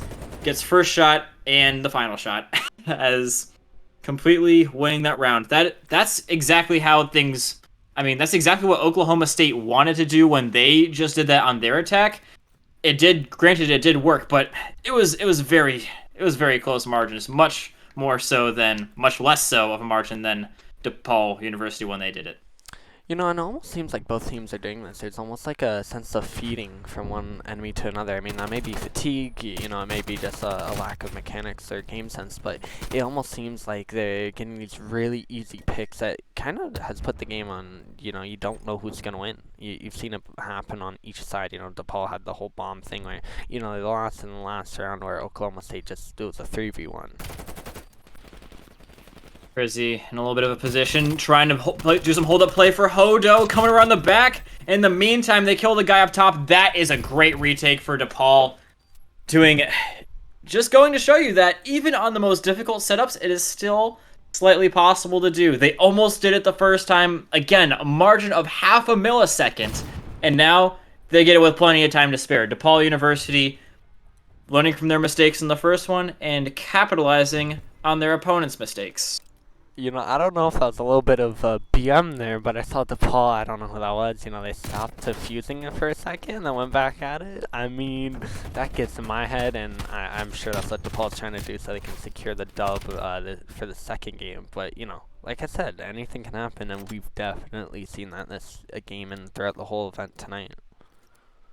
I mean, that is definitely a thing that happens, Jeremy. The body shots coming out earlier, it's just to sort of let your opponent know that you dominate them, like you're better than them, or at least that you think that you're better than them, stuff like that. It's just sort of like, I don't know. But it is also probably went to shoot the trophy system just to get a little bit of extra points, because you see they are trying to get a little bit of streaks here. Hodo just sitting down in the middle of the map, waiting for anybody to try and contest the mid. Royal gonna be doing that. Doesn't see him in time though, but Cahill still got the bomb. Not quite keen on getting this plant off, because as you can see, Nawaro, he's there. Royal going for a full flank, but Cahill taking a lot of time. Could have planted, didn't know that, but he's just playing it very carefully. Eventually, though, Royal's going to find his way around the back, and they're going to pinch him. So Cahill, he knows this, got good game sense, not going to want to avoid the situation if at all possible, and he's going to go on right through mid-map. Very audacious. Could easily be somebody here, and he realizes this, just trying to do the best he can with his intuition.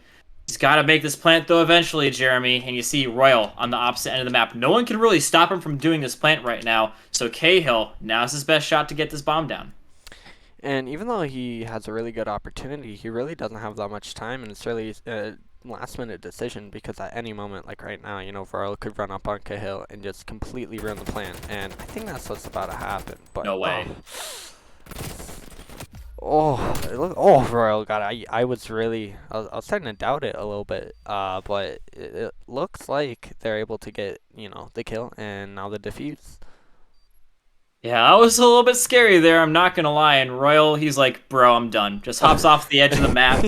He's thoroughly done after seeing that one.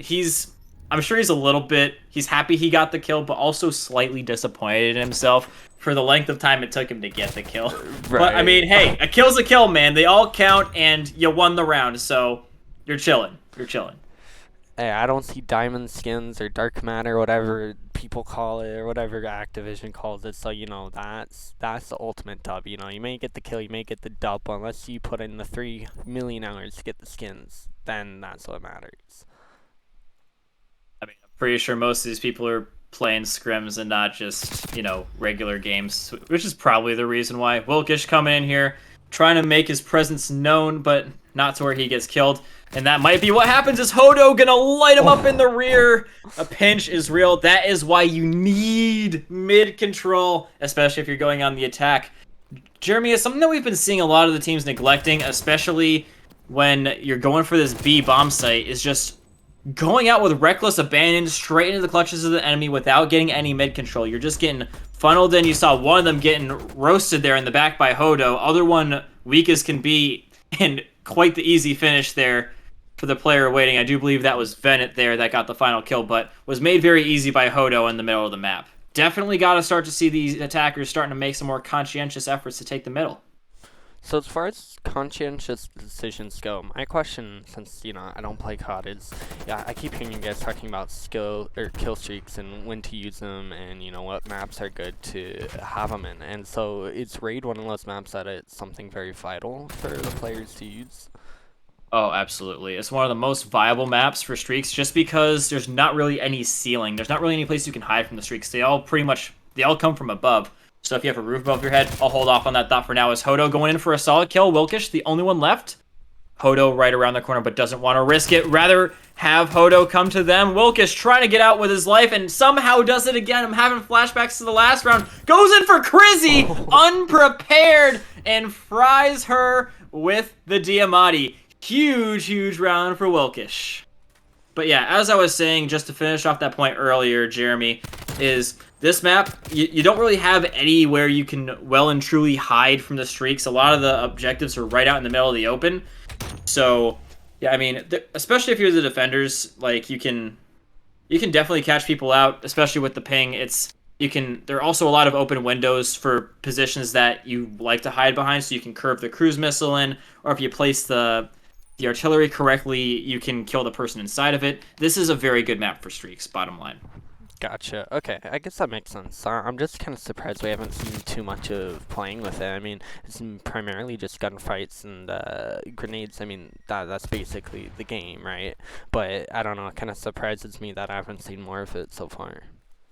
Well, the reason is that you have to get 7 kills in a row to get your first kill streak, and not too many people really being able to do that. Venet, I mean, he's getting a lot of kills, but not a lot of them in a row. I mean, a lot of them in a row, but not enough in a row. Hodo catching out one, but cautious of the other side. Cahill leaving that kill. Hodo leaving that kill for Cahill, and man, oh man, are they doing the peekaboo game really strong here, dude.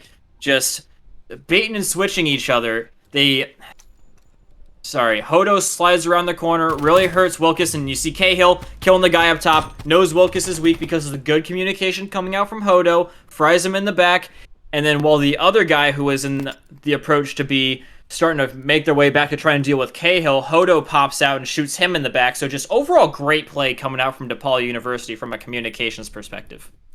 And one thing Kevin was saying was about the whole communication thing. If we could actually hear the comms, it would be quite interesting to see what is exactly happening and how they're working with each other to get these plays made. Because for me, I mean, it would be awesome to have that perspective to see how are you coming back out of nowhere and getting these first bloods and, coming out and getting 4-0 and acing basically the whole round.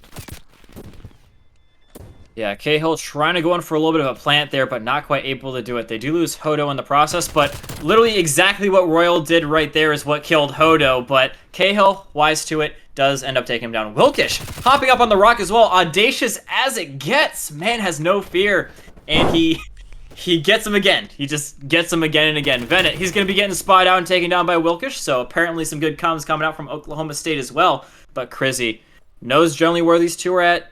Jinja showing up inside a tiki bar, got the bomb. All she needs to can get a rotate here. Gonna have to go right into the path of Wilkish. Sees him, takes him down. Could either re-rotate back to B and anticipate that Jinja will rotate, or she can just rotate herself. But seems to be going for the kill here, Chrissy. Pick up the sub to try and make it a little bit easier, but the head glitch is mean, and that is gonna be a round 11. Sudden death now, Jeremy. Like I've been saying, it's like a cat and mouse game. It's just when they go back and forth between one another, and that was almost a crazy round. I was not sure what was going to happen, and I was afraid that, DePaul could lose it, and that's what happened. But, they still got one more round. It's game point, right? Yes, this is map point. Anyone who wins this round will win the map. In case you guys don't know, like Jeremy, the scoreline is 1st to 6. So both teams can get there right now. Is sudden death, whoever wins this wins the map. Now, Oklahoma State, they haven't won a single map yet. So if they don't win this one right now, their chances go down tremendously as it's a best of 3. Wilkish coming in here, getting a solid little kill right here, but Venet over the top, making sure he doesn't get more pushed up than he already is. Hodo starting to make a little bit of a flank here. I was going to say a play for mid, but is actually going to go for a full flank, trying to anticipate the rotation and catch them out on it. This is a good play, especially if he plays up close like this. He's going to see two, just going to pull right on out of that. Got to be a little bit careful because he's well and truly in the belly of the beast now. It appears that Wilkish is not too keen on pushing up on him like that. He's going to get safely away, calling out what he thinks is going to be a rotation, but he's not totally sure yet. He's going to see Jinja does just get a little bit caught out there. Now they know it's 100% a push to B, but they lose the guy in the process. Hodo was treading some dangerous waters there. He definitely saw, there's 3 of them, but decided to kind of stay up in combat. And, that was kind of unfortunate for DePaul, got them down a man. But, obviously now it's a 2v2, and we'll see what happens with this plant on B. Rizzy getting in the danger zone, but Venet in the even better position. Wilkes is well and truly alone, especially now that his teammate was killed by Venet. Full flank coming in clutch, and that is going to be the map, ladies and gentlemen. DePaul just have absolute faith in each other. Crizzy coming out, popping one, hopping right back in, waiting for her teammate to get on the full flank, and as soon as Venet gets there, man, do things fall apart for Oklahoma State. That is exactly what you want to do in that situation. We see it again from Venet, frying one. Vilks just trying to do something, anything to avoid what seems like inevitable, but he just cannot escape the fate, as Crizzy would have been there anyway, even if he had won the gunfight up against Venet. That's a great round from DePaul, and another map in their favor. Oh, for sure. As a caster bias, I'm glad to see DePaul taking another dub. But, all great casters have to come to an end. I'd rather die a hero than live to see myself become the villain. So I'm going to hand myself over to my favorite guy, Kevin or Tenacity. So let's welcome him back with some warm arms. I'm back. And I'll see y'all later.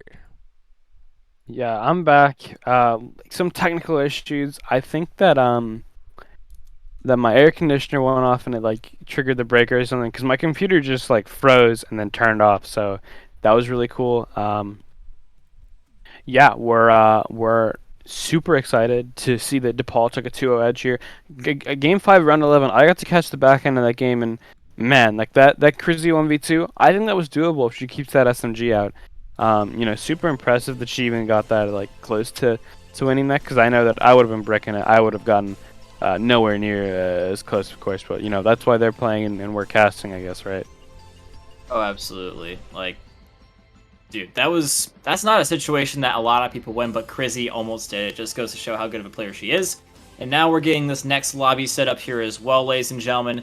Just a quick reminder for the map. It is going to be, I do believe, yes, it's going to be raid again. So we're not leaving the map, but we're changing the mode. We did see Oklahoma State sort of do a good job on this map. I would say they did a moderately good job. Had a couple of hiccups, especially towards the beginning. If you remember Kennesaw, they went up initially 2-0, taking an attack and a defense, but then OKST just came back and was able to get themselves together, pull themselves up by the bootstraps, and make a good ending out of it. They took 3 in a row to respond to their opponents 2 in a row. Now, they seem to be doing good in the second half up against their last opponents, but do you think that they'll be able to do the same thing if they have the similar early game troubles up against DePaul? Yeah, so I think that DePaul is I think that the first round is going to determine the pace of the game.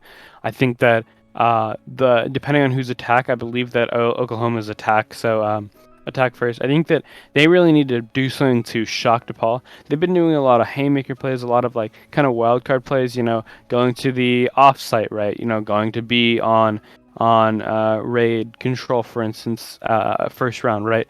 I don't think they can do that. I think they need to do a more default oriented, a more bread and butter play, because DePaul is probably going to expect that. I know that they were watching the stream for their last match against Kennesaw, and they're probably gonna expect the teams to do some kind of wacky plays like that.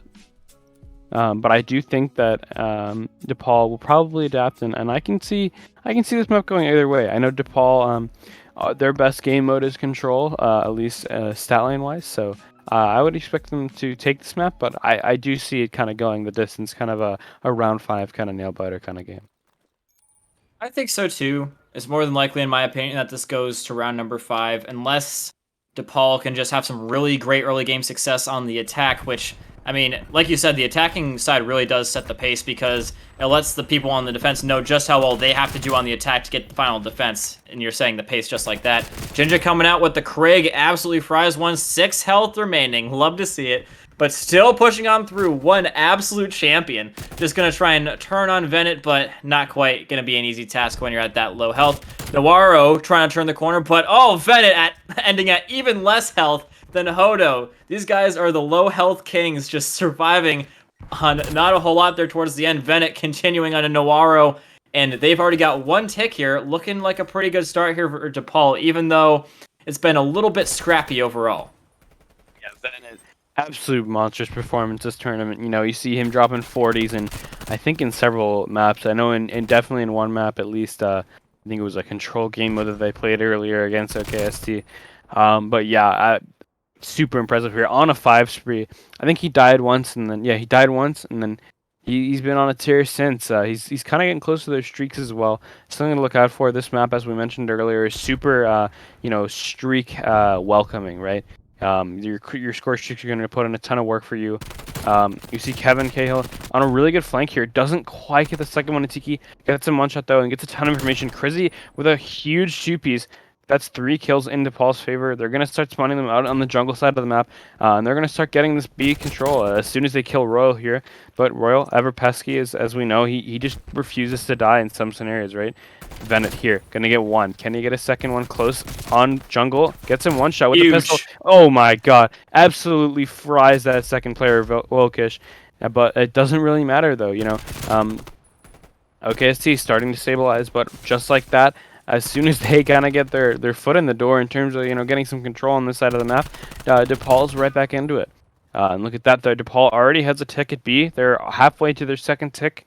And I think that, honestly, if they get this offense really quickly here, that's going to really shake up things for the rest of the game. And OKST, the round's over already, right? DePaul, they're 13-2 lives. Venet's frying. He's spinning around. He's a ballerina right now on the map, and yeah, I think that it's only a matter of time until Jinja gets caught out. He's got Krizzy to look at. He's got Kevin pushing him. He's got Hodo from Tiki. Just a pretty solid and dominating performance in that first round there. I mean, it was close in the beginning, and we saw OKST doing a great job of holding things down, but as soon as I do believe it was... Remind me of who it was that pushed through kitchen, got just pushed right into the heart of the enemy team, and just completely swept them away. As soon as they were able to secure that kitchen area, they were spawning them out continuously and continuously killing them. On top of that, it was actually, I think, Cahill that did that. Correct me if I'm wrong there, Tenacity, but that was the play that made the round. Yeah, so Cahill definitely made a ton of space for them, and that's kind of his role among the team, kind of making that initiating play and finding space where there really isn't any. It was an interesting play from Hodo here. Oh, what a kill there. Definitely did not deserve that, but actually just kind of a better player to him, as I say. Yeah, and then Venet was in the backline kind of playing off of Kevin Cahill's space and just started farming them, essentially. And right here, as we see, OKST's already taken A here, and they're up a life as well, which is super important for them. Looking at the stats, we've got some interesting performances here. Royal and Jinja, both 8 and 7, and Noro and Wilkish, both kind of 4 and 9, 4 and 11, that kind of range there. Venet almost fries Jinja, but Jinja's, he's no rookie, he's not gonna let that happen to him just yet, and kind of going on tear here. He's looking to get some streaks here. He's only on a 4 spree, but a lot of that is going to be objective points there. So, 1 or 2 more kills, and he's going to get that artillery. He does eventually go down, though, in Royal. He's just trying to get up here on the objective, but artillery coming in. They got to be careful depending on the placement. They could still get him, and apparently it's going to get Nawaro, but Venet also gets main man Royal with his gun. Double kill there for him. 1 with the artillery, 1 with the Krig 6. Cahill doing a great job of holding down the middle of the map. They haven't given up really any lanes at all, where we've seen Cahill's ability to just run right down a commonly held sightline at Oklahoma State. It just hasn't been quite the same story for DePaul University. They have just been on task when it comes to holding down their lanes, making sure that they're all watching the correct thing at the right time, and making sure that they've got just a wide range of vision and knowledge as to where the enemy team is. And again, pushing up, taking everything that their opponent is giving them and saying, yes, please give me some more map positioning, as Bennett just going around and maybe took a little bit too much map positioning there. But, I mean, yeah, I mean, you're feeling a little bit confident here if you're DePaul and Cahill, just waiting for anybody to come around this corner. They do have to eventually get B, so he's just waiting for the eventuality of when they do push here. Yeah, 100%. You're absolutely right there. One of the things that I know that Venet is going to be doing this whole time is his communication is going to be second to none, calling out exactly what he's going to do, what he wants other teammates to do. He's going to be saying, "Hey, Kevin, slide out for me here," or I'm gonna go flank here. I'm gonna check out pool. I'm gonna make these kind of hero plays, and he's gonna let the team know that so that they can prepare. They can prepare for things to go wrong, right? It's kind of like riding a motorcycle, right? You dress for the you dress for the crash, right? But you hope everything goes right? Obviously, you hope you have an awesome time, and that's kind of what Venet's doing here. He's telling them, get ready in case this doesn't go right, but it doesn't even matter. 2-0 up over OKST, and pretty much what Venet was calling out went right 100% of the time there. Yeah, he died, but he created a ton of space for the team, and with that SMG too that he picked up off the ground. Absolutely the case. Everyone on DePaul just finding their way, just finding a way in, and Cahill leaving Jinja absolutely stranded like that, breaking the ankles. You love to see stuff like that, just to see a situation. But yeah, just Royal, I admire the effort. He was trying to stay away from the cruise missile, but only had 2.6 seconds left, so he kept on peeking in and out of the Tiki station just so that his other teammate just so he could stop the clock, so his teammate inside of Money or wherever else the other guy was could peek back out as soon as he died from the cruise missile. So a lot of really thoughtful play coming out from Royal, but fortunately for him, DePaul University, they know how to hold back a cruise missile and just milk it for time. That is what really put them over the top there in the end, because OKST, man, they had the objective in their hands, so maybe it wasn't totally all said and done just yet. Yeah, and one of the things that we want to look out for here is that kind of mid-break that DePaul did off the start here. It gets them a ton of information. It's one that they practice a zillion times, right? They play 8s all the time, and they play scrims all the time against other schools with maybe pickups or maybe with their full roster, right? And they're very familiar with all the different kind of breaks that work for them, and they know exactly what different kind of tactics to use in their to keep in their their back pocket right there, and that was kind of the variant ones. Unlucky there for Kevin Cahill. He's gonna get stuck by Royal. Actually, he's gonna get stuck by Wilkish, but Royal cleans it up first. We see Jared their Jinja pulling off the MP5. How do you feel about this change in weapon? Do you think it kind of has a place in the meta, or do you think it's just kind of outclassed by the 74U? I mean, it's definitely not meta for a reason, in my opinion, Tenacity. It definitely beats the 74U really, really close. But just overall, the 74U, it's your do-it-all SMG. You can hit more shots at a greater distance, but maybe Jinja, he's been getting up close and personal a whole lot, so I can see why he would do it, and he's been making good use out of it, as you see right there, completely clearing off that objective 2-piece. He's going for another one, just hopping over the top and trying to take down Crizzy. Up close and personal again. That gun just does not lose at that distance, so, I mean, with his playstyle, it can definitely work, but overall, AK-74U, I still say reigns supreme overall. Yeah, no doubt. I think that's something that we've been seeing throughout this game. Although Jinja has kind of picked it up. 2017, I think he was 11-9 earlier. Oh, nice play out of Navarro, and he's kind of improved his stats as well. I believe at one point he was 4-7, something like that. But yeah, now we're seeing a little bit more map presence coming over for the side of DePaul. They're starting to have these kind of moments where they can relax and kind of talk to each other for a couple of moments here, and you can see them developing pushes a lot more, and kind of creating time and creating timings for each other. Although Jinja in a massive flank here, he could get 3 kills here. Does get 1, gets a second. Oh my God! What a impeccable play there. Yeah, that was just so well played by the entire Oklahoma State team there. And I think they're wise to prevent it being up top art as well. Yeah, they are. They do eventually clean him out. Hodo, though, gets a Not first over kill. yet. Oh, a massive second kill, though. 1v4 for him. He doesn't have any respawns remaining on the side of Oklahoma State, so it's possible. However, unlikely. It's really not over yet. He can And that's try gonna and be get it. Jinja. He did more than really most people could do in that situation. Let's be totally honest, their tenacity. But Oklahoma State, they are going to be, I believe, finally taking their first round now. And off the back of no less Jinja. Apparently, the MP5, I never thought I would say this, but the MP5 was the right play. He pulled it out, got up close and personal, and nobody, especially people with Krigs, are going to be able to beat that thing up close. That thing just shoots so fast, and it's just going to pepper you to death. Death by 1,000 paper cuts is pretty much the MP5's MO.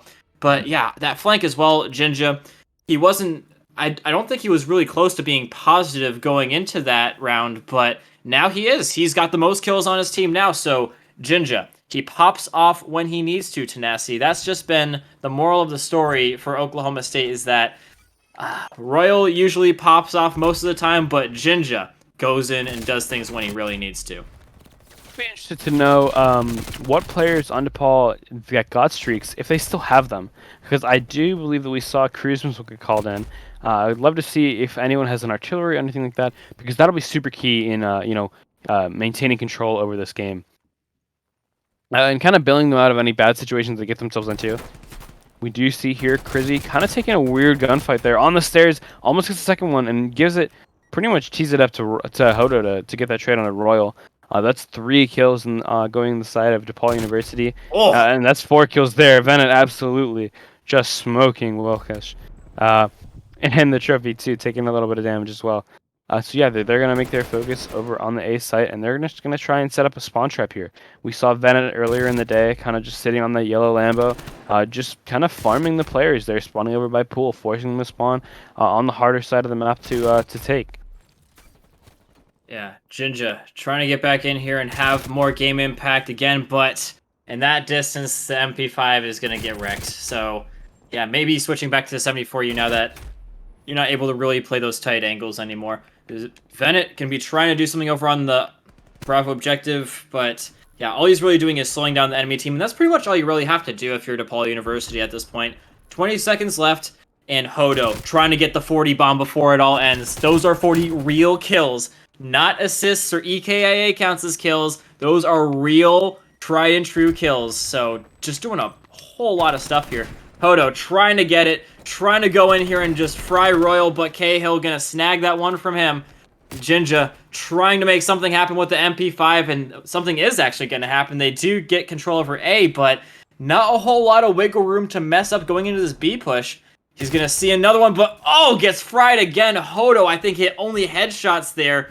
He was already at low health, but still manages to get the better of Jinja up close. AK-74U versus MP5. So, yeah, I guess that's all the evidence we need that the MP5 is not as good as a 74U, even up close. Jinja still trying to make something happen, though. No lives remaining. Nawaro does get one, but instantly has to clear off and wait for the rest of his teammates to get on here. He'll just be a sitting duck, more or less, if no help comes in here, because the enemy team has respawns. They do not. They're just trying to farm some more kills out of this. Jinja getting fried again up close by Cahill, and Cahill pushing through, getting the final kill of the game, and that is going to be DePaul University taking this map as well. Yeah, and with that, DePaul takes the sweep 3-0 over Oklahoma State University and captures this victory. They become the champions of the state summer showdown. My bad, not the State Street Showdown for Call of Duty. So yeah, to repeat that, DePaul 3-0 over Oklahoma State for a second time. I do believe they went this entire tournament without dropping a map, and yeah, convincingly your summer showdown champions. Oh yeah, that was pretty much as good as it gets, in my personal opinion, from DePaul. They looked great in the search and destroy a lot of the time. Whereas, I mean, yeah, their opponents, they won a lot of rounds and they made it really competitive, but DePaul, I just gotta be honest, in every single mode, regardless of what it was, what map, who they were going up against, it just seemed like they just had better overall squad cohesion. They knew what they wanted to do. They didn't really second guess themselves unless they were fully committing to the opposite play and they were making a rotation, which is totally fine. But yeah, I think that's just what put them over the top tonight. Not just some individual skill, but also just their togetherness, their ability to make sure that they're watching everything very, very adequately. Obviously, aside from that one amazing flank from Ginger that won them that one round, but by and far, they just looked like they had better lane control, better lane coverage, better communication, better just vision overall on the map. And yeah, Tenacity, that's the way that you win pretty much any game in Call of Duty, is having just teamwork like that. Yeah, no doubt. I think that overall throughout this entire evening, teamwork was definitely it made the dream work. And for DePaul, it was so clear to see. You saw that buddy system that I mentioned earlier. You saw the really solid trading system that the teams kind of had. You could see that there was a conversation going on in their gameplay, and it was really awesome to see there. So yeah, huge congratulations to our DePaul Call of Duty team. You can check in on their socials. You can follow them at DPU COD for updates on them. And you can also stay tuned here at DePaul Esports on Twitch and Twitter to catch more updates for all of our esports teams here. And yeah, congrats also to Oklahoma State. They were just asking, as if they could leave the plot up. So they're definitely going to be looking at this and hopefully to come back stronger, right? We love to see the competition in our team, love to see our team grow, and we love to see the passion coming out from them. So yeah, stay around for more action on the DePaul Esports social medias. I've been Kevin, or Tenacity. You can follow me at TenacityFPS. And where can people follow you? You can check me out on Twitter. I don't really stream a whole lot on Twitch, but I've got Comica_ on Twitch on the rare occasion I do. But you guys want to see me casting in general? I do a whole lot of stuff for casting, Call of Duty and Rainbow Six. Follow me over at Comica_18, because Comica_ for some reason was already taken on Twitter. But yeah, Comica_18. Don't forget it. And then also, I'd like to give a huge shout out to Oklahoma State Call of Duty as well. I believe it's Cowboys COD on Twitter. Shoot them a follow as well. Check them out because they do some really awesome stuff. So yeah, I've been Tenacity. This has been Comica. And shout out to Jeremy as well on the production. So thank you guys so much for watching, and we will see you next time.